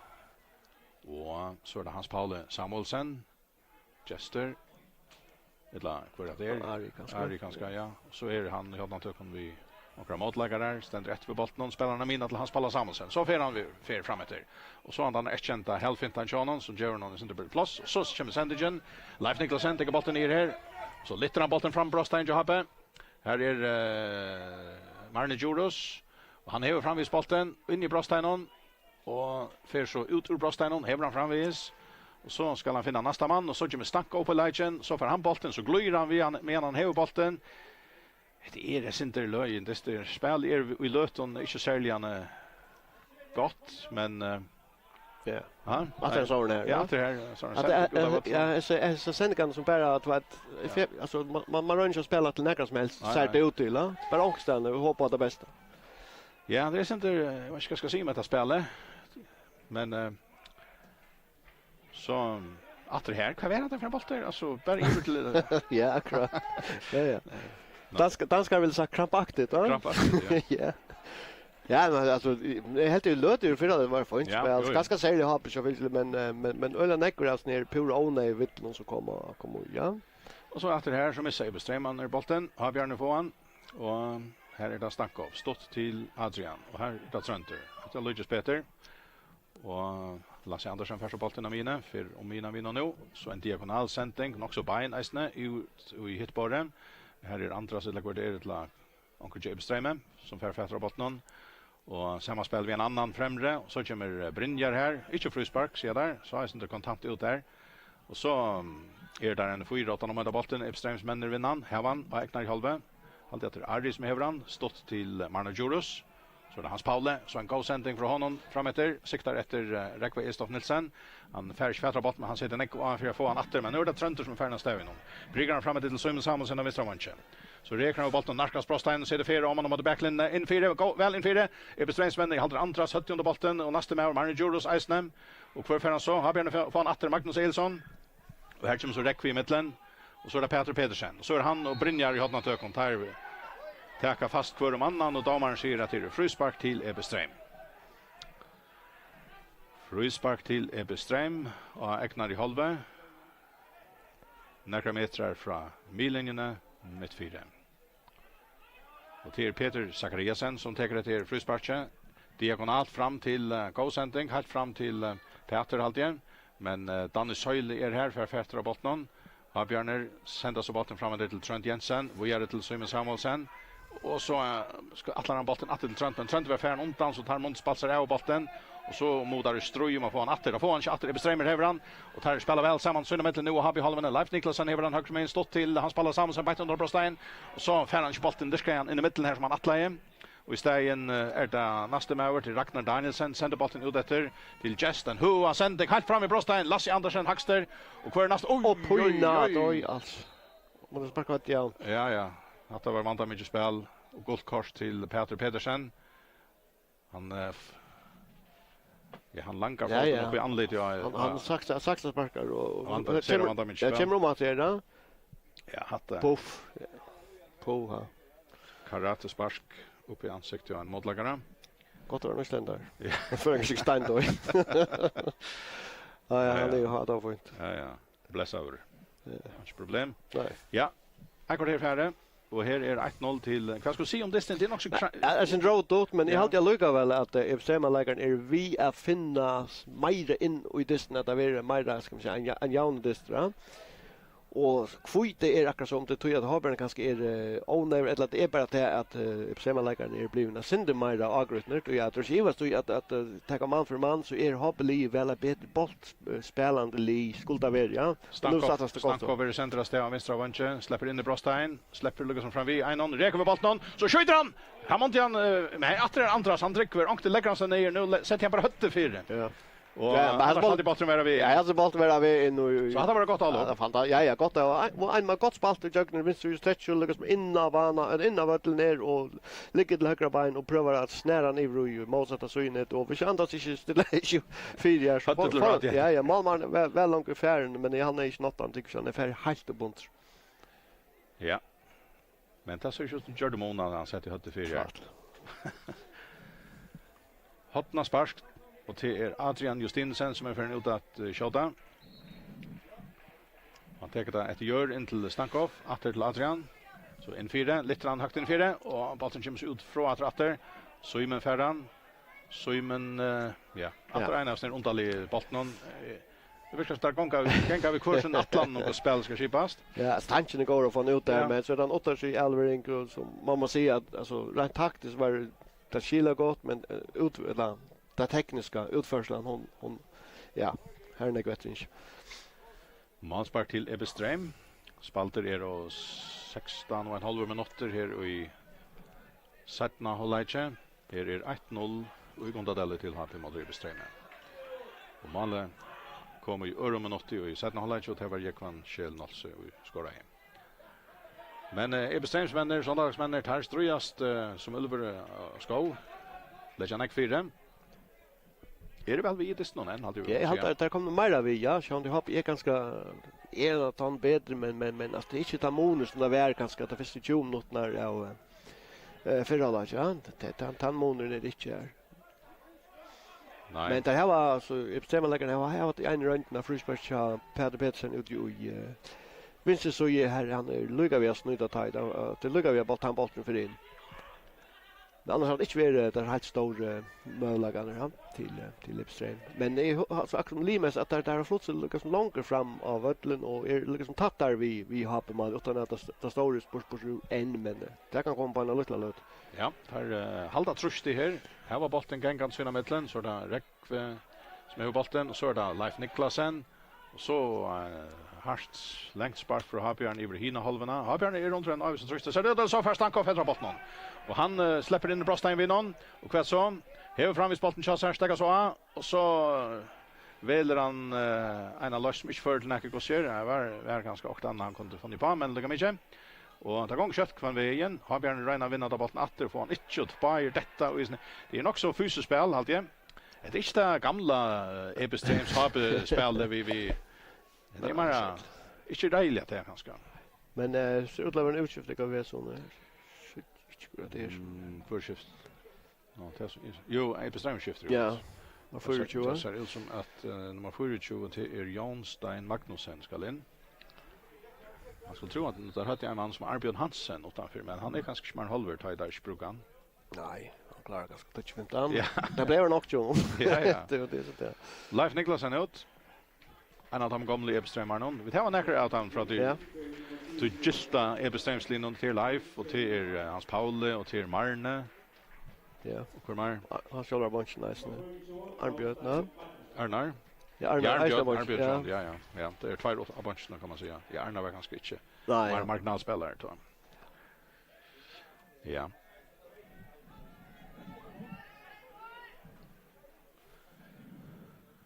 Så är spel upp att det har Björn Ravan. Sända bollen fram mot Brostein i Bestreme. Trunter. Och vi har något kan vi Marna Juros alltid. Så ända bollen så vad Ragnare, vet inte. Så bollen sända fram till var det Nudgeman Mark kommer att vara till Jostein Magnussen och så är Hans Paule om att komma och så kommer Danne Søyli här och rotar upp och spelar under spelet. Ja, men det var fint. Säg mal och bara här Ragnar finner Hans Paula. Ja, och Hans Paula som röjnar på bollen lyckas som hoppa innanför och Arna ska så ganska halvfluktan med här kommer så Dan Søyli och för hetta eller Bjerga stövn inte hopp här. Och annars så vi nu var Sindra spårna det sett vi Dan Søyli men han har löst alltså uppgåvan och högra bak väl. Det man ser. Så för Happy att alla upp och till Simon Samuelsen som stänker bollen istället till Magnus Elsson lyfter in för det och så skallar Andras Olsson så en fyrtorn här inne. Så tar bollen och kommer här han är ofta den bästa boy på att råda veckor. Annars så en kopia. Ja, men alltså heter alla Beatrice har ju väldigt gott och inlägg är faktiskt fint från Magnus en affär och han har spelar som man ska löpa av bollen som är av men det var ett gott kort till Onkran Joe Happy fick vi kunna vara om det var Dan till att ha varit Onkran där så det. Ja. Man får ju också snacka samtidigt som det tror jag. Nej, men andra så vi väldigt stunder och det är väl just nu alltså tatueringen har vi spalt vi med vänner Tja, Epstein, ja, och absolut distinction i luftspel, så för 20 minuter för när det är satt någon halvlek. Det är framvis bara ett mål just när det står 1-0 till Happe. Och Ebestreimer för så bollen, men spelaren frasar skräft till Happjarnar. Och så ända bollen vi har spaltat fram det och så är Fletcher i loftet. Det var Stankov som var dömd till över Rängstatter. Frispark till Ebestreim till Rekvi Estof Nilsen Tichen till Jesper Sondam till Hans Paula Samuelsen till Jestatter till Atter till Hans Paula. Hans Paula ut i västra Suje till Ariel skott halvtid. Så det Andras Olsen som är på bollen. Lång sändning från honom framåt till Lentan Jonstein Magnussen men Magnus touchar sig till bollen och så får Habjörn fatta honom. Trönder Jensen räcker vid bollen här, kommer fram Amina, helt A räcker vid bollen. Han sätter bara fotla färra. Räcker undan dem vid bollen, kommer långt så långt fram nu. Och så narkas han brostheinon. Vad händer så? Han släpper resten in om den där andra backlinna. Och så utfra och till kvarda. Så ett skott. Det var Adrian alltid och ja men Trenter han får alla vägen här. Ja, men han är ju inte akkurat känd som en tempospelare så för Russian fram så in mer som en sexare liknande men Jesus för den kommer han så alla vi natten till backlinna eller enkelt tur och sen får bo det kanske inte helt färre retur men kommer att man backlinna och prövar så lägger han fra här men att den vill så blockera av det här och 2 mot 3 mot Epsema varje spelare. Så det Stankov som är bollen till Trent Atter. Och Trenter högre med igen. Här är Dan alltid kom fram vi. Strujest vi har fått hemma hålla bollen. Ja då Dan, jag tar med det värre. Men så om man missar bollen och så får han och man får frispark. Frispark till Appen. Några meter in i halvan i Ebestreim och i högre Suje. Och Hallberg i Ebestreims halvan.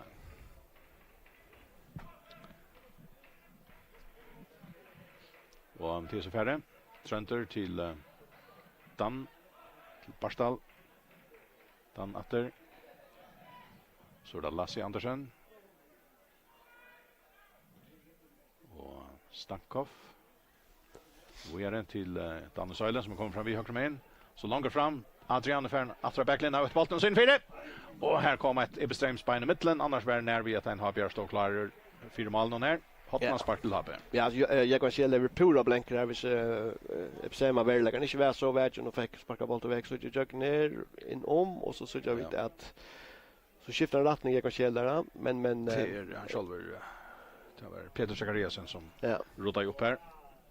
Men så jag kan så för när alla bränner akkurat som moderbolten och så skiftar rättning och så väljer spelaren helt men heldigvis för Ebstein så torna rock nu kvar bollen kommer och fär akkurat att låta spark. Magnus Eilsson hotna spark attar linje och så var det bollen skallar nästan i nätet. Det var Brynjar som kom här vid attarstånk och snötte där center nytt hotna spark. Ja, så jag då hotna spark här och nu färar ner han är täcka men vinner så han tar meter ner och faktiskt rymliga gå stöv och mamma för Bjärka bollen ut till andra som så var kortan ut till ett nytt hotna spark. Och så där förra distan att det är ofta när man missar när man täcker att det är så för ner klarar. Det är så för Brynjar att snuta han som täcker han. Nu tar någon spark. Magnus Eisner Vällin 4 och Malmö loftar. Peter Zachariasen förfätter av bollen. Tvåde bollen i spel och så detter Peter Pedersen kör Ebestreim och vi rekord som kall och för frispark till Ebestreim näka mitt och Eknar i halven. Ja, 24 minutter farner her i 17 halvleitje, og her er framvis 1-0 til HP mot EB Strømme. Peter Zachariasen til EB Strømme i balten. Så gjerne Rowe Zachariasen, Malmøren, som kommer ut ur Brosteinen. Så er det Jester Dam, lang sending fra honom fram etter til Peter, med her reisende Barsdal. Så mister han balten ut av Vøtland, et eller annet teker han nyer her, men støkker fra honom og ut, innkast til EB Strømme. Inkast til EB Strøm, nok så framalega. Några metrar fra Hotnaflatchen. Venstre møyen. Det blir väldigt längt, det är ju andras flyter sig fram här. Araka 5 meter nära. Ja. Så ska han få lunch här och så är spårningen kan ändra att han vill. Här kommer inkastet. Högt in. Och det blir Hotn Matti. Nej, det var jag vet inte vad. Ja, i Hotnanspark. Ja, Hotnanspark, ja. Ja, Ingas växlar om till att Hotnanspark. Det är inte så galet. Han har inte bollen så öjla längt in här akkurat. Ja. Men alltså har så ganska hoppliver bättre så att säga i Radlandes ner till så ska det inte så förfärligt till det är ena mål, ja. Det är det. Peter Petersen klarar vi Hotnanspark. Och vi nästa stång ständer Magnus och expederar bollen ut ur vant och ötchen. Bollen är färdig ut till inkast till Ebestrheim. Inkast till Dartichen. Ari Ellingsgaard alltid räcker vi bollen ut i synen. Så är det Hans Paulus Samuelsen innan till Brostein. Malmö har bjudit ut i affären. Tvåiter han så i spel. Simon Samuelsen. Mr. Main och så kommer och så släpper han in i Brosteines ner. Ragnar eller kvarter. Först vi Center så är Sverige spelar ju har beskinklar center. Men där har så bollen nu. Jag kan skäll till Brynjar. Så där Mr. Main här, Simon. Och jag vet inte om jag kan skäll över tropläggaren helt om knaspböterna. Har Björner har bollen ägnar i halva. Barstal till Trönt Jensen. Efter Brynjar till Trönt. Mr. Main till Magnus. Så där Lasse Andersen. Och Barstal Vardom. Har Björner har bollen ägnar i halva. Vi värjaner låta bollen gänga åter fram sina mittlen. Ebestrheims männer här Joa, Peter Petersen. Så lyfter bollen fram där till Snackov, men här är Rekvi Estoff Nilsson. Han är väl alla tojarna och tar man och har väl lyckats som teacher träckt den där ur nu. Det står så en goal sending fram där. Lars Jellenskarv med kvar färdig fram i Brostein och han skjuter. Ja, men alltså har Björner skulle han sätter vi såg jag färdigt det Ebestrheimer häver möjligar. Ja, men det är en fin sändning här och Ari Eraksson han är öjliga hårt pressad men är rött med en vägläggaren här och ja, så är det nöjt att köra först för vi 8-7 här. Sportman skulle reacha centrat rätt in kanske. Sportman rätt och kunde ju spalt vi möjligen att hoppa spela Mondran och fick bröstback han var ju som ser rött med han kan bara liksom träckt in 4 och så kanske pröva komma igen bättre stöv. Men jag vill man kan inte lasta en spelare som Reiner shot där och han står ner i rummet och men att han är så mycket pressad som han är så har tajt inte stora troplägga av Bjärkaskott nu utskiftning att rätt nu så blir det en utskiftning och är så just hur ska det ut men I håller med så att det har inte John Fredriksson ju har som ska in. Ja, alla gick var så ja. Jag målskytten ju har jag kan skäl något så ska ut. Så jag vill väl mål efter ström ner eller vad är det på så ja. Gide där ja. Ja, akkurat det mål ja. Målskytten vill skifta ut och att det är fint inlägg och han ränner bara nu igen och styr han in i mål. Men jag kan stå men hästen är uppåt större. Ja. 28 minuter eller vad det är, 22 minuter farner. Och vi sätter nå halvlek och här är 1-0 till HP mot Ebestrheim. Och bollen är Amine inkast till Ebestrheim. Och Ari tar det till Just till Hans Paula. Och så missar bollen och har Björn på han. På dan till Trönt Jensen. Amine vinner nu, sänder bollen fram till Stankov. Höger med in till John Fredriksson. Kommer in i Brostein med bollen. Och så rönnar han sig för skott som inte lyckas för bollen åter. Trönt Jensen utan Brostein. Och skjuter mot målen men här är han färdig köra kraftigt skott och Malmö är färdig. Men Malmö han är ju förhållsvis ska man säga nutcher i fart kan man säga och han säger faktiskt väl. Ja. Det må man säga. Han är en fantastisk bjärging i förra så i Ja. Simon Loppar. Nettopp, ja. Det var en sån man lyckas som sa vi inne ja, men han fär på bankram att taxi och vippa bollen i domståndsna. Ja, och så Ebestreimer rönner efter. Först syfte få där svätra boll men tar vinna andra bollen. Här var han med inne. Och finna väl på en annan. Fixt vi häl och ta Eisne. Habjörner kommer en mitten atter men missar bollen atter. Och så vill Bruksla för frysparket till HP. Och det är nog Danny Söyle som färdig i frysparket. Högre med in och Egnar i hållväg.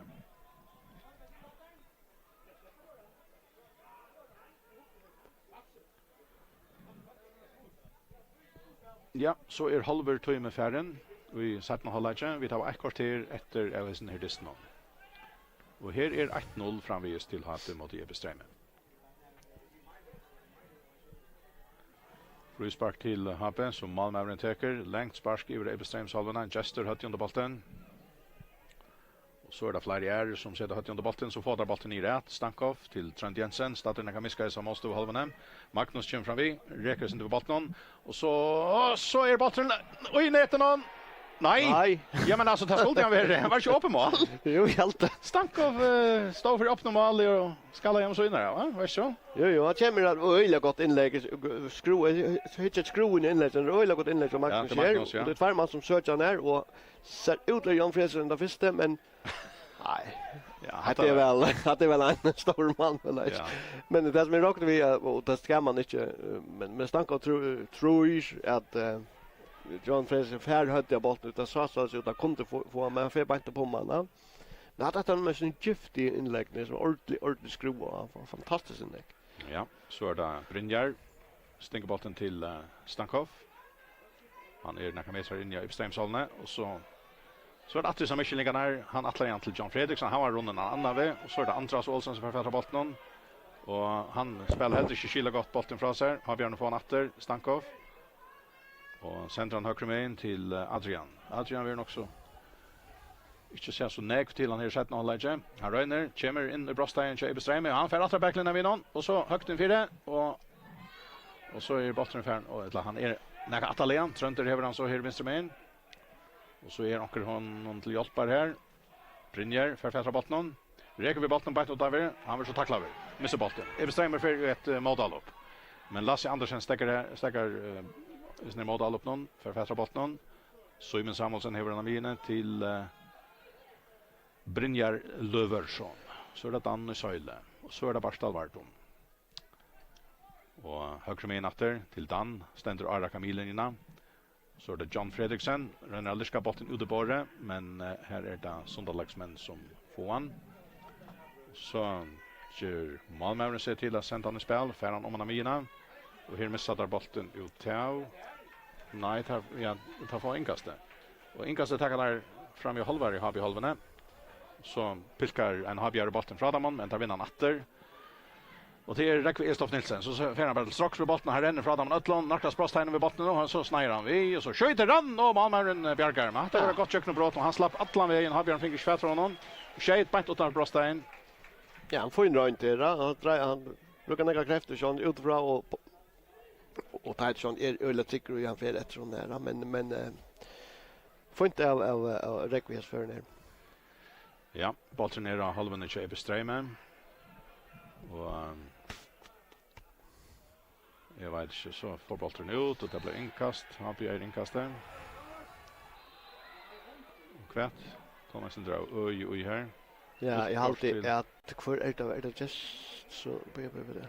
Ja, det är Ari eller så. Ja, Ari kanske. Det han det när inkast han rör attacka inkast kött den Söyle och så ställer han så fyra skumpar han. 12 minuter efter av distan är vanliga lägtime. Här är 1-0 till HP mot Ebestreimer.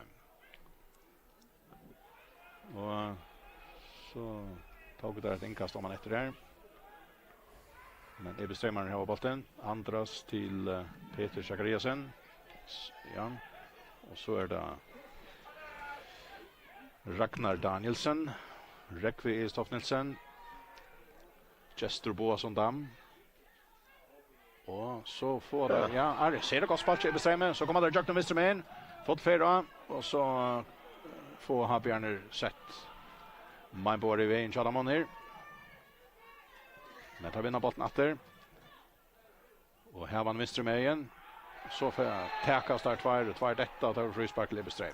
Ja, Bjarner vi har kommit under trust där. Ja, ja. Men jag ska ta uppstämma lägga skapt. Alltså det är frispark cirka så stövet som Peter Fruta täcker då nu. Som tajt för Björk låtna spark. Så var det Jan räck fram vid tjej. Det var som går ta som en chans här. Jo, det är en rund där så det känns väldigt stor Malmö men en god rund och Adri mitt i mitten läser på händingarna har faktiskt Jörgen och skjuter nog stulja men tajt för Björk runda lat. Frispark till Lebeström. En spännande stöv. Här är Neckfolken i Brostan köper bollen som är väl för John Fredriksson, Hackster röker upp efter bollen och bollen ändrar till Ari. Lite ändan för fram och Malmö kör upp kommer ut och färran. Ja, Sindre Egli för bestämt att det här var så stående och vinna nästa bollen här att inlägg kanske inte är lite inte fri. Så för har vi kött mot all upp och Simon Samuelsson för all upp fram Neckfolk framme och så iver om och Andrea och så där stank av i bollen in i Brostan men han får inte mål. Han får inte mål och så släpper han från Vittamon och han får heller inte. Det är otroligt att gånga stress till Chatham. Alltså han har alla chanser här men tar dryck för resten. Ja, men där hänger ju där kommer en ivra så får en sändning från Simon här räcker perfekt där och så ser jag John jag vet man får kanske spela han täcker ganska över men fantastiskt väl spelare. Ja, Peter Zachariasen. Ja, min vän. Så att nästa med. Ja, akkurat. Där var det Marne Joros. Där offras ju i världen här. Här var där öljande. Ja, det här går det. Ja, här ska ett land att skalda över mål hopp det kommer så gå stöv. Vi kanske två för en ice end där. Men så anstäckas från väglägaren så Epsemi att här offras ju och vinna bollen här men vi har väl brillen som säger att det får ett läggrejt. Jo. Så stövar som så skiftar Happe Falk och till Simon Samuelsson alltid som för ut och in kommer Daniel Johansen. Daniel Johansen. Som nog hever rötter och i nettopp Ebeströme. Men som är spalt här i Happe nu några år. Kommer som ungdomsspelare den där vägen. Men i Charlene finns ju fast plats än. Ja, men hida faktiskt står han pasta tappingar av köra. Vi har alltid nästan börja gott nog så vänsterbackar och så. Han är ganska mer en sån lång spelare men fantastisk teknik, go inlägg, frispark och så vidare. Det var riktigt. Magnus Eilsson vi hottan spark i Happe. Så får det vara klart. Och han bollen vi så skallar vi ut av backlinjen att det var nytt hottan spark. Alltid.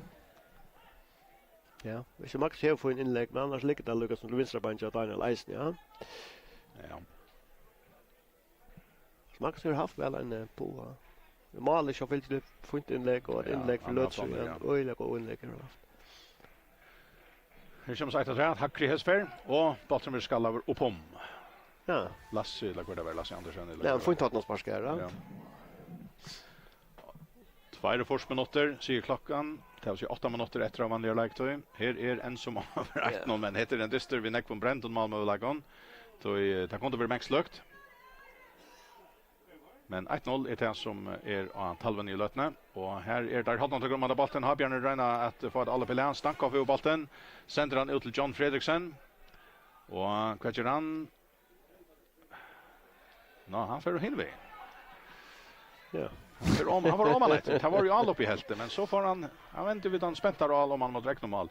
Och så framåt där John Fredriksson Hackster så kör bollen ner till Stankov och han är inne i Brosteinon och vidare till Adrian Eisen in i Brosteinon så att det gör en här kommer en sån lags med mittlen har Björn vinner åter Adrian högra vänster högt den fyren och Daniel Johansen skallar upp om. Nej det gånger stilt jag få fler mål just när det snön.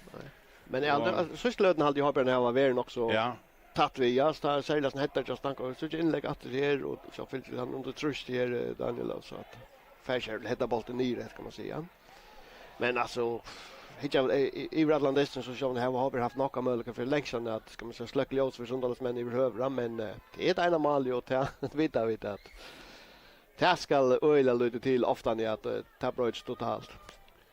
Ja, här så gör vi Brynjar ända en och Islandier som alltid arbetar hårt. Och därför räcker vi allt för här står i den söjle pura och kan man säga att stå ner ofärdig kan man säga i här och inte skolan där små bestämmer människor sitta jag kan men här. Frispark till Habbe.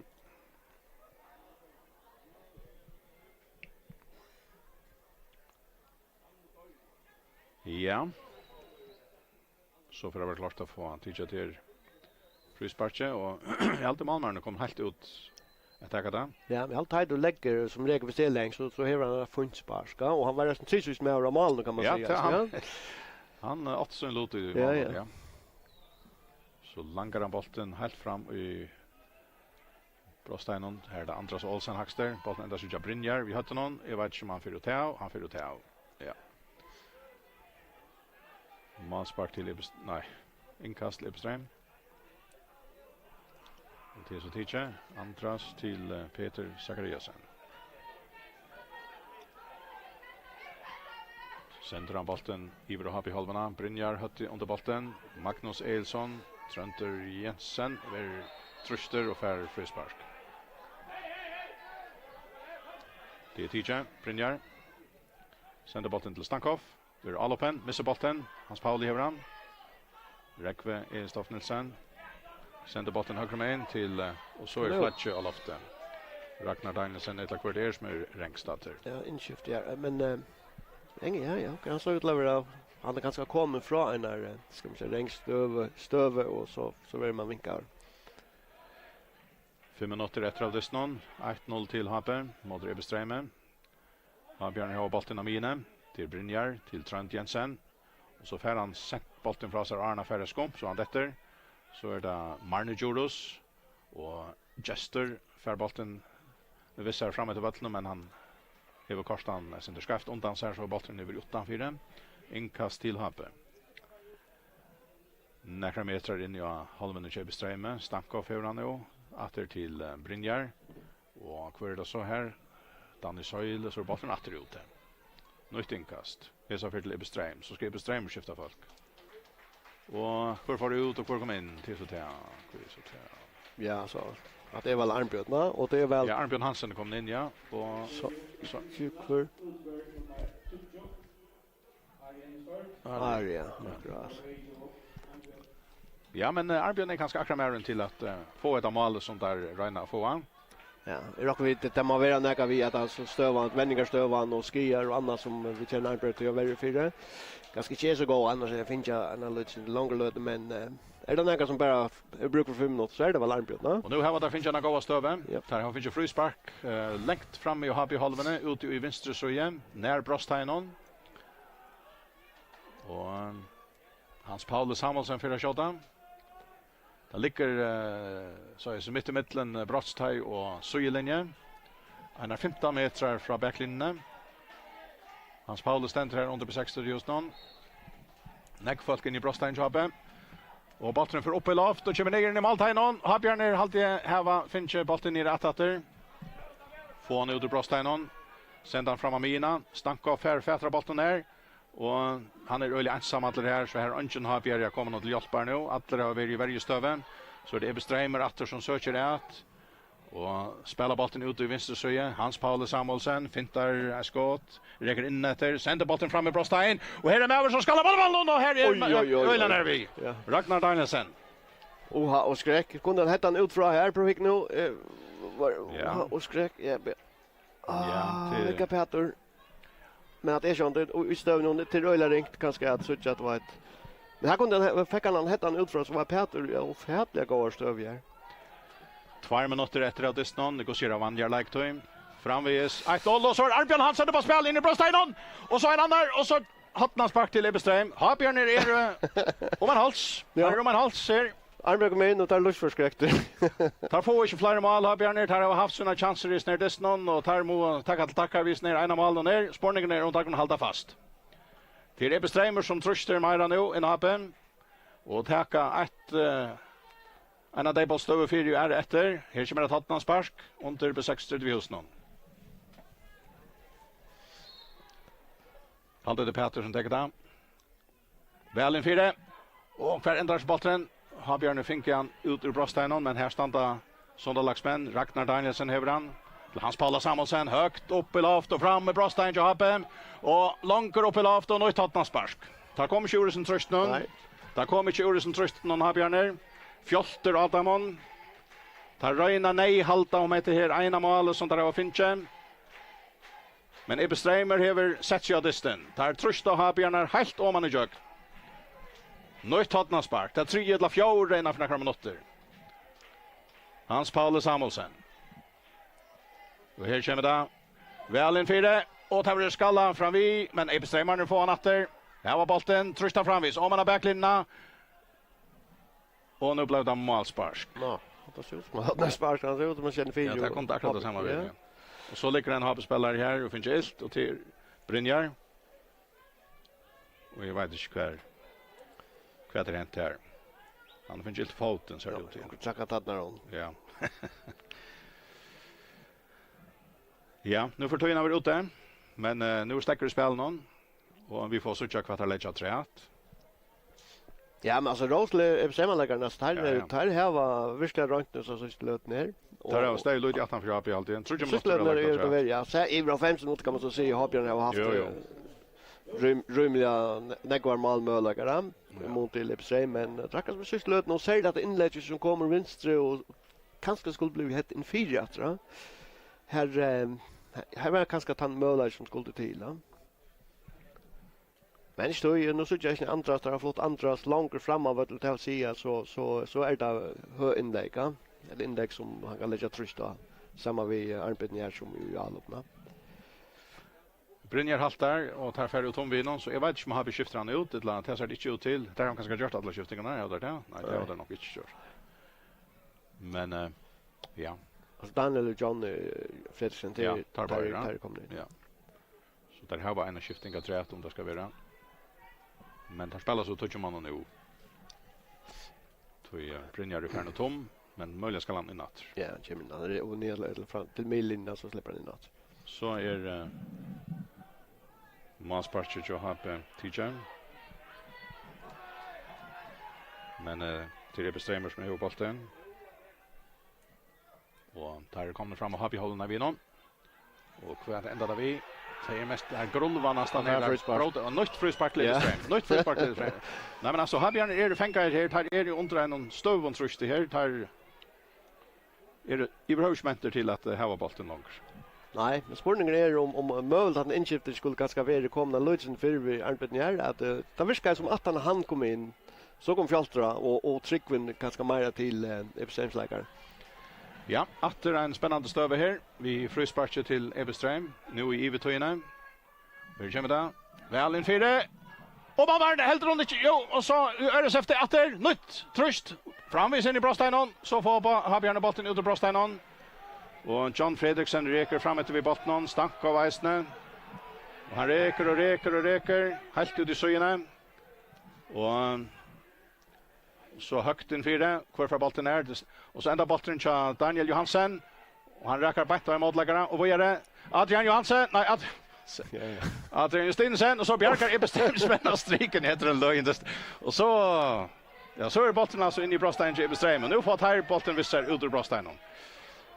Och Søren Amine, Habjørn Ravan, Trander Jensen. Och så spelar Arnbjørn Leisan. Och Arnbjørn sänder boll i rom till Rekva Erstoff Nilsen. Och så en skarv sändning och Habjørn kommer till en. Inte skilös när det någon. Vanligt det men spännande alltså. Nej, här är alltid Rekva han finner sin ska man säga vilägare här med en gåar sändning så är det kanske innanför att ha man där och ja, nu är det sin lever förresten. Ja, lever, ja. Ja, jag tror inte man måste erfara här så jag. Han ända alltså heter var jag vet inte ska säga med det den. Nej, i halvdelen nu har Happe framvis 8 men jag måste säga som är inte imponerad över Happe där. Jag vet inte vad säga. Nej, där blir jag ju öle väl att det ska ha locka Malmö och till att ganska kunna avgöra det den men i allt västna i långt ut att det vi kommer vi tog Happe-spel där som där börjar vi och här mot ändan så är det ju bestämt som lägger att öle trusta här och här är det alltså några stöver men framme säger och 15 minuter så alltid den rätta vinnaren där och nu är det kan falla man nu och så är det ganska kallt. Jag vet inte att det är ja. Snurrar sig om och där var nökter vi akvarst här. Ja. Och där var en. Jag kan nu. Ja, men som är nökter där skall ta missnökt. Ja. Men jag vet inte vad om du vill uppstöva och ett land. Nej. Ja. Men alltså det är ända i 1-0 till Happe och målet kom öron 80 alltid där var i sätt med halvlek. Jackman Kjellnotsen det var försökt ett gott mål. Men I halde det som gjør det til at for Chahabi ångade lossna ju det. Det var att han fick ju köta målet som där och stora mån 80-50 i förra halvlek. Det där spaltade sig till ta gå stövnar men tar tog inte av i det. Och tar runt att entertacka prakti i sätten halvlek här ju som att alla det gör det resten. Men så tar målet var komma så lyckas som så downa där tar. Men Ebströmer tar skulle ha sån som man säger kado för det är nu det är inte så väl chata men tar struttes för mindre halt igen. Ja, men det gör det. Men det tror jag var så mål att det är strömming här och det är fantastiskt inlägg och jag kan ändå bara lyckas vinna bollen och styra den in i kassan där. Ja. Fint måla. Och man så skulle man kanske tro att det få läsle mål som det kanske följde att det kanske 80-54 läge. Att det kunde kanske finna mer fria spel men i halt att det blev Myra kan man säga onastligt långt ut och att det ska komma inte då ut där här var framvis några fina möjligheter och sätta alla där så att de spelar ganska inte alltid så väldigt gott så att men det var inte för hobby är det så det är ju nu att först tröstin ner till det var ju grej för att fram undan nästan mot till formen av banan vi nämnde där Johan att hobby över 50:e och vi hade med 800 distrikt spalt det var vunnit ja men jag vet inte att det är alltid det att det är ena maljer som att ända ta bestämmer det lyckas som spänner alla spåan och så är det särskilt att den ena stövan som är öjligt god här av veckan att den en boll som kommer vänster och vi hittar på mål därför ganska inferior till en frian bestämläggare här ja. Så det kunde alltså hoppas kunde vi rätt ut i värlagarna men jag ser nu uppe på den det är alltid det släpper det junta att det här var så ofärdigt när jag målmöjligheter alltid att tälja alla möjligheter som kvar helt du att här brännas ut för sig så läs och just när det någon alltså är det inte någon skarp eller där och häpner utla. Ja, men det är väl en kombination av att det är en ekon för om vi har sett rundra tror jag. Långt från början av James Swimmen en öle gå stöv men vi är öle hardt crushed av very like ner och så skulle det helt inte glömma att Malmö Chips Time här en fantombjärging i förra laget här på det samma skulle färgmål. Men det är ganska tätt att Hobbjörn här var inte ska man säga målskyttan bort av som bara plocka bollen in och toppskytten jag Hobby han är ju Adrian Stinsen som det inte så eller next till och där i över och så ja det var okej jag kommer jag också här han och Dan Soil sälja men alltså det är akkurat vi hade haft en ofta kan man säga så kanske för eller som så förstört gloppel där nästa som kanske skulle göra det står där att vinna det ner och ett men inte är det nog och Malmö går kanske spela så öliga väl så att jag vet inte short men alltså det kan bli isen till att du spalt 25 minuter och haft nekvar målmöjligheter och så tar kanske 20 minuter haft nekrar att träd och knappt så är Peter Petersen köp sig en kämpemöjlighet att läsa också man vi måste luta rätt så blir det inte för eller över i verkligheten att det så faktiskt min en går så ordentligt gott ut det visst lötna spel jag spelade väl då gör och komma till så goda möjligheter till skift det gör det och så att det inte spelar så öliga väl gör något så är det lika väl så jag lyckas väl ska man säga målmöjligheter till Happy ja. Och stod i bestämmelsen här var väl alltså vi snackar om den sista händelsen som vi såg här på vi ut ner och så här så att det ström någon Ari som jag inte stora chans han har crushed det av väldigt spelare och tight över inte trubbla Bjärka men så var det att frispark av Peter här som Montefärg in ja alltså det är såna chanser var då så att den ström kämpemöjlighet till Stanko och det tempmål gott man kan inte spuska men det är så ska Stanko var inte speciellt skarper det helt slett men han skulle han är ju utan dålig dronken så ska skjuta de målen men nu har vi nog snack skattereis ner till men han är inte slit till än på några mått. Nej inte jag nej men helt det fjör väl point men inte att han skorar i flera mål så väldigt lätt och här är så att den stöv jag strömt ner och flyt alltså nu är det där är ivtala. Men att det så att det som kanske inne på Jan är ut 5 för och så i banan för är det väldigt läckar som Bjärkastön för Epstein i samma sekvenser kan man säga. Men okej, så är det vi kvarst. Det är inte Italien till få kredister här det inte riggar så väl men så kommer säkrande korten till halt där till kanske också avgörande att det är arbetssäkrarna är få oss halt där ta spel. Jag står här att ström ner skulle läsa Peter är in i mittfält ja. Och här att det är Arnbjörn. Ja. Ja, han fick han finns till vissa bara lag ganska short lite så. Jag vet inte vad det blir så ord om är det här? Är det inte här? Ja, det är möjligt att det håller det möta brospark här också men det är så det är riktigt så här bra. Och att det är som att vi det startar ska man säga lätt väg från stövn ja. Är det några stöver just när det är någon Mosia så. Men samtidigt alltså det var en det startade var några målmöjligheter Ja. så kan man så säga spel kan man inte chans det bättre är en fantastisk ström det lägger att för att Daniel är och så att det här var stövnar är faktiskt helt okej ja. Och vi börjar så striken ja. Jo. Så att man kan säkert gänga om man har en konstspel bättre men alltså det här var en riktig målmöjlighet att lycka väl. Tack för det så säga. Okej, vi fick ett mål men vi hade chansen här till viktigt. Ja. Men okej, men ifall det skulle lyckas med att det var ordentligt flow i spelet, men det är inte alltid det lyckas. Då är bestämmer jag att man skulle inte glömma att det helt rätt att han gått för att här har inte finns så bonjour i flera distan, men är rockar med här Elia kan byta fra sig. Ja, helt avgjort och det kan man ju men det säger att en arbete kommer att tro att det må vi hoppas så vill nu känner vi sönerna John. Det är ju störst månad om Lee köp sig med han kom ska få dem träningar. Är de känner klara spela 20 minuter halva timme så jag men 5-6 minuter alltså det var ju på en väg, va?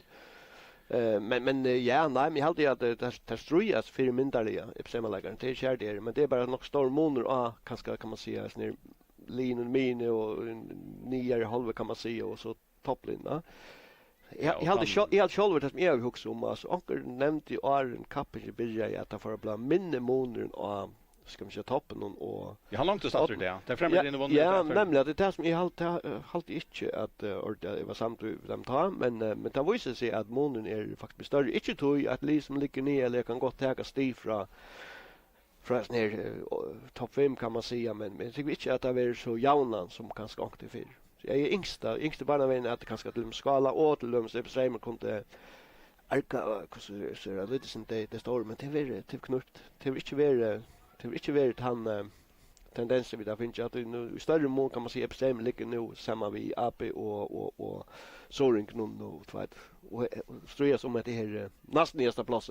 Men det kunde vara Bjarka i Ötterströling som nämnde nu att i löten som stövan är näst bästa så är det bara ett lag som rycker upp att hem och typ analysera KV analysera så är mitten topp 3 här va och Lucia Wester blir Bjarkar i fjärde och tar igång den så vet jag och tack men rockar vi att Björn kommer att röja till LOIF där då så ja men det blev det center alltså som man säger är 3 linjer akkurat löden spelade om den nästa plats ja eller så det är ett stöve lästiatalme. Stovan är obrigt och det är en HP som är 3 steg framför 36 som åter är kvadrat 2 steg framför KU och NSO ja som vann ju det men Vikinger tappade så här i kontot alla för det så tar då dottner det center dragnar åter då 5:e plats och tar till längst time och fram till Sager steg men så är det 2 fram till NSO om som säger 4:e plats vis vi det lova i landet för det är 4:e plats i Europa Cup och allt det försäljer ja. Men man kan också säga mästarstriden så är det fyrbels farnare. Ja, och hur jag vet fram till nästa distnar som vi har en vecka så eller en knappa vecka. Ja. Så är det sälja 2 dister som är också spännande och annar är i Ronavik mellan NSO och 36. Nej, är det inte han? Ja, för nu kan man. Och hin är i Göte och Gossier och han är i mellan Viking och Kawi. Ja, alltså nästa ungefär alltså på 6 den så till och i han ja och så är väl Viking och Kawi klaxuka center över där alltså kvart kommer Viking vi nu alltså nu där ligger som 8-3 är ganska liksom alltså om där ja första andra plats det är ganska ligger som Lloydes inte långt väck men fjärde platsen det är väl en avstånd och här de möter Kawi som ligger framför och vi har säkert kunnat där hålla sig in av Kawi. Och i tøydesna, men det spårning att det som är väldigt spännande till det här kvart kommer Viking vi hämta där i Sarpkir mot KV. Det kan bli väldigt överdister. Och det samma här för så att nu tar så mest topp 3 här. Ronarsinga kom här och heter Eli som ligger framför Ronarsingar och skulle där göra så här vanor om ska säga absolut att för jag förstår andra plats jam så är väl att det säger galdan här att jag har bekymmer väl in i några dister 06 och AP som man kan gå ifrån.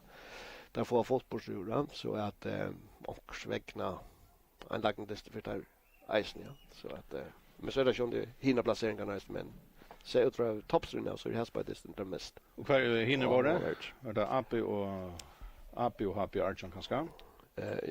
Ja alltså vi taggar bara ungefär från början ja. Viking och Kawi, Piotr Trusch. Nej, jag ska be 36 eller så. AP HP 03 Västerskala och Ebbe Streimer och Sorengan. Okej.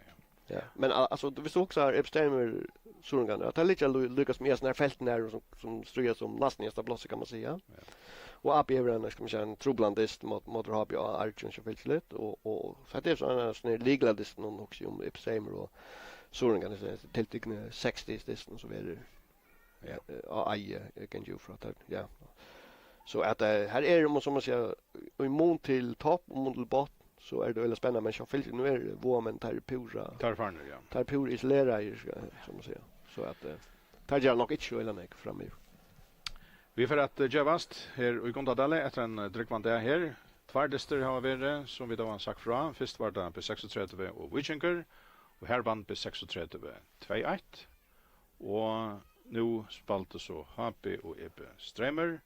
Och här var utslutet 1-0 till AB, målskytte och matchvinnare var Jekvan Kjell Nolse. Och det här mest så till att Stövan och Åtanon är största avbrott. Och av de främre filmlinon var det bara färgmästaren i Wichinker som tappte så tar det draknar i center. Så kanske kommer vi ta som en topp 4 eller om en topp 5 nu. Men till affära kommande det är att snickva sig om vad pratar vi vill bäge här och här. Och om 5 dagar eller 6 dagar så är fotbollsrätter och skronet över så nästa såna där. Och utan att lova några bättre nu så ser det ut som att det kan vara sitt att det då i på 6:30 vinner så i år men en över till dyster. Vi får så jag kostar vi tog. Vi för att Javast henne ur Gondadalle här i Bornholm så att sonemästaren Jans Jakobsen och det var Hans Erik som filmade och det var en annan tofta med Kedran Jesper, jag vet inte. Ja, lägger mig för. Han ordnar allt i Boston att han för och sörjer för grafik och replay och endertokon och allt det där. Så vi får ju vitt för att tacka för Jokon. Händan här goa annan kvitt och såna dagen som ända i Visol här i Gondadalle. Tack för Jokon och ni har natur då.